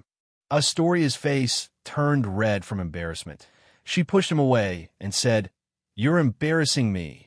Cross looked as though he was going to cry. He sniffed, my baby sister, she doesn't love me anymore, he whimpered and hid his face on Daphne, adding, she hates me now. Daphne laughed wildly in her mind, but sighed over the surface as she patted his back and said emotionally, they grow up so fast, while shaking her head, as if it was a pity. Astoria was embarrassed as he said, you too. Her face was as red as a tomato. Cross hugged her for real as he said, silly little girl, I know you want these things. You can't fool me. Astoria was embarrassed, but happy as she hugged back, whispering. Cross smiled softly and stroked her back lovingly, feeling a lot less angry than last year. Maybe something about the sex, maybe him more calm? Astoria purred and turned into a snow-white fox by accident. Astoria gasped and Cross smiled as he stroked her fur from head to tail tip. Astoria calmed down and sat his lap, purring. Dumbledore started speaking, though he looked a little angry. Very best of evenings to you all. First off, let me introduce the newest member of our staff, Horace Slughorn. The students clapped, and Dumbledore continued. I'm pleased to announce that Professor Slughorn will be resuming his position as Potions Master. Meanwhile, the position of defense against the dark arts shall be taken up by Professor Snape. The students clapped, and Cross shook his head, saying, well, there goes Snape. Daphne spit out her drink and licked her lips in embarrassment, glaring at Cross. Dumbledore started speaking after the applause. Now, as you know, each and every one of you was searched upon your arrival tonight, and you all deserve to know why. Once there was a young man who, like you, sat in this hall, walked this castle, and all seemed to be a normal student like any other. His name? Tom Riddle. The students started whispering, and Dumbledore continued, today, of course, he's known all over the world by a different name, which is why, as I stand looking out upon you all tonight, I'm reminded of a sobering fact. Every day, every hour, this very minute perhaps, dark forces attempt to penetrate this castle's walls. But in the end, their greatest weapon is you. Just something to think about. Now off to bed.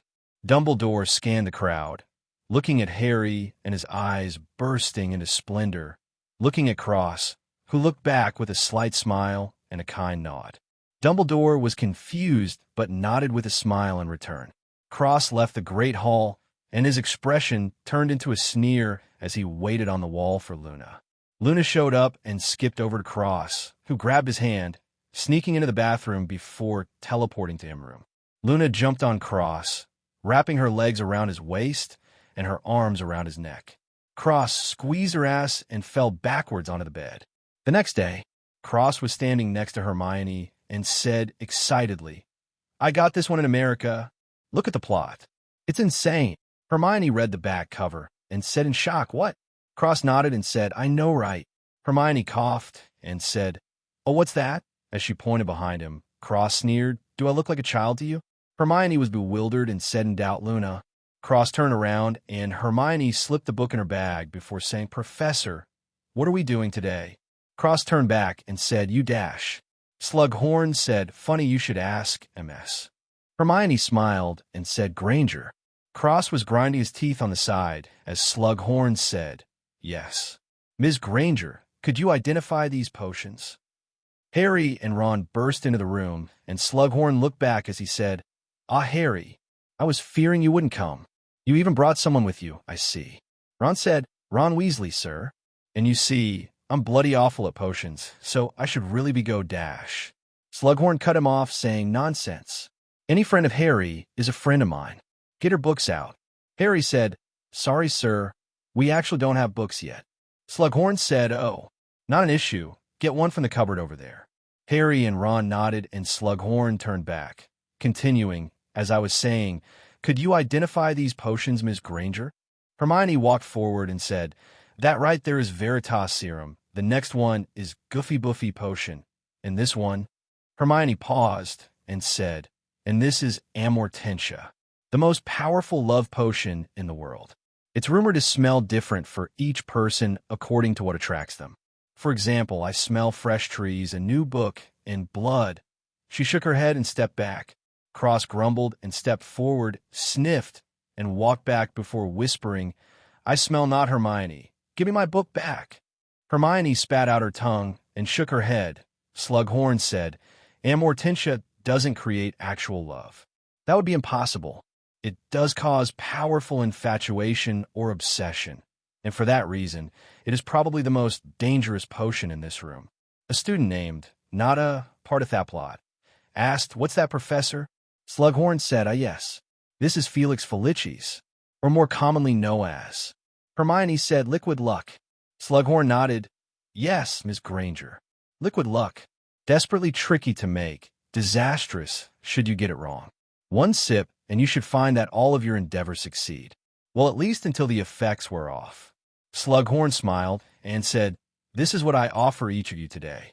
One tiny vial of liquid luck to the student who manages to make an acceptable draft of living death within the hour that remains, which is on page 10 of your books, though only one student managed to brew such a potion before.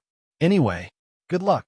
Cross followed Hermione and demanded his book back as he said, "I can't go through the day without it. I'll be bored out of my mind, don't you understand?" Hermione said, "Only if you manage to get the Felix Felicis." Cross rolled his eyes and said, "I can make you a cauldron full of Felix Felicis. I just want my book back." Hermione shook her head and said, "Get the Felix Felicis." Cross grumbled and went to a potion station. He didn't even look at the book and waved his hands. The ingredients flew towards him, and he started moving his hands, processing the ingredients flawlessly and throwing them in the cauldron. After a few minutes, Cross slapped the side of the cauldron, and it started swirling before bubbling while swirling. Cross said, 3, 2, 1. He slapped the cauldron again, saying noisy. The bubbles disappeared, and a black steaming liquid remained. Cross said, "Done." Slughorn jumped and said, "Are you sure, boy?" Cross plucked a hair from Ron's head and threw it in the cauldron. The hair burned up completely. Slughorn said, "Good boy. This is beyond perfect. Amazing." Hermione grinded her teeth. She needed to take this book. It smelled like him. Even if you beat her to death, she wouldn't give it back. Cross said, "Of course, Professor. You're talking to the king of potions."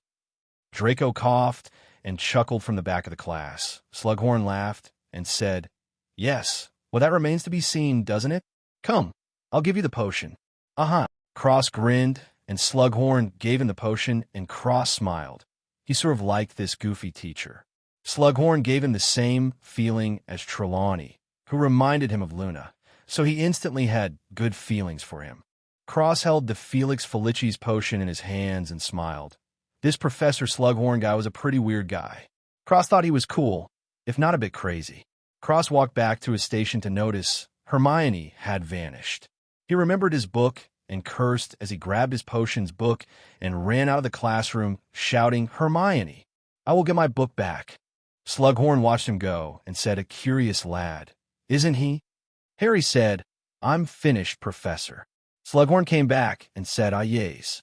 Let me see, Harry," as he looked at Harry's potion before saying, "Ah, another perfect potion. Sadly, I only had one vial. I shall prepare another one for you, Harry. Worry not." "Uh-huh." Harry smiled at this goofy teacher and nodded. A while later, Cross looked for Hermione everywhere. Luna found him and jumped up, kissing his lips as she said, "What ya looking for, Tiger?" Cross grumbled, "That damn Hermione. She stole my book. I was only at chapter 12. Luna smiled dangerously and said, "Another woman?" Cross could have sworn he heard a knife sharpening somewhere and looked around to see Luna's expression. He jumped and said, "Ah, nonsense. Hermione got a sex change. His name is Henry now." Luna giggled and a tear came out of her eye, morphing into a whale before flying away. Cross was spooked. Luna's new ability was too weird. Not only that, but her mantra was hundreds of times stronger than his. She could see 500 kilometers around her and predict around a dozen seconds into the future. Also, if she focused extremely hard, she could make predictions that could happen God knows when. Also, her hands could turn black and shiny and became as hard as steel. Cross learned of this ability the hard way. It wasn't a pleasant experience. She almost squeezed him right off. Luna smiled and hugged him, acting like a koala. Cross smiled softly at her actions. No matter how much stringer she got, she never changed. She would always be his girl, the cute, slightly weird, a little crazy, and quirky Luna that he loved to death. Cross brought her along as he walked the halls, forgetting about Hermione. Luna shuffled up his body and nibbled on his ear as she said, "Tonight, can we go soft? Rough is fun, but when you go gently, I feel really happy." Cross twitched his ear and groaned before turning to her and kissing her face as he said, "Of course." Luna smiled lovingly and rested her head on his shoulder, as happy as a lark. A week and a bit later, Cross sat sitting on the Quidditch benches with Luna, watching the tryouts and occasionally fooling around. Luna whispered to him, "What do you think?" Cross nodded and said, "Well, of course. Why wouldn't it?" Luna looked at him and said, "Are you serious?" Cross said, "Well, look at him. Do you think he's as handsome as me?" "There's no way," as he pointed at the guy next to Ron. Luna slapped her forehead and said, "What does being handsome have to do with being a keeper?" Cross replied, "Listen, if he was as handsome as me, he would be an excellent keeper. I'm telling you. Watch, this guy can't even fly." Luna face-bombed and sighed, "How did I get stuck with an idiot like you?" Cross quipped, "Because you're extremely shallow and have a thing for elves, not judging a partner based on personality." Luna's hands turned black, and she smiled as she said, "Oh, really? Anything else to say?" Cross said immediately, "Of course. You're beautiful, smart, sexy, and have incredible taste and judgment." Luna nodded and said, "That's right." But Cross continued as he looked at the Quidditch players. "I mean, you must have incredible taste. Have you seen me? I'm the most handsome and sexy man on this planet." Luna felt her mouth twitch. They looked at each other for a few seconds before bursting into laughter as Luna said, "You're ugly." And Cross replied, "And you're retarded." Luna hugged his arm happily with a big smile on her face. Cross caressed her hand with his thumb as he smiled and watched the tryouts continue. That guy was doing pretty good. Cross frowned. Who was this guy and why did he think he was as handsome as me? Cross twitched his finger and the guy's broomstick started going wild as he chuckled and said, "Looney, You remember that mechanical bull in America? Luna laughed and said you wouldn't. Cross snickered and twitched his fingers. The guy's broom started bucking back and forth like a mechanical bull. Cross cheered, "Yeehaw!" Luna burst into crying laughter. Cross made one of the guy's arms go up in the air, and Luna fell over laughing. Cross laughed and controlled the broom to buck around the ring goals. Hermione giggled from the side. Cross looked over while controlling the guy's broom, before letting do and jumping at Hermione, shouting, "My book!" Hermione shrieked and ran away. Cross chased after her, and Hermione apparat back to the castle. Cross jumped in the air and flew after her, wrapping a string around Luna and pulling her towards him as he left. Another few weeks passed. Crosshair changed to white. He looked very handsome. The black flame-like markings made him appear even more handsome for some reason. It was a strange phenomenon. Luna loved them. Cross was currently frowning in the Three Broomsticks pub. Luna was sitting across from him and drank her butterbeer as she said, "What's wrong, baby?" Cross wiped the foam off her lips and put his finger in his mouth with a serious expression before saying he hasn't made a single move yet. Luna rested her chin on her palm and leaned her elbow on the table. Her legs were crossed on top of each other, and she was spinning her cup in a circle, holding it from the top, swirling the beer inside as she hummed. Cross was entranced by her movements, so elegant, so beautiful, so sexy. He couldn't look away, but he suppressed it as other things were more important at the moment. Luna thought for a moment before giving her opinion. Maybe he truly thinks Umbridge was behind it all. Cross was silent for a few moments before asking anything. Luna's eyes glowed pink, but she shook her head. There was the happiest, warm, and loving smile on her lips, however. Cross said, "What did you see?" Luna replied cryptically, "A happy family." Cross clicked his tongue and frowned as he drank from his beer, thinking about the current situation before saying, "It can't be that you're right, could it? I have all the house elves under my control. Why have I heard nothing from them?" Cross sighed and said, "If he's truly as you said, then I'm extremely disappointed." Luna smiled softly as she said, "I think you're enjoying this too much." Cross tapped the table with his finger as he said, Maybe." He sighed and added, "I wasn't like this before," as he drained his mug and tapped it on the table. A waiter came and got him another butterbeer before leaving. Luna caressed his cheek and said, "I still love you." Cross smiled and Luna added, "Maybe a little less." Cross chuckled and said, "Really? Finally you said something, because I can't bear being with you any longer." Luna pretended to be sad and sniffled as she said, "I guess I'll just go to that guy who was talking to me in my class." Cross slammed the table with his fist and said, "Who is he? I'll kill him." Luna laughed and said lovingly, "I love you." Cross smiled and pinched her nose as he said, "Me too, Looney. If anybody talks to you, they'll be in a bed for life." Luna rolled her eyes and said, "Such a jealous boy." Cross smirked and said, "Huh, I was supposed to meet Hermione for studying later." The glass in Luna's hand cracked and her hand turned black. Cross chuckled and drank his beer with a joyful expression. Luna coughed and said, "Anyway, if he makes a movie, you should know right away. Maybe he's dealing with something much more important. Have you seen his right hand? It was black at the beginning of the year. Now his arm is black." Cross frowned and said, "You think he's cursed?" Luna shrugged and drank as she said, "I don't see any other explanation, unless he's trying to be like me." As she flashed her hands black and continued, "Then there's nothing else. From what I've seen, that curse is serious. He might not even live for much longer unless he slows it down or cures it." Cross drank and thought before adding, "The memories of the hat and the suspicion on Umbridge, along with the disappearance of Gryffindor's sword and the collapse of all his Legilimens' control, must be affecting him. I refuse to believe he can juggle the curse and his followers at the same time." Cross finished his glass, and his ear tips were a bit red as they twitched, and he continued, "The question is, which one will be picked first?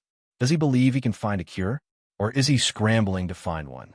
Luna tapped her cup on the table, and the waiter brought two more, as she said, "Most likely the latter." Cross tapped his finger on the table in thought, and looked at Luna, who drank and said, "What?" Cross twitched his ears and said, "Did you notice anything strange with the students or teachers?" Luna waved her glass and said, "They're acting normal." Her eyes widened, and she said, "How is that possible?" Cross frowned and said, "The teachers went back to normal. When the students got back, then the students started slowly distancing from Slytherin again." Cross tapped the table and said, "The food is fine," which leaves only two options. Luna rolled her eyes and put down her beer as she said, "You're suggesting that he casted a legilimate spell on every teacher and student? That's clearly impossible." Cross shook his head and said, "For every student, it is impossible, but for the teachers, it is not. What doesn't make sense is why they keep going to him, as if nothing happened." Luna chimed, "Obliviate, obviously." Cross frowned hard and replied, "How many times could you obliviate someone? They would have no memories left. All of a sudden it's 2 years or 3 years later." Luna frowned and said, "What are you suggesting?" Cross thought for a moment before saying, "For the students, minus Slytherin, there must be charms, wards, spells, etc., hiding in the common rooms. This is the only way for him to get all the students." Luna asked, "And Slytherin? What about their friends?" Cross shook his head and said, "He doesn't care about Slytherin. Since most of the purebloods practice occlumency, he can't reach them anyway. Since he can't use potions, he just gave up and intensified the rest of the houses." Cross analyzed as he tapped his finger on the table rhythmically. "He abandoned the house elves, which is why I haven't heard anything from them." His eyes got brighter and brighter as he continued, "Loyalty to him charms, and repulsion towards Slytherin curses / hexes in the common rooms of the 3 other houses and for the teachers." Cross frowned as he thought, his finger tapping fast, unknowingly stabbing a hole in the table. He scrunched his eyebrows together. Luna looked at him and felt like kissed him right then and there. He was too cute with his thinking expressions. She held back so she wouldn't break his train of thought, as she thought to herself, "What a considerate wife I am." Cross had no idea of Luna's thoughts, and his mind was rapidly turning trying to come up with something. He stopped tapping and shouted, "I got it." The other patrons looked at him. Cross snorted, "What are you lot looking at? Go back to drowning your sorrows in alcohol." The other patrons snorted and went back to their drinks. Cross looked at Luna, who was smiling sweetly, drooling a bit at the corner of her lips as she thought about getting married. Cross snapped in front of her face as he said, "I got it." Luna came back and said, "Yes, hubby." Before her face turned red, Cross ignored the strange name and said excitedly, "You can change memories once you get proficient enough in legilimency. You know what that means?" Luna let out a breath, a little happy and a little angry that Cross didn't recognize her calling him hubby. Could he be any more one-track-minded? Regardless, being the impeccable wife she was, she answered, "Tell me, baby." Cross continued with excitement. "It means he has already manipulated their memories since the beginning, which means he has their full loyalty even without the potions." He burst out laughing and slapped the table, drinking all his beer before slamming it down on the ground and shouting in Elven, "Another!" a smooth blush running across his face in a line from cheek to cheek over his nose. Luna stared at him in a daze as she thought, "My husband is too cute." Cross laughed and said, "That old schemer hasn't kicked the bucket yet. Ha ha, the game is still on. Hand me the whole time. Ha ha ha ha ha." The waiter brought another butterbeer and Cross drained it, smashing on the floor again, completely drunk as he shouted in Elven, "Another." The waiter said, "Sir, you're drunk." Cross frowned and said in Elven, "You want me to kill you, buddy?" Luna said sorry, before looked at Cross and saying in Elven, "People are getting annoyed." Cross looked around and laughed as he said in English, "Sorry, I just found out something fun. Let's all celebrate. A butterbeer for everyone." The pub cheered and Cross laughed, cheering along with the drunks, toasting his cup in the air. Luna looked at Cross helplessly. He didn't drink this much usually. Since they got to the pub, he's had around 10 full mugs. Luna had to admit, though, Cross was extremely cute at this moment. What kind of person got happy when he found out he was fooled? Probably only him. Ron, Harry, and Hermione walked into the pub and immediately saw Cross with a heavy blush across his face, singing with a few drunk old men. Cross was standing on stage and held 2 guys' shoulders as he sang happily, laughing and dancing, swaying from side to side. Ron laughed and said, "Crazy chap, isn't he?" Cross-ear twitched, and he waved at Ron, who flew through the air and landed next to him as he said, "Hey, Weasel Boy, sing with me. I've never sang with a ginger before." The patrons burst out laughing and cheered, "Sing with the ginger." Cross wrapped his arm around Ron's shoulder as he sang an old song. Ron looked to Harry and Hermione for help, but they just laughed and turned their heads away. The patrons were hammered as well, since Cross had bought everyone 5 rounds already, so they started singing along. Cross forced Ron to drink, and very soon, Ron was also drunk as he wrapped his arm around Cross' shoulder and sang along. Harry and Hermione got a table and ordered a drink each. Luna watched Cross from their table with a smile. A while later, Cross pointed and said in shock, "Professor, what are you doing here?" Slughorn raised his glass and Cross cheered, "To my professor. Ha ha, I shouldn't be here. Ha ha ha." The patrons laughed and cheered before they all drank from their cups. Cross laughed and smashed his mug on the ground, shouting in Elven, "Another!" The patrons had heard this so many times they knew the words and followed along, all smashing their glasses. Slughorn chuckled and waved his wand. All the mugs reformed and landed on the bar. The bartender was thankful. At least half of the glasses were smashed just now. Cross continued for a while until Luna dragged him down the stage. "Say, let's go back now, yeah?" Cross gave her a silly smile and said in Elven, "You know, you're really hot. I love you lots." Luna was amused and said in Elven, "Oh, how much is that?" Cross thought for a moment before saying with a goofy smile, "I would give my life to protect you." And he nodded after, as if to confirm. Luna froze, and her nose started to feel stuffy as a warm feeling exploded inside her, and her eyes reddened. Luna wiped her eyes and said, "Come, let's go back." Cross smiled happily as his ears kept twitching every now and then. They were completely red along with the streak across his face. He looked extremely cute. Slughorn remembered and said, "Oh, Cross." Cross snapped his head around and said with a big smile, "Yes, Professor?" Slughorn smiled and said, "I'm having a dinner party. Would you and Ms. Lovegood like to join?" Cross nodded and said happily, "You're my favorite teacher. How can I say no? I will be there." Slughorn laughed and said, "Then await my owl." "Uh-huh." Cross gave him a salute and said, "Yes, General," before chuckling as Luna dragged him out of the pub, her heart still beating like a wild deer. Cross got outside and ran his hand through his hair as he said, He turned to Luna and said, "Cutely, am I handsome?" Luna giggled and nodded as she kissed him softly and said, "The most handsome." Cross touched his lips with a goofy smile and said, "You're so nice. Do you want to get married?" Luna's heart skipped a beat, and she was flustered as she said, "Cross, maybe you shouldn't be drunk when you ask this question." Cross squished her cheeks and said seriously, "I love you. You love me. We should get married." That's how it works. His drunk common sense showing itself. Luna was in a trance, and Cross dragged her off, muttering, "Is there a priest around here?" Luna almost fainted. "A priest." Hermione barged out of the pub with a blush on her face, storming off as Ron and Harry followed, after her saying, "Hermione, wait." Cross turned around and mumbled Hermione.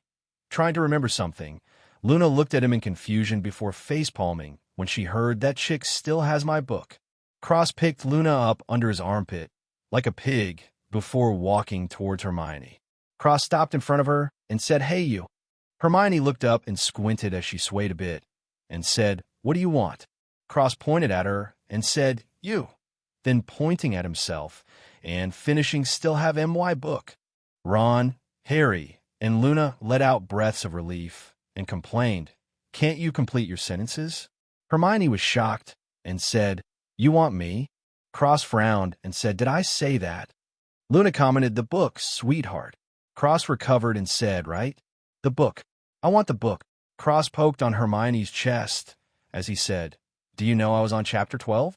They were about to get a key evidence. Hermione spat out her tongue and said, "They found it. It was a red herring."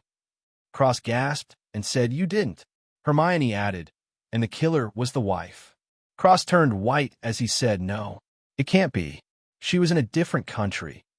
Hermione said it was a fake. She recreated the photos with different dates and got a few friends to vouch for her. Cross pointed at Hermione and said, Why you?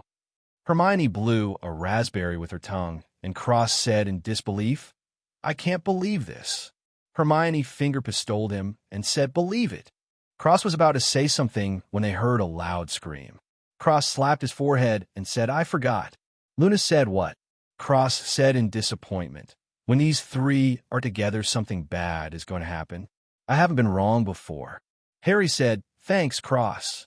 Cross walked towards the scream, shifting Luna to his shoulders and holding onto her smooth legs as he said, I'm soft. Luna said, I have something even softer for you later. Cross was amazed and said, Ah, really? Luna nodded.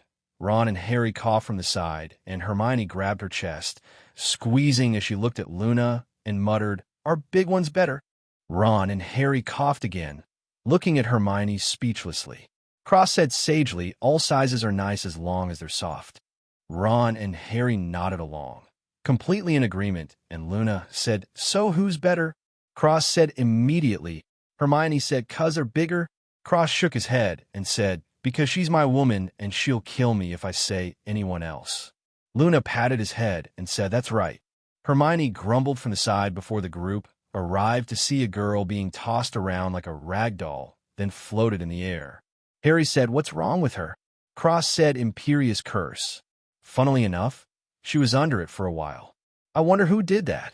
Luna looked at the girl and leaned her elbows on Cross' head, resting her chin in her palms as her melons squished onto Cross' head. Cross twitched his ears happily, feeling her breasts on his head. Suddenly Hagrid showed up and said, Out of the way. I got her, as he picked up the girl and looked back at the group saying, Whatever you do, don't touch that. Only with the cloth, understand? Cross didn't know why, but as soon as Hagrid said that, he had a sudden impulse to touch it. He inched forward slowly before extending his hand out to touch it. Harry slapped his hand away, and Luna sighed as she said, So close yet so far. Maybe next time, baby. Cross sighed and said, Yeah, as he followed Harry and the others to the castle as a key witness to the crime, as Cross had said. A while later, Cross was sitting at a desk in McGonagall's office, still drunk, as he hummed a tune to himself. McGonagall looked at him before looking at Harry, clearly wanting an explanation. Harry said, Well, you see. Cross had a few drinks. McGonagall said, A few? The lad is pissed drunk. Cross said, 27 butterbeers and counting, as he pulled out a flask. Luna snatched it from him and said, No more. Cross pouted and looked at her. Luna struggled internally, looking at his puppy face. McGonagall snatched the flask and said, Honestly, you two, before shaking her head and sighing. She turned to Harry and said, What happened? Cross spoke up. It was a heinous crime. Everybody looked at him, and Cross went into Sherlock mode as he said, The culprit was under the effects of an imperious curse since she left the pub, which means that someone within the pub wishes harm on the old man. Cross jumped up and said, Most of the patrons at the pub were also pissed drunk. Therefore, the suspects narrowed down by quite a bit. By my expert analysis, the two girls walked into the pub precisely 2 hours ago. Therefore, we have to assume that the culprit was inside the bar either before or came in during my stay.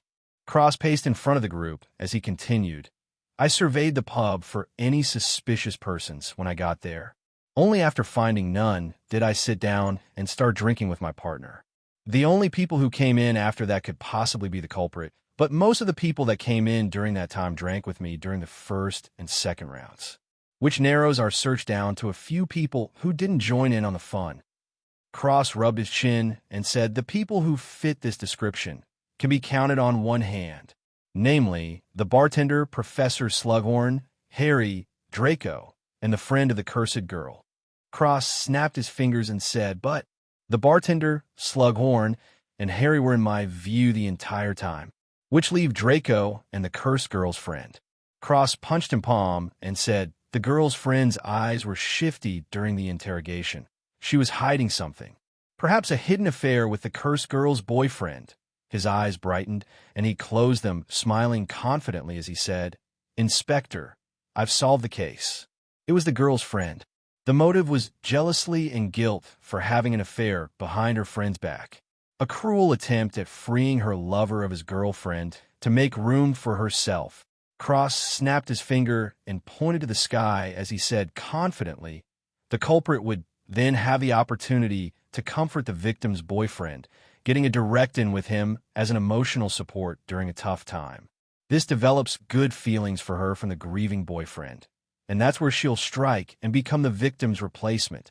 Cross held up his chin with an expression that said, "Come on, praise me." McGonagall was following at the beginning, but the ending was pure nonsense. Luna covered her face and let out a low laugh. Ron and Harry chuckled while looking away, but the drunk Hermione said, "It makes sense." Cross finger-pistoled her and said, "Elementary, my dear Watson." McGonagall clapped and said, "Yes, excellent. Well, time to go then." She gave Luna a look and Luna dragged Cross away, saying in an old British way, "You solved the case, Mr. Sherlock." Cross followed her, replying, "It was nothing, just a simple calculation." Luna answered with a giggle, "When were you going to do it, Aegeine? You saved the day, you did. Bloody impressive, I reckon." Cross smiled proudly and said, "Wherever there is injustice, Sherlock will solve the case," before leaving the room. McGonagall watched him go before laughing and rubbing her eyes. Harry and Ron burst out laughing, while Hermione was confused. Luna teleported across the room and undressed him before putting him in bed. Then she undressed herself and slipped in next to him, snuggling up to his body and resting her head on his chest with a happy smile on her face. Cross wrapped his arm around Luna and pulled her close, resting his cheek on her head and kissing her forehead as he mumbled, "Good night, wifey." Before passing out, Luna had rosy cheeks and whispered, "Good night, hubby," before letting out the sweetest smile she ever had as she fell asleep, dreaming of a big, beautiful wedding and drooling a bit. A few days later, Cross was listening to Luna retell his drunk escapades for the 5th time and laughing. He scratched his neck and said, "You know, I have a pretty good idea of what happened now." Luna smirked and said, "Do you want to know more things?" Cross shook his head and sighed. "I'd rather not." In fact, he remembered everything. He only asked what happened once when he woke up in a moment of confusion, and then Luna let the floodgates loose. He kind of sort of wanted to punch her in the face, then kiss her, but he held back because he was a good boy. Cross read his book as Luna went on and on, somehow getting into a story where they went to space and hunted aliens. She finished after a while saying, "Man, you should have been there." Cross gave her a funny look and said, "Aliens?" Luna nodded as if to say, "Of course." Cross laughed and tackled her, kissing all over her face over and over again. Luna giggled and said, "An attack." Cross chuckled and pinched the tips of her ears, rubbing and pulling lightly. Luna moaned, and a wild look took over as she said, "Really?" Cross grinned and said, "Right now," as they both disappeared from where they were sitting. Luna landed back first on the bed, and Cross ripped her clothes right off in one pull. Luna blushed with an excited look in her eyes as Cross pulled her waist towards him roughly. Moans soon followed. The next night, Cross and Luna were sitting at a table with Slughorn, Harry, Hermione, and a bunch of other students. Namely, Unnamed Kid, Worthless, Who Cares, and Byston DeRay. Slughorn looked around happily and said, "So, Ms. Granger, what exactly do your parents do in the Muggle world?" Cross ate his ice cream and looked over saying, "Do they solve crimes?" Luna giggled and ate her ice cream. Hermione said, "My parents are dentists." Cross sighed and Slughorn asked, "And is that a dangerous occupation?" Hermione shook her head and replied, "No, sir. Although one boy did bite my father, he needed 10 stitches. The table was silent, and Slughorn said, I see." Hermione looked awkward and Cross chuckled as he mumbled hatefully, "That's what happens when you spoil my book." Luna choked on her ice cream and laughed. Cross smiled and went back to eating. Luna kneed his leg and grabbed his hand, turning it over as she wrote, "That kid from Gryffindor is looking at me. The Bull Rider." Cross snapped his head up and looked at the kid, licking his fingers and staring at Luna with a lustful expression. Luna sighed and decided to order this boy a tombstone now. Cross twitched his fingers, and the Bull Rider's clothes flashed before slowly falling apart without him even realizing it as he sat there completely nude. Slughorn was talking with another student when he saw Bull Rider's nude appearance. He was stunned and said, "My word, Cormac, this isn't that kind of dinner party." "What are you doing, boy?" Bull Boy was confused and said, "What do you mean, Professor?" As his shredded clothes turned to ashes and disappeared, Slughorn replied, "Boy, you're completely nude. You think this is funny?" Bully the Rider stood up in shock. Bad move. His little willy was exposed to the air. Cross covered Luna's eyes and almost vomited as he said, "Honestly, man, don't you take care of yourself?" As a flash from a camera went off, Cross twitched his fingers and the camera flew back into his storage bag secretly. The boy with a father who made the Wolf's Bane potion, which seemed to be his only character trait, laughed and said, "Even if it was that kind of party, you showed up with a knob of that size? Perhaps for pixies that would satisfy." Cross gave that kid that rode on his dad's success a crisp high five. That was spectacular. He decided to rename this kid Funny Guy. The Bull Rider was so embarrassed, he couldn't even speak as he ran out of the room, covering his willy with his hands. Funny Guy shouted, "Mate, you don't need 2 hands to cover that up." Cross burst out laughing, and Slughorn said, "Yes, well, you can take a wild guess at who will not be joining us next time. I think that's enough for one night. It's been a pleasure." Unfortunately, Mr. Cormac soured the mood. Cross smiled and said graciously, "It's okay, Professor. These kinds of people can even take care of themselves. How could they be aware enough to be mindful of others?" Slughorn laughed and said, "Well said. Well said indeed. All right, until next time." Cross left with Luna. Hermione followed him. The rest left with the exception of Harry. Cross, Luna, and Hermione were walking down the halls. A notepad and quill flew out of Cross' bag. As he started speaking, Cormac McLaggen makes a scene at the prestigious Slug Club. Sources say that McLaggen ripped his clothes off after dessert, becoming completely nude. As he said, "Who's first?" The student I received my information from was truly scarred from the incident, and has this to say, it was horrifying. His gaze pierced through my clothes. I felt as though he was a hungry wolf in a flock of sheep. His willy was small but menacing. I was terrified for my innocence. Thankfully, Professor Slughorn was there. Otherwise, things might have taken a dangerous turn. Cross continued talking as Hermione's eyes widened, and she said, "What?" Cross continued, ignoring her, while Luna smiled as she said, "You see, Cross is a very petty person." Hermione was dumbfounded, and Luna added, "The last person who looked at me was hung by their underwear on the castle walls." Truly not a good option, as the wrestle humps can easily get into your underwear and cause a ruckus. Hermione was speechless now. Cross finished his article, and the camera flew out, printing a picture.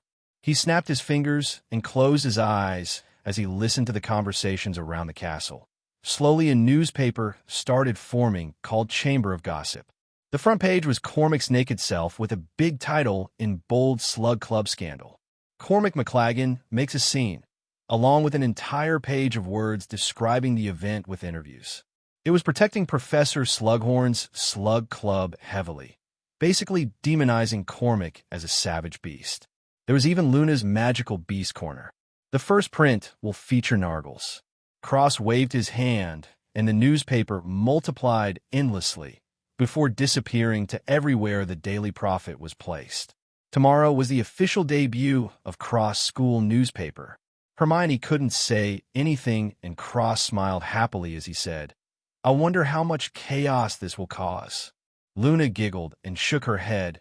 Hermione threw her hands up and said, "You ruined that boy." Cross scoffed and retorted, "So? He should keep his lustful expressions to himself. Who gave him the gall to look at my woman like that?" Hermione said incredulously, "You're doing this because of a look? Do you know how many people look at Luna?" Cross corrected, "Most of those are admiration and awe, not lust. I have a very good memory. Every single one of them who looked at her with lust will get their dues. They're lucky I'm a nice person." Hermione said incredulously, "You're a nice person?" Cross nodded and said, "I could kill them, so this is nothing." Hermione couldn't argue with that kind of logic. Between dying and being humiliated, humiliation was the better option. The only thing she could think was scary, but strangely enough, instead of being scared, she was instead envious and jealous. Shooting Luna a glare before stomping off, huffing and puffing, burning with jealousy on the inside. Why couldn't Cross do that for her too? The next morning, Cross was reading the Daily Prophet at breakfast, while the rest of the students were enthralled by the new and mysterious newspaper Chamber of Gossip. Chaos exploded in the school, as most of the articles had very personal conversations and scandals. Though the number one topic was Cormac's big scene. The kid Cross named Funny Guy was thriving at the moment, retelling the events with even more embellishment than the actual newspaper as he said, "There I was, yeah, telling about how me dad's potions aren't too far from mine when the lad strips. Knob to the air." Cross smiled as he read the Daily Prophet, ignoring the uproar at the school. Luna was next to him, reading the Chamber of Gossip, and said happily, "My corner is so good." Cross smiled softly and said, "You think I wasn't listening when you talked about Nardles?"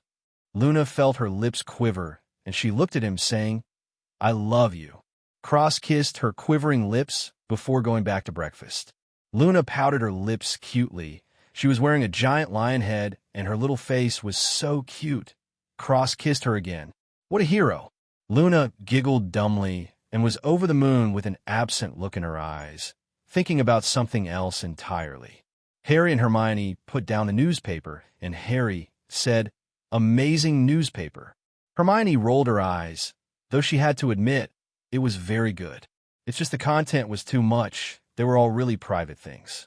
There was even a column with Moaning Myrtle, where she wrote spicy stories, unsuitable for children.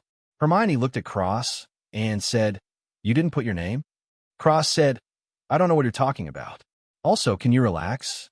Everybody loves spicy gossip. Look," as he pointed to a Ravenclaw girl reading the paper without looking away, stabbing a fork at her food, but missing, she didn't notice and put the fork in her mouth anyway. Harry chuckled and Cross smiled, waving his hand as the food flew to her fork. The girl didn't even notice and ate it. Cross shrugged and said, "What can I say? I'm just perfect." Luna rolled her eyes and nibbled on a bagel, reading the Moaning Myrtle column. Cross chuckled and turned his head to see Draco sitting alone at a table. Cross frowned and said, "Love, do it."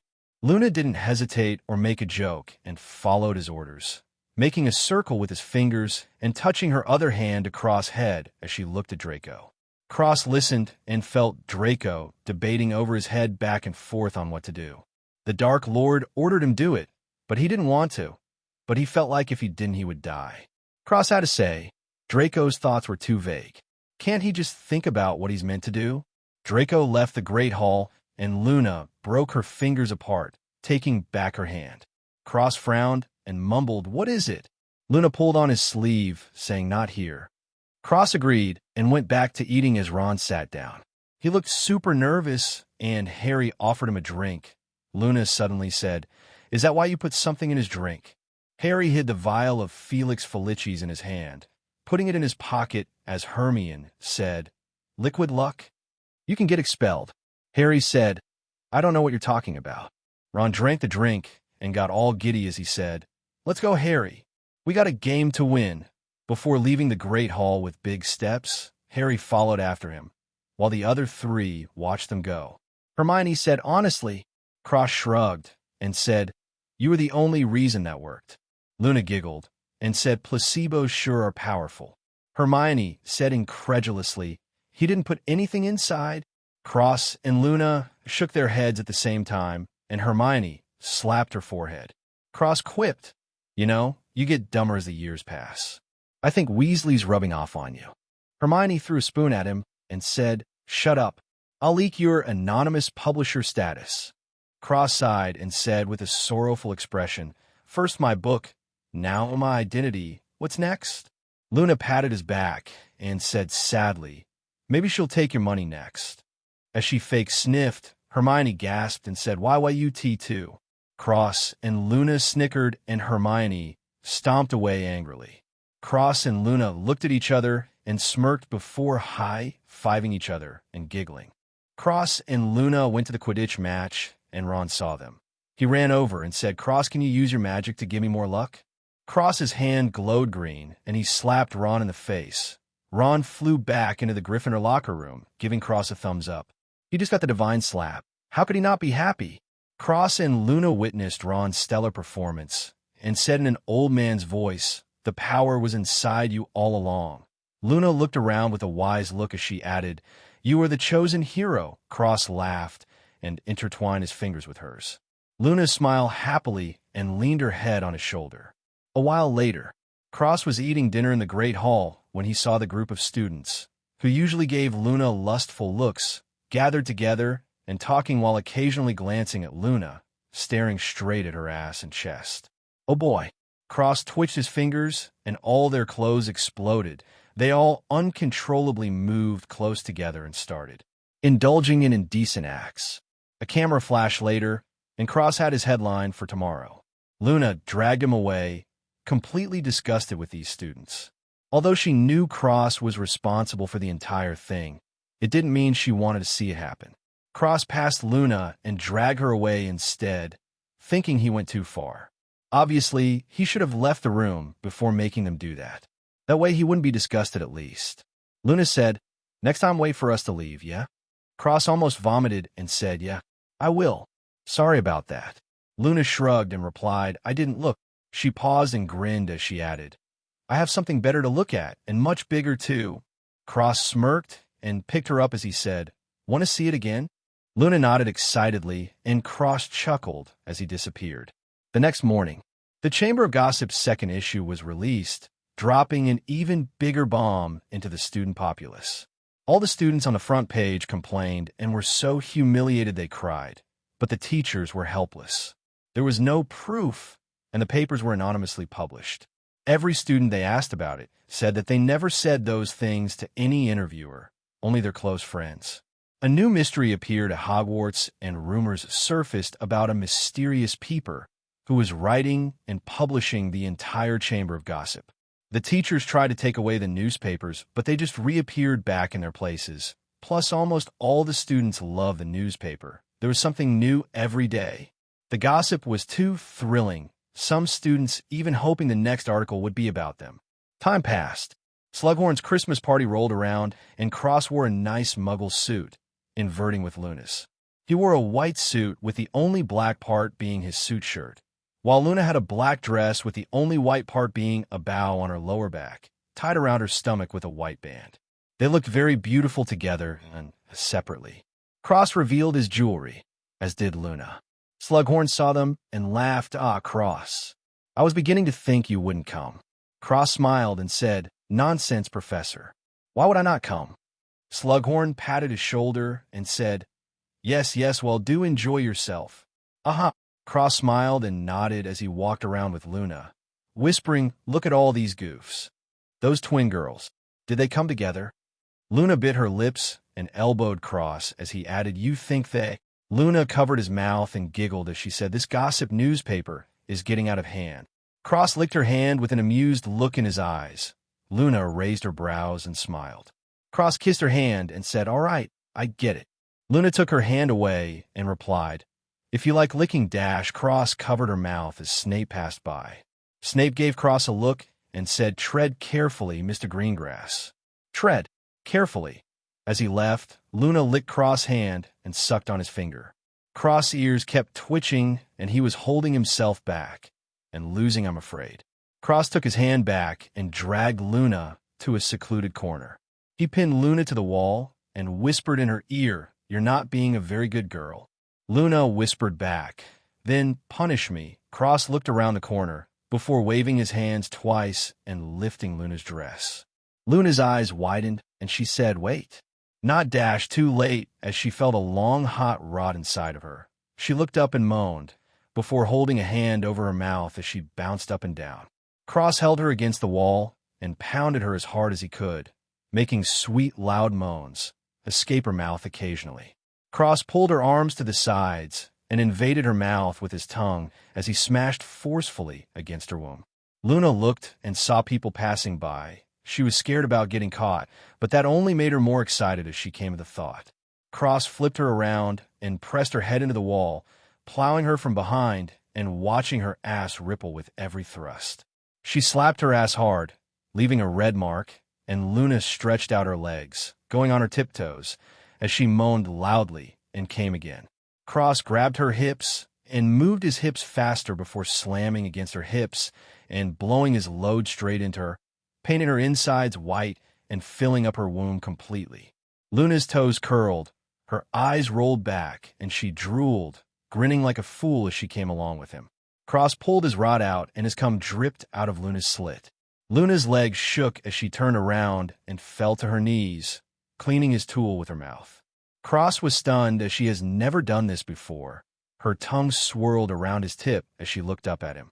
Cross saw her look and lost it as he grabbed her head and thrust it inside, shooting ropes in her throat, filling her stomach. Cross took his tool out, and Luna licked her lips as she said, "Yummy." Cross fixed his clothes and said, "Tonight you're not sleeping." Luna smiled excitedly and said, "I hope not." Cross sucked in a cold breath as he picked her up and kissed her deeply. Luna wrapped her around his neck as her panties went back and her clothes went back to normal. Snape turned the corner and berated, "This is not place to snog, Greengrass. Get back inside." Cross and Luna jumped. The excitement of having people walk by was fun, getting caught was not. Cross waved behind Luna's back, and all the evidence was erased. Snape didn't notice and pushed Cross back inside. Cross and Luna looked at each other and let out breaths of relief before smiling happily. Luna blushed and said, "I'll be right back," as she went to the bathroom to clean herself up. Cross watched her go and twitched his finger. A string flew around her wrist, and she looked back with a sweet smile before leaving. Cross smiled and walked around the party, seeing Snape stopping Harry. Cross walked by them and hearing Snape say, "He'll be gone for the holidays, coming back only at the next term." Harry replied, "Dumbledore." Snape hummed and walked away. Cross picked a drink from Neville, smiling as he said, "Thanks, Neville." Neville smiled and walked away. Cross drank from his drink and his mind turned. Dumbledore was leaving? Where was he going? He walked to the window and whistled. A letter flew out of his bag, and Cross wrote something down before sending 2 letters as an owl landed in front of him, and he said, "One to House Greengrass, and the other to House Lovegood." The owl hooted and bit the letters before flying off. Cross walked back to the party and saw Filch bringing Draco inside, saying, "I just discovered this boy lurking around the hallways. He claims to have been invited to your party, Professor Slughorn." Cross chimed, "I invited him." Filch looked over and nodded before leaving. Draco smiled gratefully, and Cross patted his shoulder, whispering, "Perhaps this will help you. Believe in what you're doing is right, and you could never do wrong, hesitating on a decision, and you will most likely make the wrong choice." Cross smiled kindly and patted his shoulder again, adding, "Think about what I told you 5 years ago, Draco. Your magic will regress like this. Enjoy the party."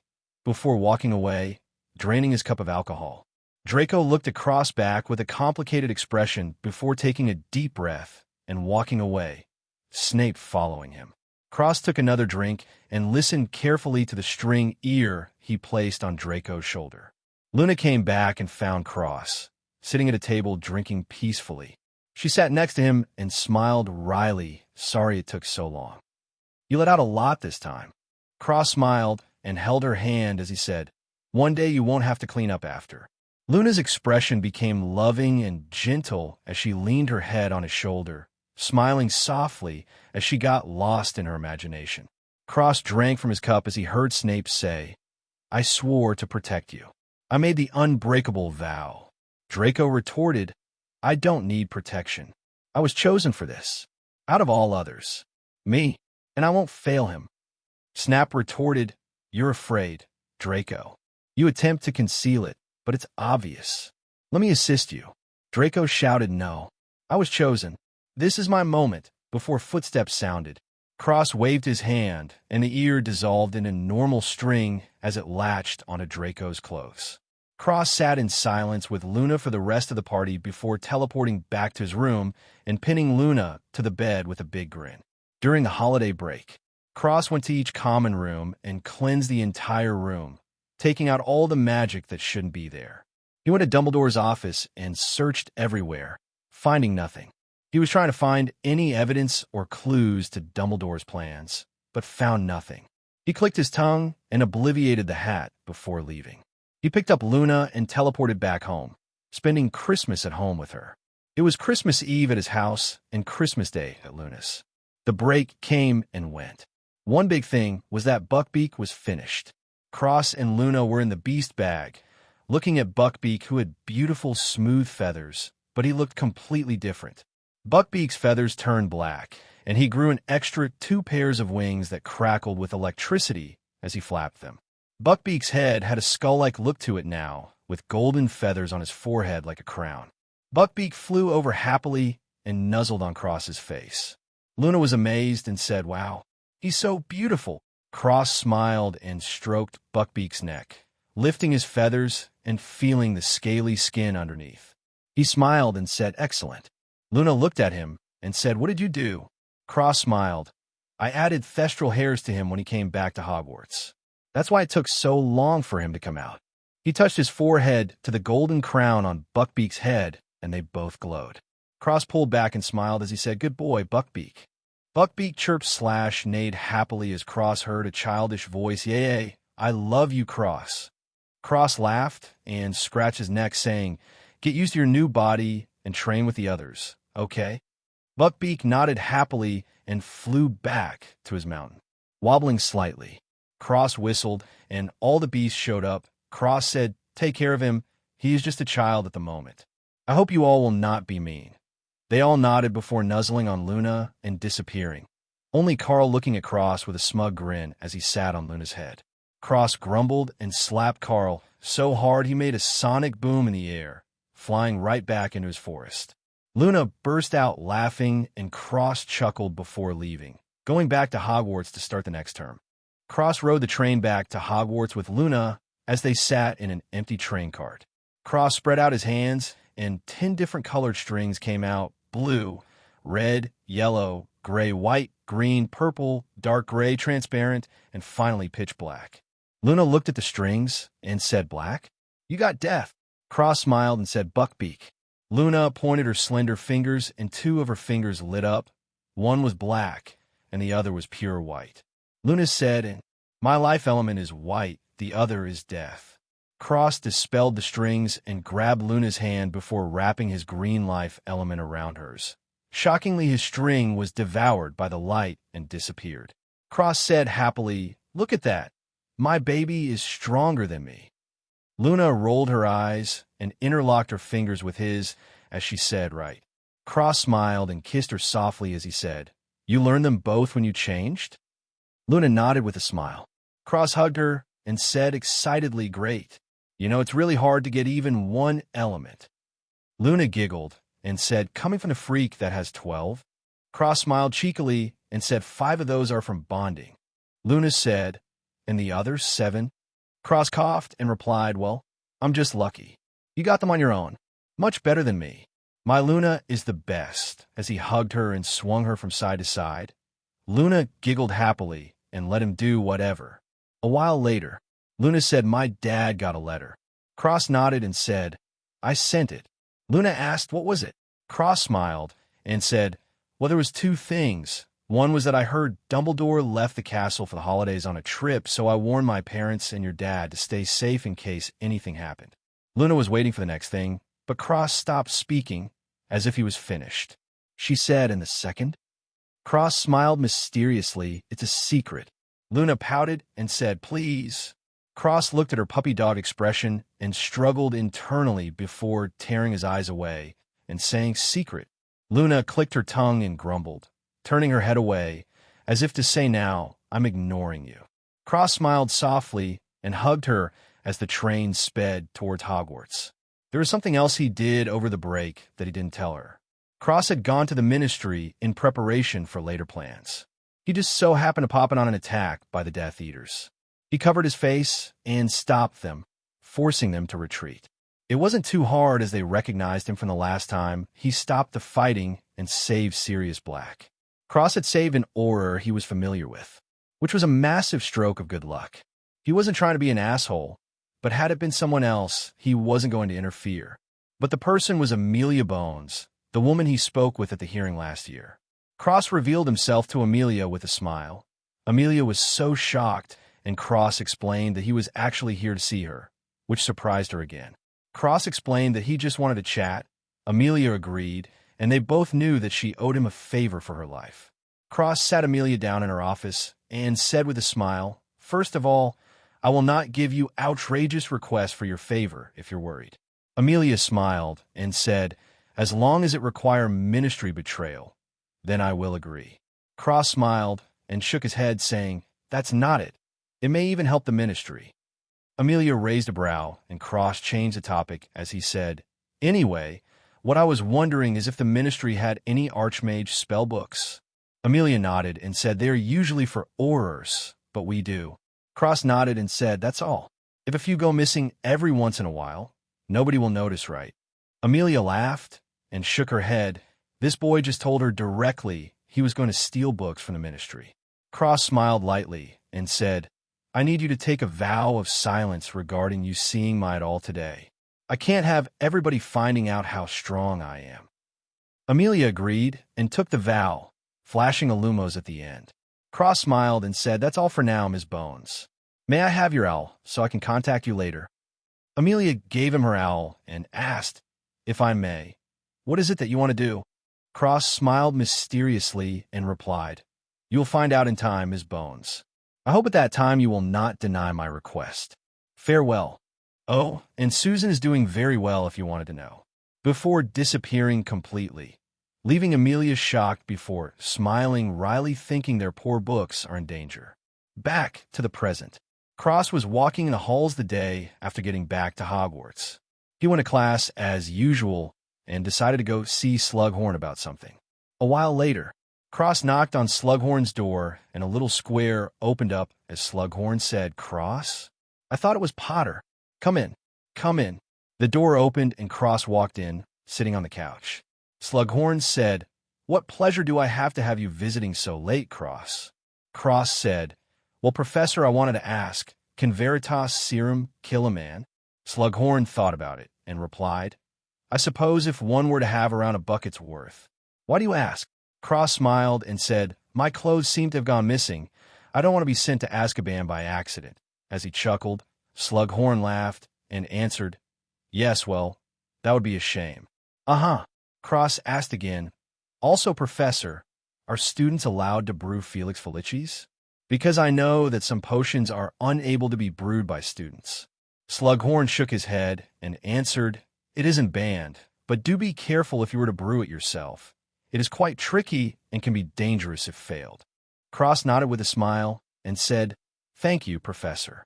I will leave you for the night." Slughorn got up and said, "I'll let me send you off. Also, if you're capable of brewing some Felix Felicis, could I have a few vials? Good to have a few on hand, you know." Cross smiled and said, "Not an issue, Professor. I'll send you an entire cauldron." "Ah." Slughorn smiled and opened the door to see Harry and Ron. Cross tilted his head and said, "A love potion?" Harry nodded and said, "A bad one. Professor, I wouldn't bother you, but this is urgent." Slughorn looked at Ron before sighing, "Very well, come in."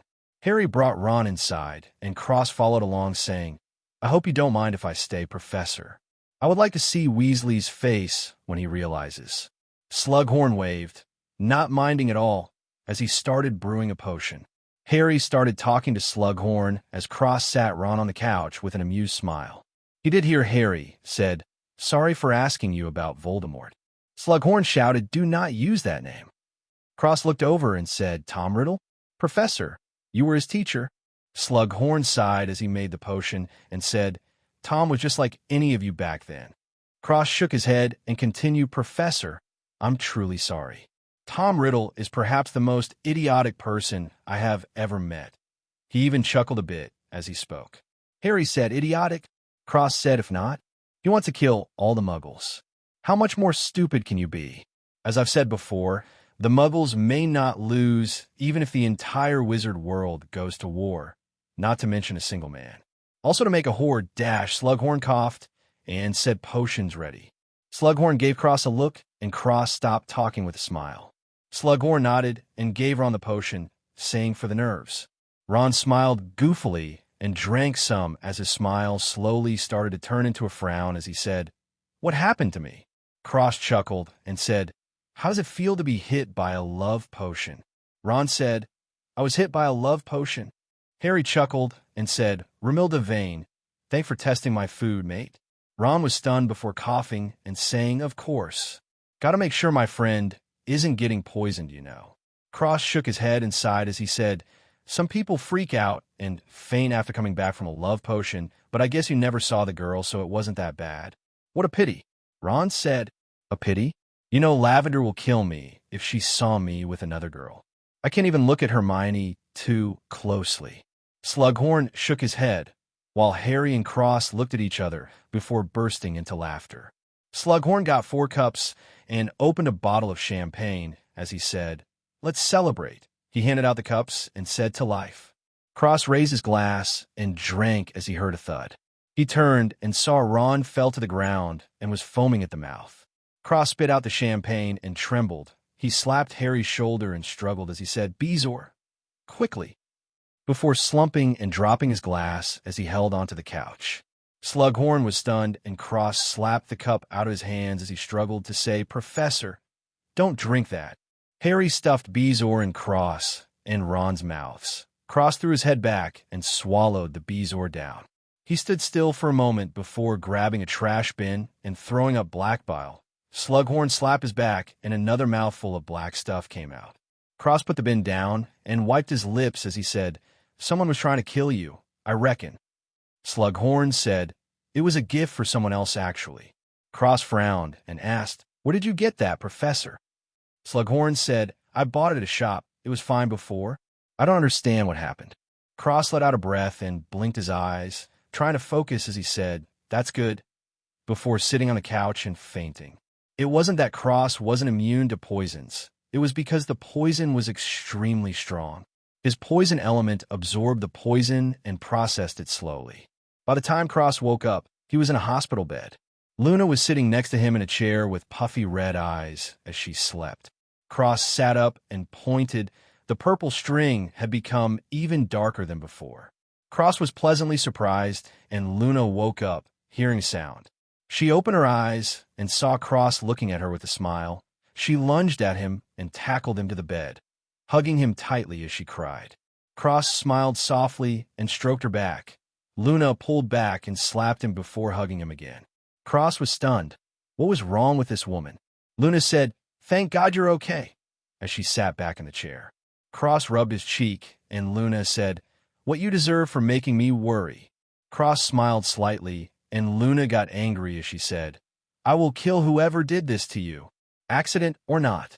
Cross smiled softly and said, "Calm down, Looney. I'm fine, plus it was a good thing. I only fainted because my poison was getting stronger." Luna threw her hands up in the air and said, "Are you going to go around drinking poison on purpose now? I will kill you myself if the poison doesn't." Cross choked. When did he say that? Luna snorted and said, "I will." "Don't think I won't," but there was a thick love in her eyes. Obviously, she was glad he was alive and not plotting his demise. Cross smiled happily and said childishly, "Humph. I don't believe it." Crossing his arms and snorting, Luna laughed and jumped on him, kissing his face all over before sealing his lips with hers as she straddled him. A few days later, Cross continued to publish his newspaper, the front page, talking about a streaking movement amongst the students with several interviews. One of them even said, if any girls would like to join, they're more than welcome. This was obviously anonymous, but Luna and Hermione both looked at Cross. Cross was sitting at a table in the Great Hall, eating, as he shrugged and said, "Some people—" Ron held the paper with one hand and slapped it with the back of his hand, said, "This bloke's a genius. Their movement will have a lot more attraction with a female streaker." Hermione and Luna shot him disdainful looks, while Harry shook his head, thinking Ron should say that in private. Though with this new newspaper, it might not be so private anymore. That's right. No one was safe from the peeping publisher. Hermione looked over and said, "Harry, it's her, Katie Bell." Harry looked over and grabbed his book before walking toward her. Cross whispered, "I thought he liked Ginny." Ron waved his newspaper at him, and Cross slapped it away as Hermione said, "That's the cursed girl." Cross gasped and said, "The one with the treacherous friend who wanted to kill her and steal her boyfriend." Hermione slapped her forehead, completely speechless, while Luna laughed and said, "That's right, I reckon. Sherlock, you've done it AGI, you did." Cross smiled and patted her head, saying, I love you. Luna smiled shyly and returned, I love you too. Hermione crushed the spoon in her hand, and Ron retched, saying, Hey, take it somewhere else, yeah? Cross and Luna snickered, and Harry ran out of the Great Hall. Cross watched them go, and his eyes lit up as he chased after them, saying, Sherlock's on the case. He swiped a broom from a younger student and said, I'll sign it for you later, kid, before jumping on it and riding it out of the hallway, standing up like a surfboard. The students gasped in shock. That motion, that calmness, the ease of the broom, the wind in his hair. This guy, he was a pro. Ron said, bloody hell. I reckon he's better than Crumb. Good thing he doesn't like Quidditch, am I right? Hermione rolled her eyes, and Luna smiled helplessly at Cross' interest in strange things and fights. Cross arrived at a bathroom and heard Sectum Sempra. He flew into the bathroom and said, Harry, bloody dangerous spell to be throwing around, mate, as he flew over Harry to Draco's body. It was bleeding all over, and Draco was having trouble breathing. Cross crouched on the broom and hovered next to Draco, reaching his hand out and touching Draco's chest. Cross' hand turned orange, and he twisted it counterclockwise. The blood went back into Draco's body, and his wounds healed as if they never happened. Cross picked Draco up and held him in his arms as he floated towards the door. Snape walked in and saw Harry, Cross, and Draco. Snape said, What happened here? Cross said, You see, Draco hit his head on the sink, and Harry came to help. Snape said in the broom. Cross replied, These are new shoes. Have you seen the water here? Snape waved his wand, and Draco flew over to him. Snape carried him in his arms and left without a word. Cross smiled and flew back to the Great Hall with Harry, walking next to him. Cross returned the broom to the kid, who actually asked him for his autograph. The kid's friends told him who Cross was, the record holder for the fastest snitch catch and the Triwizard champion. Cross smiled and signed his name on the kid's broomstick and patted his head before walking back to the table. He sat down and licked his hair back as he said, Humph, I'm famous. Luna giggled and said, Sign my T.I. Cross covered her mouth and laughed as he said, later. He grinned and added, But it won't be in ink. Luna got excited and lunged at him, kissing him passionately. Hermione, Ron, and Harry just sat there and watched the exchange. Ron and Hermione both said, Lucky bitch / bastard, while Harry just shook his head, suddenly wondering where Ginny was. A few days passed. Cross was walking in the hallways, and Harry passed by saying cheerfully, Hey, Cross, I like your ears. Cross' ears twitched, and he said, I like your glasses, Harry. Felix Felicis, I see. Harry clicked his tongue and said, Nothing gets past you, mate, as he passed by Cross and added, Oh, except me. Haha, before going along on his journey. Cross shook his head and waved his hand with a small chuckle, an invisible string ear forming on Harry's shoulder. Cross activated the ear on Draco and went back to his room. A few days later, Cross was with Luna, breathing heavily on his bed as Luna snuggled next to him with a big smile, completely naked. Cross rubbed his wrists and said, How about we use rope next time? Luna giggled and nodded, kissing his chest. Cross suddenly sat up with a serious expression. Luna held herself up with her arms, squeezing her breasts out between them as she said, What's wrong? Cross said seriously, Harry and Dumbledore left the school. Luna said, Where did they go? Cross said to find a Horcrux, but what is Dumbledore's goal? I don't understand. Luna laid on the bed again and stretched her back, displaying her perfect curves as she said, Rule the light faction. Cross frowned and said, Yeah, but there's something else. How does Harry fit into everything? Luna waved and said, Dumbledore is getting old. Maybe he's grooming Harry. Cross heard her words and froze. His eyes widened, and he kissed Luna hard before saying, Looney, you're really my partner. You're a genius, as he laughed hysterically, finally figuring it all out. Luna was confused, but there was no time for that as Cross said, Come here, you. You won't sleep for the rest of the week. Luna yelped and Cross kissed her before starting up again as moans echoed in the room once more. A while later, Cross brought Luna to the bathroom. They took a bath together, but moans rang out once more. The poor bathtub was innocent.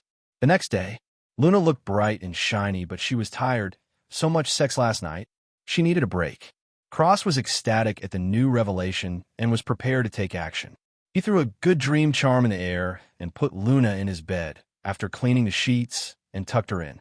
He kissed her forehead and said lovingly, "What would I do without you, Looney?" He sighed and caressed her sleeping face as he added with a whisper, "You truly are my other half." He smiled softly and threw his hood up before teleporting out of the room with his beast bag. Luna opened her eyes and smiled a warm and gentle smile as she mumbled, "In your mind, silly little elf prince," before closing her eyes again and falling asleep. Cross reappeared in the Forbidden Woods. He shouted in Elven, "Forenza!" Not long after Forenza showed up and said, "Your Highness, thank you for what you did for my people last time." Cross smiled and said, "No worries. Could you do me a favor?" Forenza said, "Anything, Your Highness." Cross nodded and said, "Protect all the creatures in the forest. Dumbledore is gone. Shield the animals before he returns." Forenza smiled and said, "You're finally taking action, Your Highness?" Cross smiled maliciously and said, "He touched my woman. I'm going to ruin him." Forenza chuckled and replied, "I will carry out the task." Cross smiled and added, "Oh yes, if Hagrid shows up asking questions, please don't hurt him. He is very kind and also a victim." Forenza's smile widened as he said, "Happily, of course, my lord." Cross didn't bother with the change of address and smiled before teleporting away. He reappeared at Hagrid's house and knocked on the door. Hagrid opened it and said, "Cross, how you doing, lad?" Cross smiled and said, "Great, Hagrid. You?" Hagrid smiled and said, "Not too bad. Not too bad at all. What brings you here?" Cross smiled and said, "I wanted to show you something." Cross led Hagrid outside and said, "Come out, all of you." Blue, Selena, Gray, Carl, and Buckbeak came out and grew to their normal size, stretching a bit. Hagrid was shocked and said, "Good Lord, Cross, is that Buckbeak?" Buckbeak chirped happily and flew over to Hagrid, nuzzling against him. Cross smiled and said, "He's not the same as before. I hope you don't mind his new look." Hagrid laughed and wiped his eyes as he said, "I thought they killed him." Buckbeak cooed softly and Cross said, "Hagrid, could I touch your head?" Hagrid said, "I don't see why not." Cross touched Hagrid's head and said, "Ultimate cleanse." Hagrid felt refreshed and relieved, but soon realized what happened and got a little angry. Cross stepped back and smiled apologetically. Hagrid clenched his fist before sighing and looking at Cross as he said, "Thanks, Cross." He got a bit sad as he said that. Cross said, "Hagrid, you don't have to be sad about it. He wasn't worthy of your loyalty. Trust me, there's a lot of things he's done that are worse than Voldemort." Hagrid sat down and sighed. Cross patted his shoulder and smiled kindly as he said, "I have a gift for you, if you want it." Hagrid looked up and sighed with a smile as he said, "Well, give it then." Cross looked at Selena and Gray before coughing as he said, "You literally have 4 other ones." Selena struggled and Cross said, "It's not even alive right now." She looked at Gray, who roared lowly, and said, "He saved both our lives." Selena finally sighed and nodded. Cross jumped in the beast bag before coming out with a black and red egg. He held it out towards Hagrid as he smiled and said, "You always wanted to raise a dragon, didn't you?" Hagrid was beyond shocked and said, "No, absolutely not. Put it back." Cross smiled and said, "It's okay. You know as well as I do that only 25% of the eggs laid by dragons actually make it out alive. The rest die. Take it. I know you will take care of it." Hagrid looked at Selena and Gray before saying firmly, "I will raise it like my own child. I promise." Selena had some relief in her eyes, and Gray nodded. Cross smiled and whistled. The beast went back into the bag, but Cross stopped Selena and said, "You stay with me. I have something to tell you." Selena shrank down and hid in his hood. Buckbeak looked at Hagrid sadly. He rubbed his head on Hagrid one more time before flying back in the bag. Hagrid wiped his eyes and said, "You'll take care of him, right?" Cross smiled softly and said, "They're all my family." Selena felt sweet, and Hagrid laughed as he held the egg in his hands very carefully, saying, "Come in. Have a drink, my treat." Cross smiled and said, "I'll be right in." Hagrid smiled and walked inside. Cross said, "Look at me." Selena came out and grew, looking at Cross in the eyes. Cross sighed and said, "Do you hate me?" Selena was silent. Cross added, "You know that only 1, maybe 2 will live." Selena said, but that doesn't mean I will abandon my babies. Cross sighed and said, "Follow me." Before going into the beast bag, Selena followed after him. Cross walked to her nest, where the eggs were. He stood above the eggs and said, "Which one do you like most?" Selena said, "They're all the same." Cross cut his palms and chuckled as he said, "Very well." He slammed his palms together as his eyes glowed gold, and he chanted in Elven, "Divine tree, hear my call.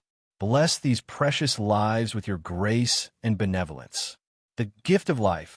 Golden runes fell on the ground and circled around the eggs. Cross spit a sliver of green crystalline liquid into the middle on the eggs. The sliver exploded and drizzled down on the eggs. The golden runes stopped and burned themselves into the nest. Each little egg felt bursting with life. Selena trembled and said, why you?" Cross smiled and stroked her head down her nose as he said warmly, "Like I said, we're all family. The little ones deserve nothing less." Selena dripped tears from her eyes and rubbed her head on Cross as she said, "Thank you," over and over again. Cross smiled and said, "Though I didn't expect my favorite little snake to lay eggs." Selena froze and coughed. Cross laughed and rubbed her scales as he said, "You still need to keep them warm, Selena." Selena wrapped around the eggs softly and lovingly as Cross smiled and walked away, leaving the beast bag. Cross packed up and entered Hagrid's shack. Hagrid had the egg on a small pillow as he kept it warm with his hands for the time being. Cross sat down and Hagrid poured him some mead.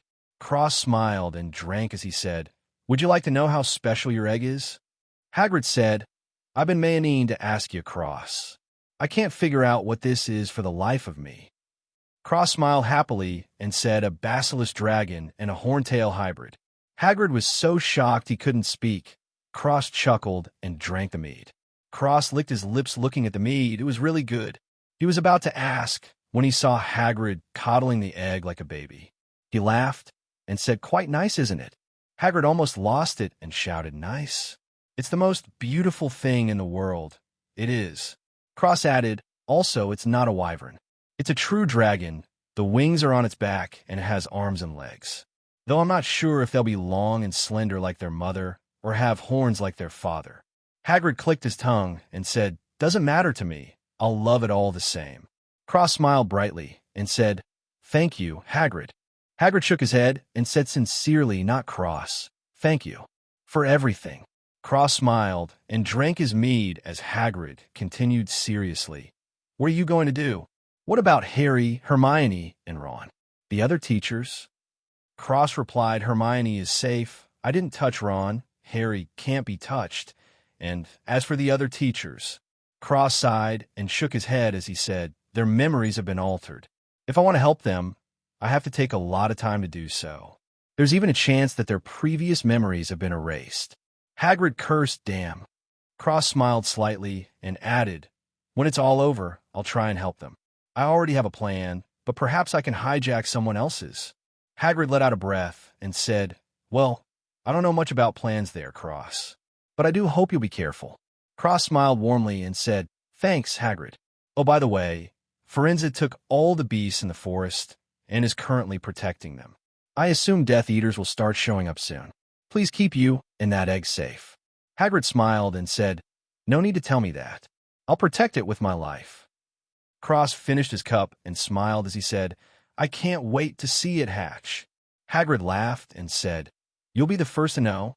Ha ha. Cross smiled and said goodbye to Hagrid before leaving with a wave, opting to walk back to the castle. Cross walked back and looked up at the sky to see dark clouds forming. Cross took a deep breath and let another one out as he grinned viciously a good night for killing before laughing grimly. Cross returned to his room and sat on the bed, caressing Luna's arm as he waited for something to happen.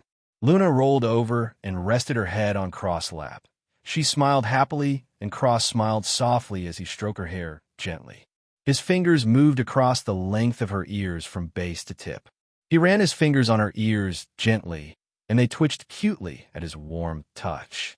Cross smiled at Luna's happy and relaxed expression. Time slowly passed. Cross' ears twitched, and he heard Draco shouting, "I have to do this, or he's going to kill me." Cross changed his ears on Harry and Draco to eyes, From Harry, he saw Snape stopping Harry before leaving. Cross threw up his hood and gently moved Luna to the bed as he pulled his hand over his face and muttered with a sadistic grin, "It's showtime," before disappearing. Cross appeared next to Harry, who jumped. Cross clamped a hand over Harry's mouth as he heard Snape say no. Cross left, disappearing into the darkness as he went up the stairs. Cross arrived at the top as Snape said, "Avada Dash." Cross waved his hand and said, "Expelliarmus." Snape's wand flew out of his hand, and Cross revealed himself, spreading out his hands and tying everyone up with strings, wrapping around their arms and necks tightly. Cross walked to the front and pointed at Dumbledore as he tied Dumbledore up tighter than a dumpling. Snape said, "Who are you?" Cross chuckled and said, "Oh, Professor, you don't know," as he ripped his mask off, revealing his face. Getting gasps from the group, but Dumbledore was silent as his eyes twinkled. Cross waved, and a barrier appeared in front of Dumbledore, shielding everyone, even Harry, from him. Cross looked over and said, "You lost, old man. This is checkmate." Bellatrix said, "Are you going to kill him?" "Good. Kill him, and the Dark Lord will reward you." Cross started laughing hysterically, but it was mocking laughter. He held his hand over his face and laughed as he said, "Yes, of course, the moron. I almost forgot about him. Ha ha ha." He looked over and sneered as he said, "Will he now? I don't think you quite understand the situation you're in, sweetheart." He chuckled and said, "Tom Riddle, he's nothing more than a fool. If he wasn't focused on destroying Harry Potter, he would have been dead already. Ironically, going after Harry extended his life up until now. You think he was the only one to hate muggles?" Cross sneered, "Of course not. So then why are there still muggles?" Ding ding. The muggles are stronger than wizards. There's a lot more muggles, and their technology would crush us just in sheer numbers. You're all retards. I refuse to be lumped up with you, even in the same sentence. It gives me chills. As he spoke, he walked over to Dumbledore and pinned him to the ground, checking him for any hidden wands or spells. He cast an ultimate cleanse, as a Death Eater shouted, "How dare you say that about our Lord?" Cross sighed and said, "Isn't it nice to be alive? You would think escaping from Azkaban would make you a little more cautious about what you say. I guess this isn't the case." He pointed at the man who spoke and said, "Goodbye, moron." The strings tore him to shreds until all that was left was a pile of meat on the ground. The others trembled in fear at Cross' ease at killing that man. He didn't even blink. Snape was the calmest as he said, "Then what do your actions mean, Mr. Greengrass?" Cross smiled and said, "Professor Dumbledore here has been plotting for a long time. Such a shame he decided to touch my woman." He looked down at Dumbledore and said, "It was me, your little enemy behind scenes.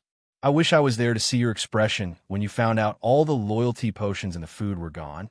Or how about when I cleared all the wards in the school? Maybe you were angry that your Order of the Phoenix group had their minds cleansed and were free from your control at last." Dumbledore just sighed and cross-eyed as he said, "You're no fun. Did you think you were going to get away with your newest scheme? Hee hee, not on my watch. Let's go. To the Ministry, I have enough Veritas serum on me to last a lifetime." "Ha ha." Harry showed up and said, "Cross, what are you doing?" Cross looked over and said, "My word, Harry. Are you deaf? Did you not just hear everything I said?" Harry shouted, I don't believe it." Cross shook his head and said, "Then you're so brainwashed. It may be irreversible at this point. Though, that wouldn't be a problem for you, would it be, Dumbledore? To take over another's body. The mind would be wiped anyway." Dumbledore trembled and Cross grinned as he said, "Finally a reaction. Ha!" He turned to Harry as his strings tightened around Dumbledore's arms and legs, even covering his mouth, as they glowed, constantly changing to different colors. Cross smirked and said, "Let me ask you something, Harry. Before you attempt and fail at rescuing the one who made you suffer, maybe you could think about something." Harry was silent and Cross smiled. He took a breath and said, "That woman, who lives across from you. You found out last year she knew magic, correct?" Harry nodded, and Cross continued, "From what I've heard, you lived in a cupboard under the stairs in that house. If she had magic then, why would she not help you? Knowing who you are and all, why let you suffer? She could have even brought you to her home." Cross shook his head and continued once more, The Dursleys treated you like a slave, and yet you have no personality changes from your 11 years of poor treatment? You should be shy and introverted, not outgoing, brave, and courageous. This isn't an insult, but psychology. The only reason is tampering from outside forces. Would you like to know how many spells, wards, charms, etc. are in your mind and on your body? Harry opened his mouth, but Cross cut him off, saying 128. Snape said, impossible. Cross smiled and said, of course not all these are bad. Most of them are very helpful. There's a magic drainer on your magic reserves, constantly emptying out your magic, making it much bigger and purer after every drain. He continued, also, have you noticed that everything in the school revolved around you? Do you think it was dumb luck? You are right about being the chosen one, as only you can completely destroy Voldemort. But who knows if you'll still be Harry Potter at that time? Harry said, what do you mean? Tell me. Cross chuckled and said, wait for the Daily Prophet, Harry. It won't be long.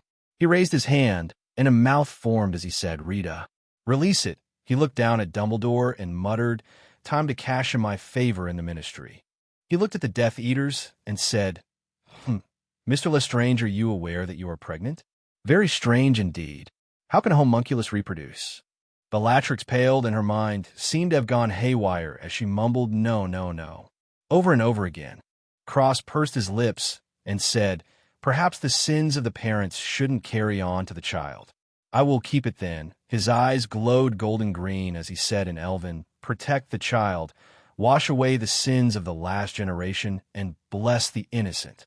Bellatrix's stomach glowed, and a golden green light came out, holding what looked to be a small fetus inside. Cross mumbled to himself and snapped his fingers. A golden light surrounded the fetus and fed it nutrients before the entire thing disappeared, going into his room at Hogwarts. Cross said cheerfully, well then, goodbye, as the Death Eaters and Bellatrix were ripped to shreds. Cross hummed happily to himself as he waved his hand, all their remains burning up and disappearing, as if they were never there in the first place. Cross said to Snape, perhaps it would be a good time to obliviate Draco and Harry?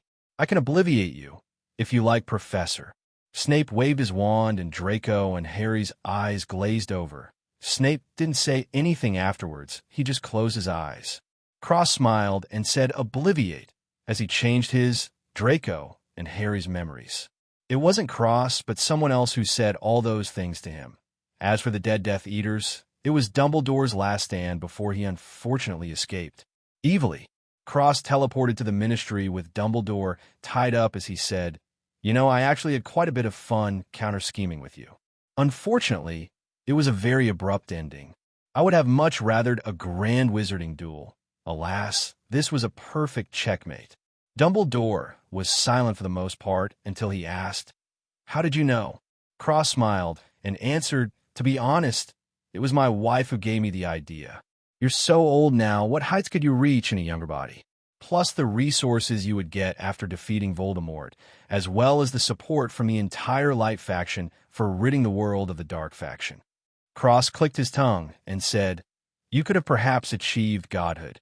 Unfortunately, that idiot will not be such a challenge. Dumbledore said, you know about the legendary path?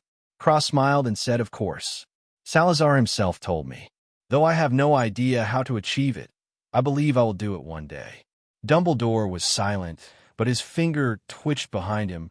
Nothing happened. He didn't escape. He didn't separate his soul to survive. Nothing. Cross had already thought of this and checked his soul to find it complete. Not a single chance for Dumbledore to come back. Cross arrived at the hearing room and kicked the door open. He walked inside and saw a hearing about a strange, which stripped dancer charming men to give me more money. Cross was amused and said, beat it, whore. I got a bigger fish. The witch, named Crystal Candy, jumped up and scampered away, winking at Cross, who snorted and said, sorry, married. Crystal pouted and left sadly. Cross threw Dumbledore into the chair and tied him to it as all 10 of his strings melded together, forming a strange black color. He didn't use space or time because it wasn't necessary. He discovered this when he was playing along with his strings a few days ago. When the 10 elements came together, they made a new one. Anti-magic, which nullified any magic of the one tied up. Unless, of course, they were thousands of times stronger than Cross. Amelia was acting minister and said, "What is the meaning of this?" Cross smiled and said in a muffled but clear voice, "I have come to check in a favor." He wore his mask again. He didn't want these ministry punks singing praises of him in the Daily Prophet. Really, he just wanted to be left alone. Cross took out a bucket of Veritas serum and controlled the potion to go into Dumbledore's open mouth. After he drank a good bit, Cross said, "Your name?" Dumbledore responded, "Albus Percival Wulfric Brain Dumbledore."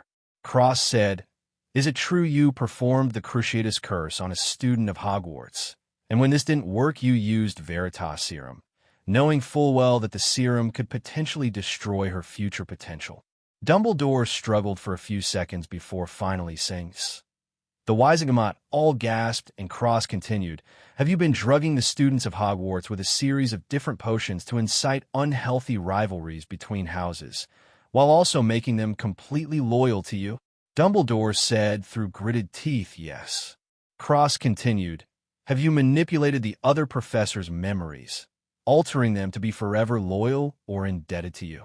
Dumbledore replied, "Yes," and closed his eyes. He was finished. Cross didn't stop there. He wanted destruction.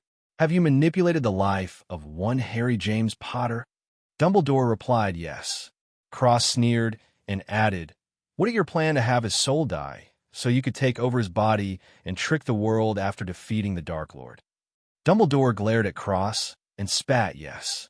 Cross chuckled and said, "Was the murder of James and Lily Potter planned by yourself?" Dumbledore was silent for a few more seconds before finally sighing and replying, "Yes."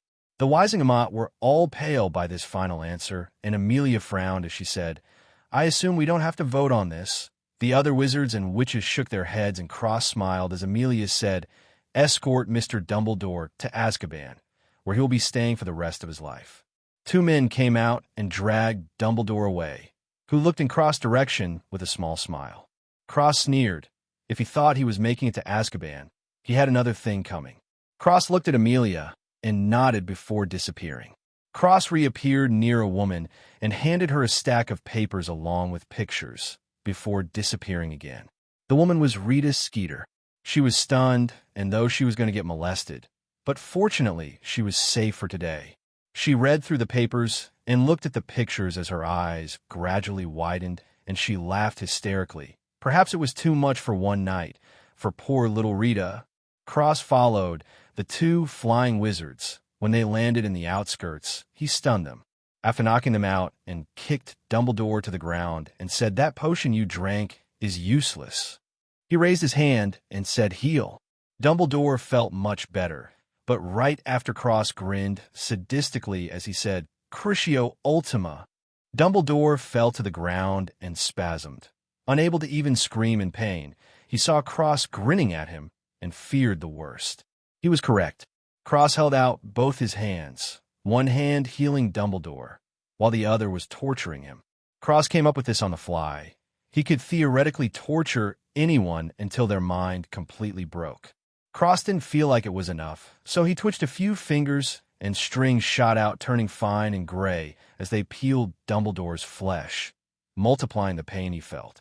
The strings slowly peeled his flesh to the bone as the heel struggled to keep up. It was the most terrible pain that could ever be felt by a person. Cross frowned. This wasn't enough. He cast an illusion over Dumbledore's eyes. In the illusion, everything went wrong at every turn. Everything he ever loved was destroyed in front of his eyes. Lovers, family, pets, everything. All his plans fell through, and he was sent to Azkaban, all weak and thin. But the punishment didn't stop there. He suffered mental punishment far worse than the physical punishment as Dumbledore's eyes finally widened in horror, and he started trembling in fear and pain. Cross smiled happily and cracked everything up a notch, finally hearing the sweet screams of terror and pain. It satisfied him greatly. He felt something click in his body, and an extremely powerful aura surged from his body, spreading outwards. Cross accidentally surged his magic, and Dumbledore went silent. Cross cursed and tried to heal him, but his body and mind were completely destroyed. He was nothing more than a shell of a person. Cross broke into his mind and found one last piece of reason, not enough to restore itself, but enough to know what's going on. Cross grinned evilly and destroyed the mindscape before forming a chair made of rubble. He grabbed the last strand of reason and threw him in the chair, tying him to the chair and stitching his eyes open permanently. The reason would have to watch everything happen in the outside world, but would be powerless to do anything. It was another form of torture, as Dumbledore was now mentally retarded, and his brain couldn't do anything to save itself. So he was tortured to watch himself like this, begging for death but unable to get it. Cross left the mindscape after making sure there was nothing left for Dumbledore to make a comeback with. After confirming, he left and teleported away, leaving Dumbledore drooling on the ground, unable to move, completely finished. By the time the Aurors woke up, Cross was completely gone. They can't find anything and took the now retarded Dumbledore to Azkaban, not caring if he's retarded or not, as they threw him in a cell and called the Dementors to constantly feed off his soul. Cross, on the other hand, was as happy as a lark. He popped back into his room and hummed happy as he saw Luna staring at the fetus and thought. Cross sat on the bed and hugged Luna as he said, "It's over, baby. I did it." Luna smiled warmly and snuggled into him as she said, "I'm happy." Cross kissed her as he said, "I'll tell you what happened after we celebrate." Luna gave him a cheeky smile and said, "I'll get the ropes." Cross coughed and said, "Only the ropes." Luna pouted and disappeared as Cross chuckled, feeling extremely relaxed and happy. Cross woke up the next morning and stretched his arms before kissing Luna, who was laying down on his chest, naked and tired. Luna woke up and mumbled, "I do," before falling back down and drooling. Cross smiled lovingly and whispered, "You may now kiss the groom." Luna kissed his chest, and Cross laughed. Luna woke up, and her face reddened as she bought on his chest, saying, "You think it's funny to tease me?" Cross grabbed her waist and laughed as he said, "Yup." "Ha!" Luna said, "You dash," before moaning loudly, as Cross slipped inside of her saying, "Good morning," before pounding her, as Luna bounced up and down with her tongue out of her mouth. A while later, Luna stepped out of the shower and grumbled. Cross was sitting on the bed in his school clothes, looking at the fetus in thought. Luna got dressed and slung her arms around his neck, kissed his cheek from behind as she said, "What is this, hubby?" Cross said, "A baby from a Death Eater and Voldemort. I don't know what to do with it." Luna hummed and said, "You took it." Cross nodded and said, "Her parents are going to die." "Well, one is dead already, and I didn't want to kill an unborn baby." Luna said after a few seconds, "Why don't we keep it?" Cross looked at her and said, "What?" Luna nodded and said, "We'll raise it like our own, of course, to make sure it doesn't end up like its parents." Cross gave her a good look, and Luna didn't even blink. He looked back at the fetus and bit his and Luna's finger, drawing 2 drops of blood before healing Luna's finger. The 2 drops of blood floated in front of him and slowly sank into the fetus, expelling all the other blood that was inside. The fetus trembled before a golden red blood cocoon covered it. Luna held it extremely gently in her hands, feeling a blood connection. Cross said seriously, "You can't back out of this now." Luna snorted and said, "As if I would. It's family now." Cross smiled softly and said, "And leave it here. When it's ready to be born, you will feel it." Luna reluctantly put the blood cocoon on a pillow on the desk before leaving with Cross, going to the Great Hall to eat breakfast. They got into the Great Hall, and all the students' eyes landed on Cross before they started whispering. Cross frowned and picked up a newspaper. The front page was filled with pictures of Dumbledore's hearing and the article stating his crimes and punishment along with a detailed description of how the hearing went. Cross read the article and didn't see anything even suggesting he had anything to do with it. He was confused. Why was everybody looking at him? Luna nudged him and flipped the newspaper to another page. There was a small article on the later pages that was titled "The Last Blood Elf." Cross read the article that detailed himself and how he was an ancient extinct race, capable of powers one could only dream of. Then it directly mentioned his name along with a quote. "The thing about chess is all the pawns are useful. Consider this the last check to you." The old schemer. Cross trembled and the newspaper shook. Luna looked at him worriedly, but Cross burst out laughing. The students were startled. Did he go crazy? Cross laughed and said, "Good move. Excellent check." Ha ha ha. Luna covered her eyes, not wanting to see what happens next. Cross turned to the students and grinned as he said, "It's true. What are you going to do about it?" A massive wave of pressure slammed against the students, and they trembled in fear, giving up any thoughts of going after Cross for his secrets. Cross took back the pressure and chuckled as he ate his breakfast. A while later, Hermione, Ron, and Harry sat down in front of Cross. Hermione slammed the newspaper down and looked at Cross as she said, "You're in danger. And you're just eating here?" Cross rolled his eyes and said, "What danger? Shut up and eat." Harry looked down and Cross pointed at him, saying, "Ultimate cleanse." He did the same for Ron, and they both blinked before smiling at Cross and saying, "Thanks." Cross grinned and said, "No worries. Really dodged a bullet there, Harry," as he pointed to the article on Dumbledore. Harry sighed and said, "I guess so," as he looked at a locket in his hands. Cross said, "You should probably continue to do your thing. If you don't destroy all the Horcruxes, then you will die. I suggest you go fast. Your time is running out." Harry clenched the locket and nodded. Cross smiled and continued to eat. The teachers continued to teach with sour moods. The whole school was a bit depressed. McGonagall took it upon herself and became the headmistress, while Snape disappeared. The school year ended and Cross hummed happily to himself as he left the school with Luna. Just as he left, he heard a soft voice. "Please come back, Elven Prince. There are still many things that you currently do not possess. You have saved me, but the danger is not yet gone." Cross stopped and said, "The castle." Luna looked around, not hearing anything, but Cross heard a response, "Yes. Please come back. Next year, I will be yours." Cross said, "Very well. I will come back. Hopefully you will explain at that time." The castle replied, "Of course." Before going silent, Cross teleported away, leaving the school. Luna and Cross arrived at Cross House. Luna was still holding the blood cocoon. Cross told her to leave it in his beast bag, to which Luna agreed. It would be far less dangerous to leave it there than to carry it around with her at all times. Time slowly passed like this. Cross got Marcus and the rest to move to somewhere secret, as Voldemort might attack at any time. He may be a moron, but he's a dangerous moron. And so after persuading, Marcus and the entire family moved. Cross smiled and stayed in the house, and a few days later, just as he suspected, Cross sat in the living room with Luna as Death Eaters swarmed into the house. Cross drank from his cup and smiled as he said, "Welcome to my humble abode." Wondering where my family is, he grinned and looked at the group as he said coldly, "Ask your fellow Death Eaters in hell." He waved his hand, and they all got tied up in strings.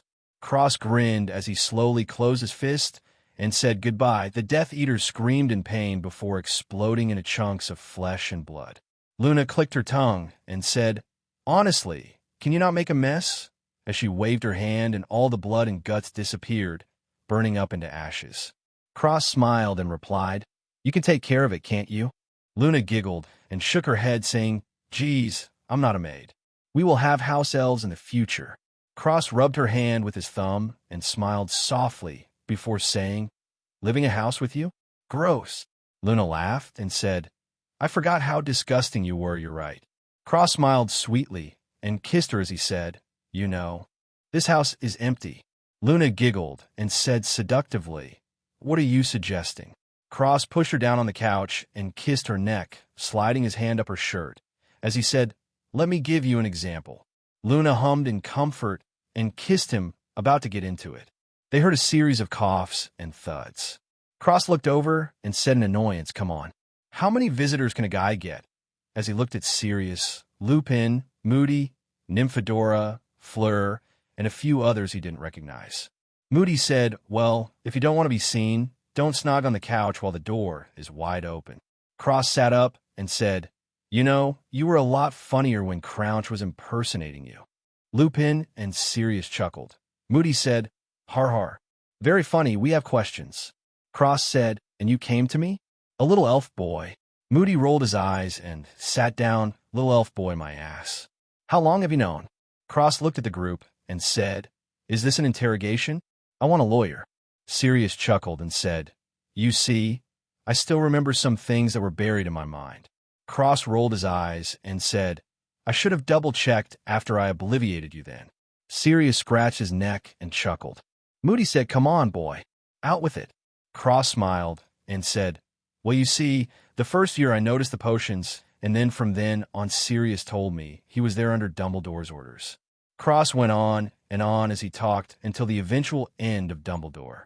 Cross smiled at their shocked looks and said, I know. I'm amazing. The most handsome guy you've ever seen as well, eh?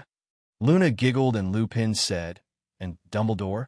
Cross chuckled evilly. Let's just say he won't be a problem ever again. He grinned and added, even if he escapes from Azkaban. Moody was silent for a few moments before saying, Seriously good. Though, we still have a job to do. Because the old bastard was planning so deep, we have to defeat a dark wizard as strong as him. All right, let's go. Cross pointed at himself and said, Let's go? Do I look like someone who jumps head first into danger? Did you not just hear my life story? Moody said, Well, you know much more than we do, so you're coming along. Cross just had his mouth open, completely speechless. Sirius said, Lad, come save my godson, won't you? Cross cursed. Do I look like a good person? I'm a terrible, evil guy. Worse than Voldemort. Don't just look at my handsome face. Luna laughed, and Fleur said, Can you come to my wedding? You and Luna are both invited. Cross was even more shocked and said, You're getting married? 2 years ago, you were still falling over yourself. Fleur almost spit out a mouthful of blood. Good thing Cross spoke in French. She replied weakly, It's different now. I have a lover. You know what happens to a villa once they find their lover. Cross said, Yeah. Save your breath, I know. He looked at Moody and said, What do I get by helping you? Moody narrowed his one eye and said some stuff and some things. Cross almost died of anger. Some stuff and some things. Moody hummed good stuff and things. Cross was about to go on a rampage, but Luna said, We'll help. Moody and the rest grinned, and Cross grumbled, You're lucky. My wife is a good person. They all chuckled, and Moody said, We're going Potters. Let's go. Cross went to his room and stuffed a bunch of wedding clothes in his bag for him and Luna. He slung his bag over his shoulder and got outside before whistling. Gray flew out of Cross' bag and grew. Cross carried Luna and hopped up on Gray's back as he said, Race ya. Ha ha ha. The group were stunned, and Gray flew away to Harry's house. He could get there because his string was still on Harry's body. If they were going somewhere else, he would need coordinates if he's never been there. The group sighed and flew away. Sirius looked at Lupin and said, The kid has better style than you for sure. Lupin swung at him with a smile as he said, You're one to talk, damn dog. Sirius chuckled and flew off on his broom. Cross and Luna landed in Harry's backyard with a loud thud. Thank God it was dark outside, or else the Muggles would have seen a giant dragon flying right over their heads. Cross whistled and Gray barreled into Cross' beast bag. Cross landed on the ground with Luna and walked into Harry's house. Cross saw there was absolutely nothing in the house and said, Well, I guess he wasn't accepting visitors. Luna giggled and Cross waved his hand, making a throne out of string and sitting down with Luna in his lap. Luna rolled her eyes and said, So extravagant. Cross smiled happily and said, You're here, aren't you? Luna smiled sweetly and leaned on him as Harry ran down the stairs and said, Cross, what are you doing here? Cross tapped the throne armrest and said, Well, I was coerced into coming to a little cupboard boy's rescue. Harry was surprised, and another voice sounded, Don't believe him, Harry. He only listens to the girl. Harry smiled widely and said, Sirius, as he hugged Sirius as the rest of the Order walked in, along with Hermione, Ron, and Hagrid. Ron saw Cross and said, Bloody hell, are you supposed to be the king, mate? Cross chuckled and said, Depend which race, Jingy. Ron gasped and Moody pushed to the front and said, That's all well and good, but we have some protecting to do. Harry won't be very useful buried 6 feet in the ground. Moody looked at the group and said, Potter, you're underage, which means you still have the trace on you. Harry asked, What's the trace? Moody replied, If you sneeze, the Ministry will know who wipes your nose. We need to get out of here with means that the Ministry can't trace. brooms, thestrals, and the like. We'll go in pairs, so they can't find out which Harry's the real one. Harry was confused, and Moody pulled out a bottle of polyjuice potion as he said, I believe you're familiar with this particular brew. Harry shouted no. Cross quipped, I say, are you sure you're not Barty Jr.? Moody grunted, and Harry said, not a chance. Risking everyone's lives for me. No, Hermione chimed, I told you he'd take it well. Fred and George added, none of us want to be you, mate. Imagine being a screwy, specky, git forever. Harry was stunned, and Moody said, you're underage. The rest agreed to take the risk.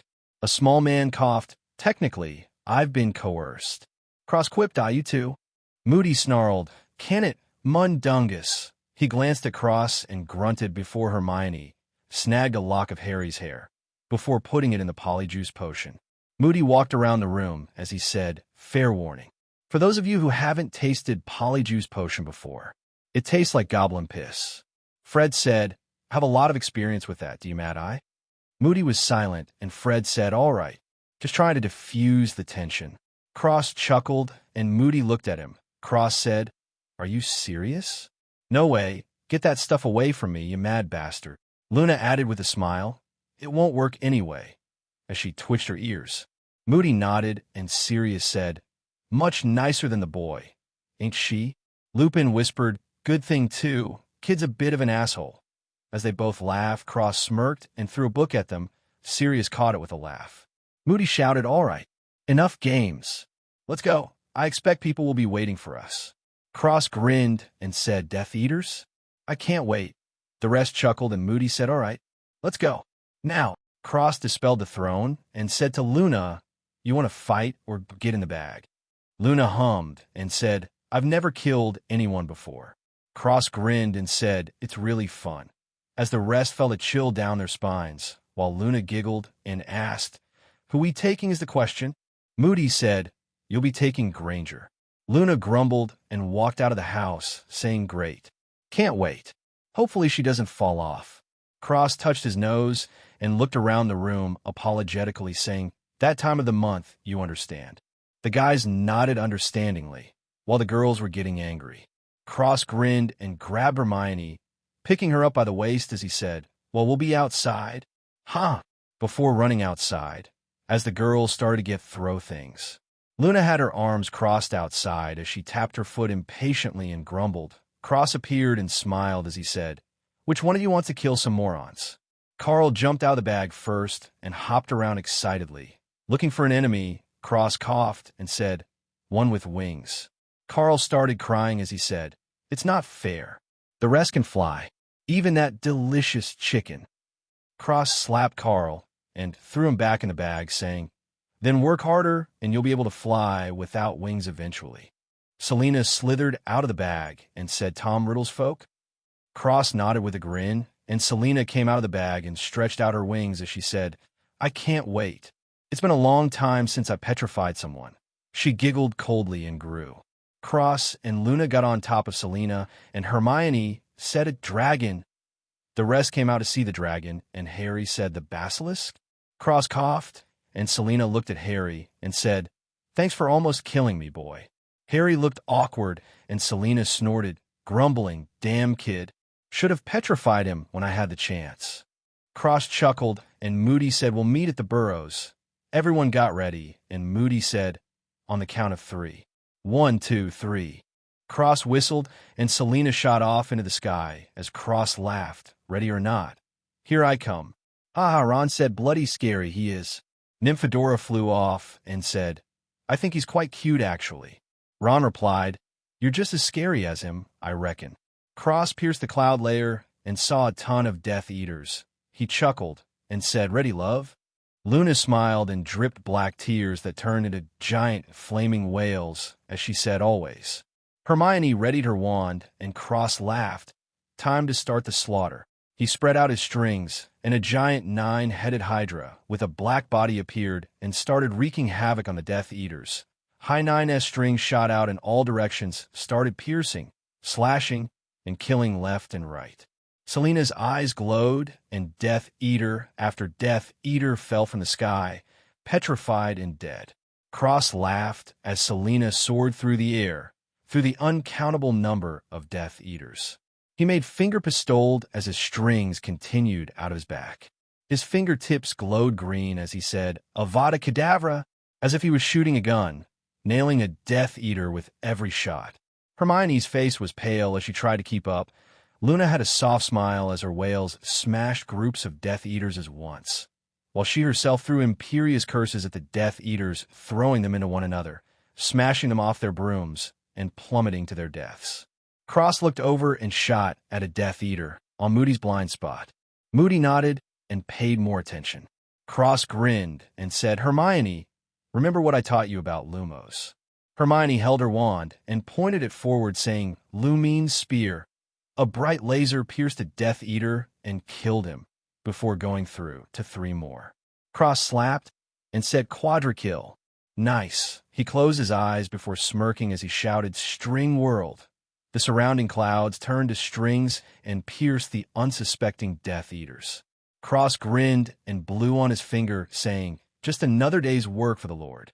Luna giggled and rolled her eyes as she had the whales explode and blow up a group of Death Eaters. Cross pouted and said, Honey, my big reveal.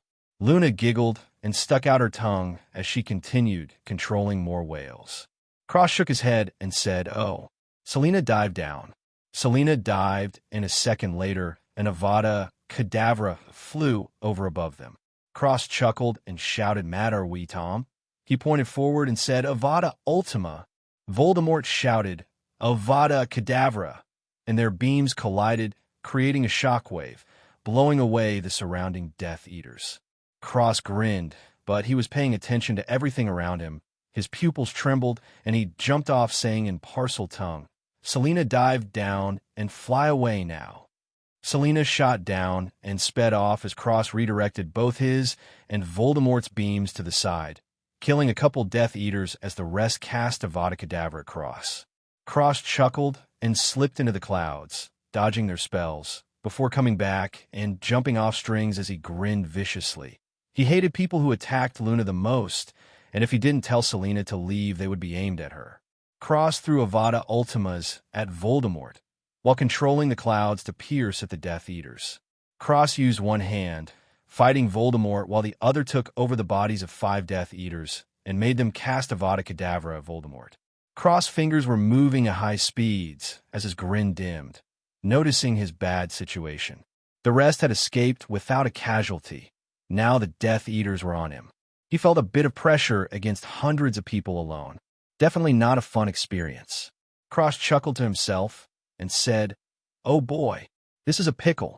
The Hydra rose up from under him, and all its heads were facing in a circle outwards. Cross hummed and said to himself, could try that. He grinned again, and the Hydra blasted out elemental breaths before spinning in a circle. Cross held out his hand, and it glowed orange as he said, Acceleratio. The Hydra spun extremely fast, and the breath started melding together to a strange black as an elemental storm appeared. Cross roared, and an invisible pressure locked down the Death Eaters as the storm engulfed them.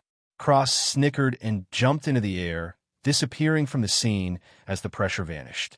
Voldemort waved the storm away and saw nothing. He grinded his teeth and roared to the sky in anger. Cross heard his roar and laughed to himself, even though he was sweating a bit. That was extremely taxing. He barely had any magic left. He kept jumping until he passed through an invisible barrier and saw Selena next to a house. He let out a breath of relief and got really tired as he fell to the ground. Selena looked up and caught Cross. Luna rushed over and checked him before letting out a breath of relief and slapping him shouted, Idiot! What are you doing? I thought you sacrificed yourself. I was about to go to hell and bring you back so I can kill you again. Cross sat up and said, Well, I'm alive, so yay. Plus, how do you know I won't go to heaven? Luna rolled her eyes and said, Are you joking?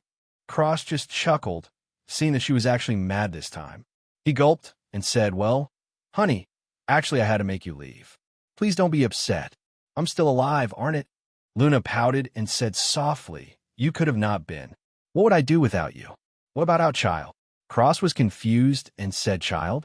Huh. Luna said the cocoon plus. I think I might be. Cross eyes widened and he shouted, Yh.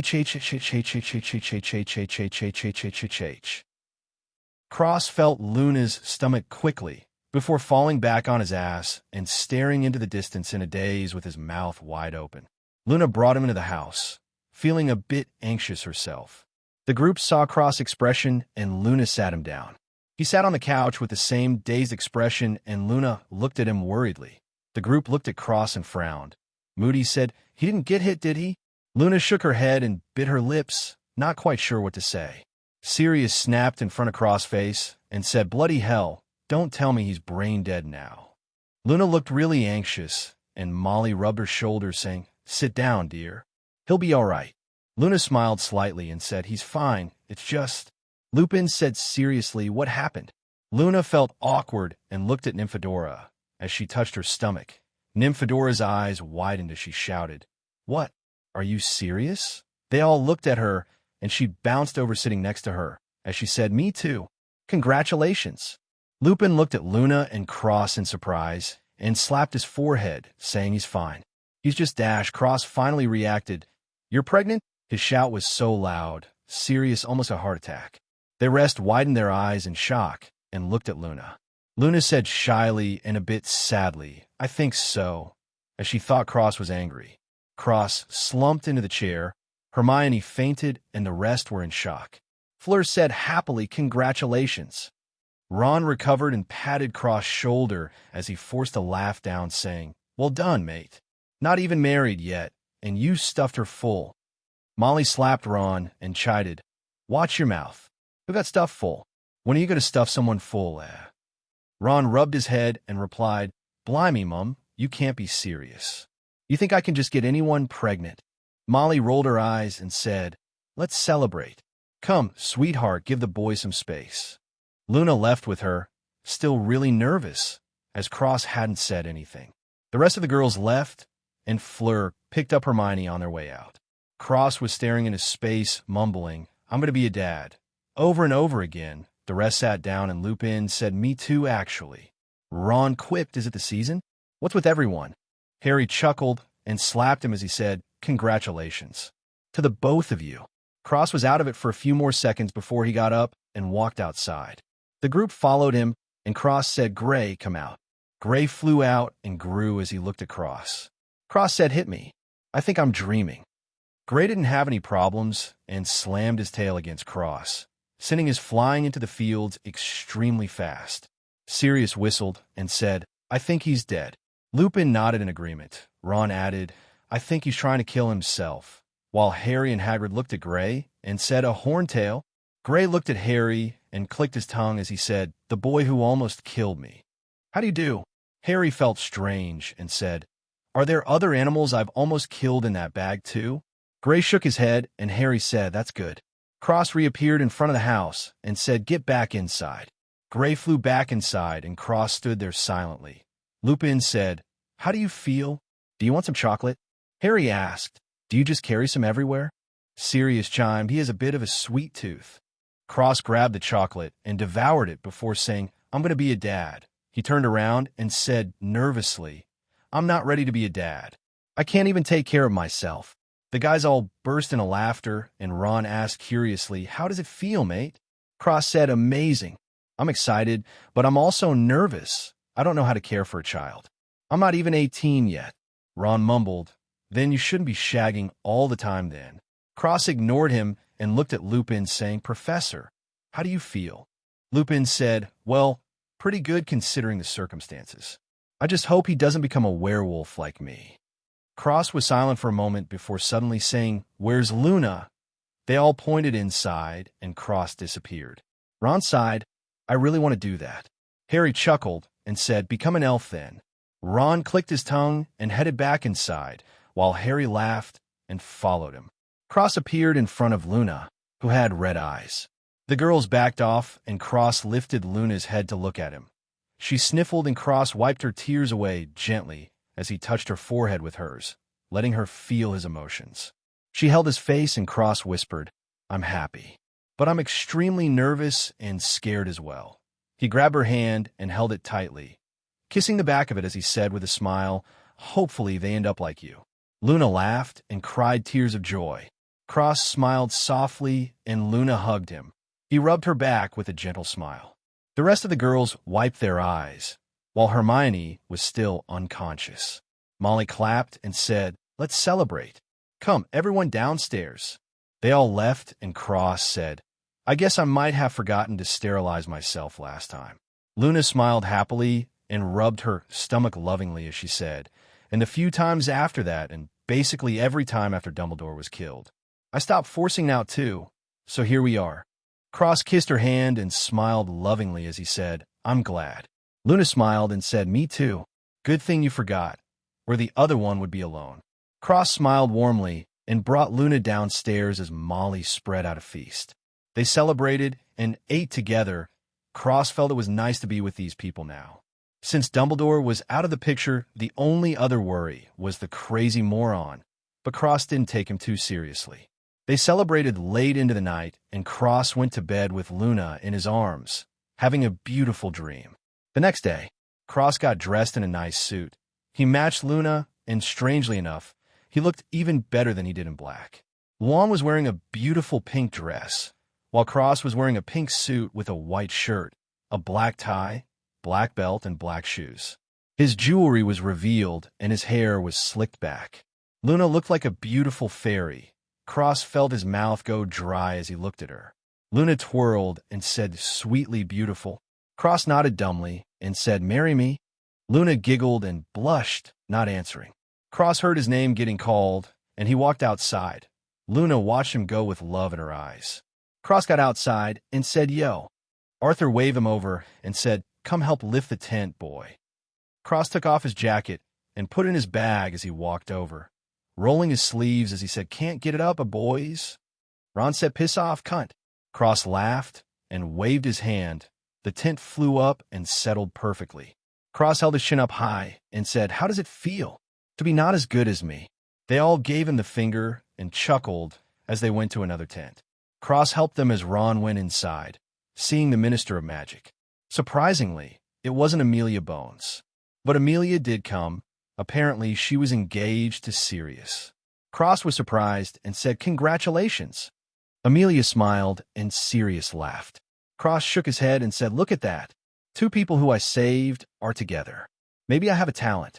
Amelia smacked his head and smirked as she said, "Relax, boy. I may not be in the ministry anymore, but don't think I don't know that the books that went missing are with you." Cross chuckled and slipped away into the house, escaping Amelia while Sirius laughed. Cross held, "The sword is Harry's. It came to him when he needed it most." Cross walked over and saw Hermione arguing with the minister, who replied, "At any case, the current whereabouts of the sword are unknown. I don't know what you're planning, Mr. Potter, but you can't do it alone. He's too strong," before getting up and leaving. Cross smiled at the minister and said, "I would be very careful at the ministry, Minister. I do hope you will not be a corpse the next time I see you." The minister nodded and replied, "I will heed your advice, Mr. Greengrass. Farewell," as he left. Cross looked at the 3 and said, "Actually, Hermione, the sword doesn't belong to anyone. You see, goblins have different owner beliefs. It is their belief that the maker, and not the buyer, is the true owner of the item. Whoever buys, it is merely renting the item." Cross looked at the snitch in Harry's hands and said, "May I borrow that for a moment, Harry?" Harry handed it over and Cross touched it a few times. The snitch opened and revealed a ring. Cross took the ring and said, "I'll trade you something good for this ring. How about it?" Harry said, "You know what that is?" Cross smiled and nodded as he said, "The resurrection stone." Hermione said, "Resurrection stone?" Ron asked, "You could bring someone back from the dead with that." "Bloody hell. I just got a lighter." Harry said, "If that's the care, I would like it back. Please, Cross." Cross sighed and sat down as he said, "Harry, what you're thinking won't work." Harry said, "How did you dash?" Cross looked at him sadly and explained, "The resurrection stone cannot bring the dead back to life. It merely brings their souls back." Cross paused as he thought for a moment, before saying, "Do you remember Tom Riddle's diary?" Harry nodded and Cross smiled. "It's like that. But the spirits that come back are usually in great pain and cannot stay for too long, only a few minutes or hours, depending on the bond. Cross tapped on Hermione's book as he said the 3 Deathly Hallows should be in that book. Hermione opened the book and started looking for it. Cross explained the 3 Deathly Hallows are the Elder Wand, the Cloak of Invisibility, and... He held up the ring as he continued the Resurrection Stone. Harry said, Cloak of Invisibility? Cross smiled and said, Your cloak, yes. It is said that if one gathers all the Hallows, they will be the master of death and unable to die. Ron shouted, Bloody hell. That's amazing. Cross shook his head and said, It is, but this is a lie. Hermione spoke, He's right, as she told the story of 3 brothers gaining things from death himself. Cross added after she finished, Death is inevitable. Everyone dies in the future, no matter what. You may be able to live for a very, very long time, but you will never live forever. Unless... Cross stopped speaking and Ron said, Unless what? Cross smiled and said, Unless. You become a god. But even then, I don't know how long gods live for. Anyway, Harry, want to trade? I just might have something you'll want. Harry looked at the ring and thought, before saying, Let's see it, then. Cross smirked and said, There's a reason they can't find Godric's sword, mate, as he pulled Godric's sword from his bag. Ron was amazed and said, Blimey, what else you got in that bag? Cross pulled out a few more things as he said, Egg incubator, rare woods and materials for wands, a bottomless bottle of Felix Felicis, a bucket of Veritas serum, a bunch of phoenix feathers. A ton of things were spilled out on the table. Hermione, Ron, and Harry were stunned. Hermione said, How many books can you hold in that bag? Ron said, Books. Have you seen what he just pulled out? Harry looked across and said, I'll take the sword. Cross smiled and handed it over with a snitch as he said, Oh yes, the sword can destroy Horcruxes. Harry took the sword and looked around. Cross said, Oh my bad. He dug in his bag and pulled out another bag before handing it over as he added, This is a bottomless bag. I made it myself. I was considering selling them, but you can have one for free. They're completely stable, so you can put your things inside without worry. He threw another 2 at Ron and Hermione as he said, This one is better than yours, Hermione. He turned back to Harry and said seriously, Thank you, Harry. Truly, this is just what I was looking for. Oh, a word of advice. I would return it to the goblins when you're done with it. Having goblins come after you is not fun. If you do happen to want to keep it or lose it, come find me. I have some pull with the goblins. Harry smiled and put the sword and his things away in the bottomless bag before stuffing in his pocket, as he said, Thanks, Cross. Cross smiled and said, If you want to give your cloak away, I'll take it too. Hermione said, You want all 3? Cross laughed and shook his head as he said, No. The cloak is just interesting as for the wand. I have no use for it. Plus, why would I want it? For my kids? It's just a piece of wood at the end of the day. Hermione felt her mouth twitch as she said, That's the most powerful wand in the world.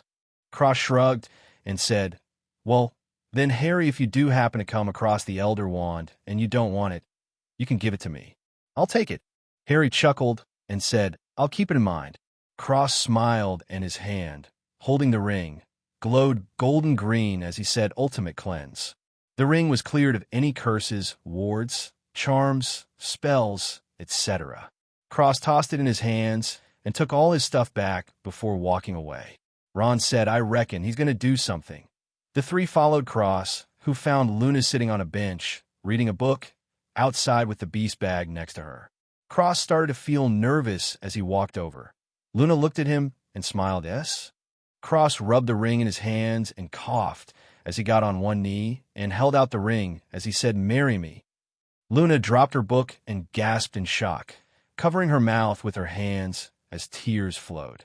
Ron, Hermione, and Harry were stunned. Harry said, Did he just? Hermione was in a daze, and Ron said, Power move, giving away a Deathly Hallow just like that. The rest of the group looked over and gasped. Luna looked at Cross and nodded excitedly, before hugging him and shouting, Yes, yes, of course. Cross was over the moon and hugged her as the people watching clapped, cheered, and whistled.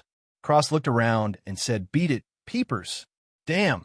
But he had a big smile on his face. They all laughed and shouted congratulations. Ha! Cross shook his head and put the ring on Luna's left-hand ring finger. Luna looked at the ring and froze in shock as she said, why you?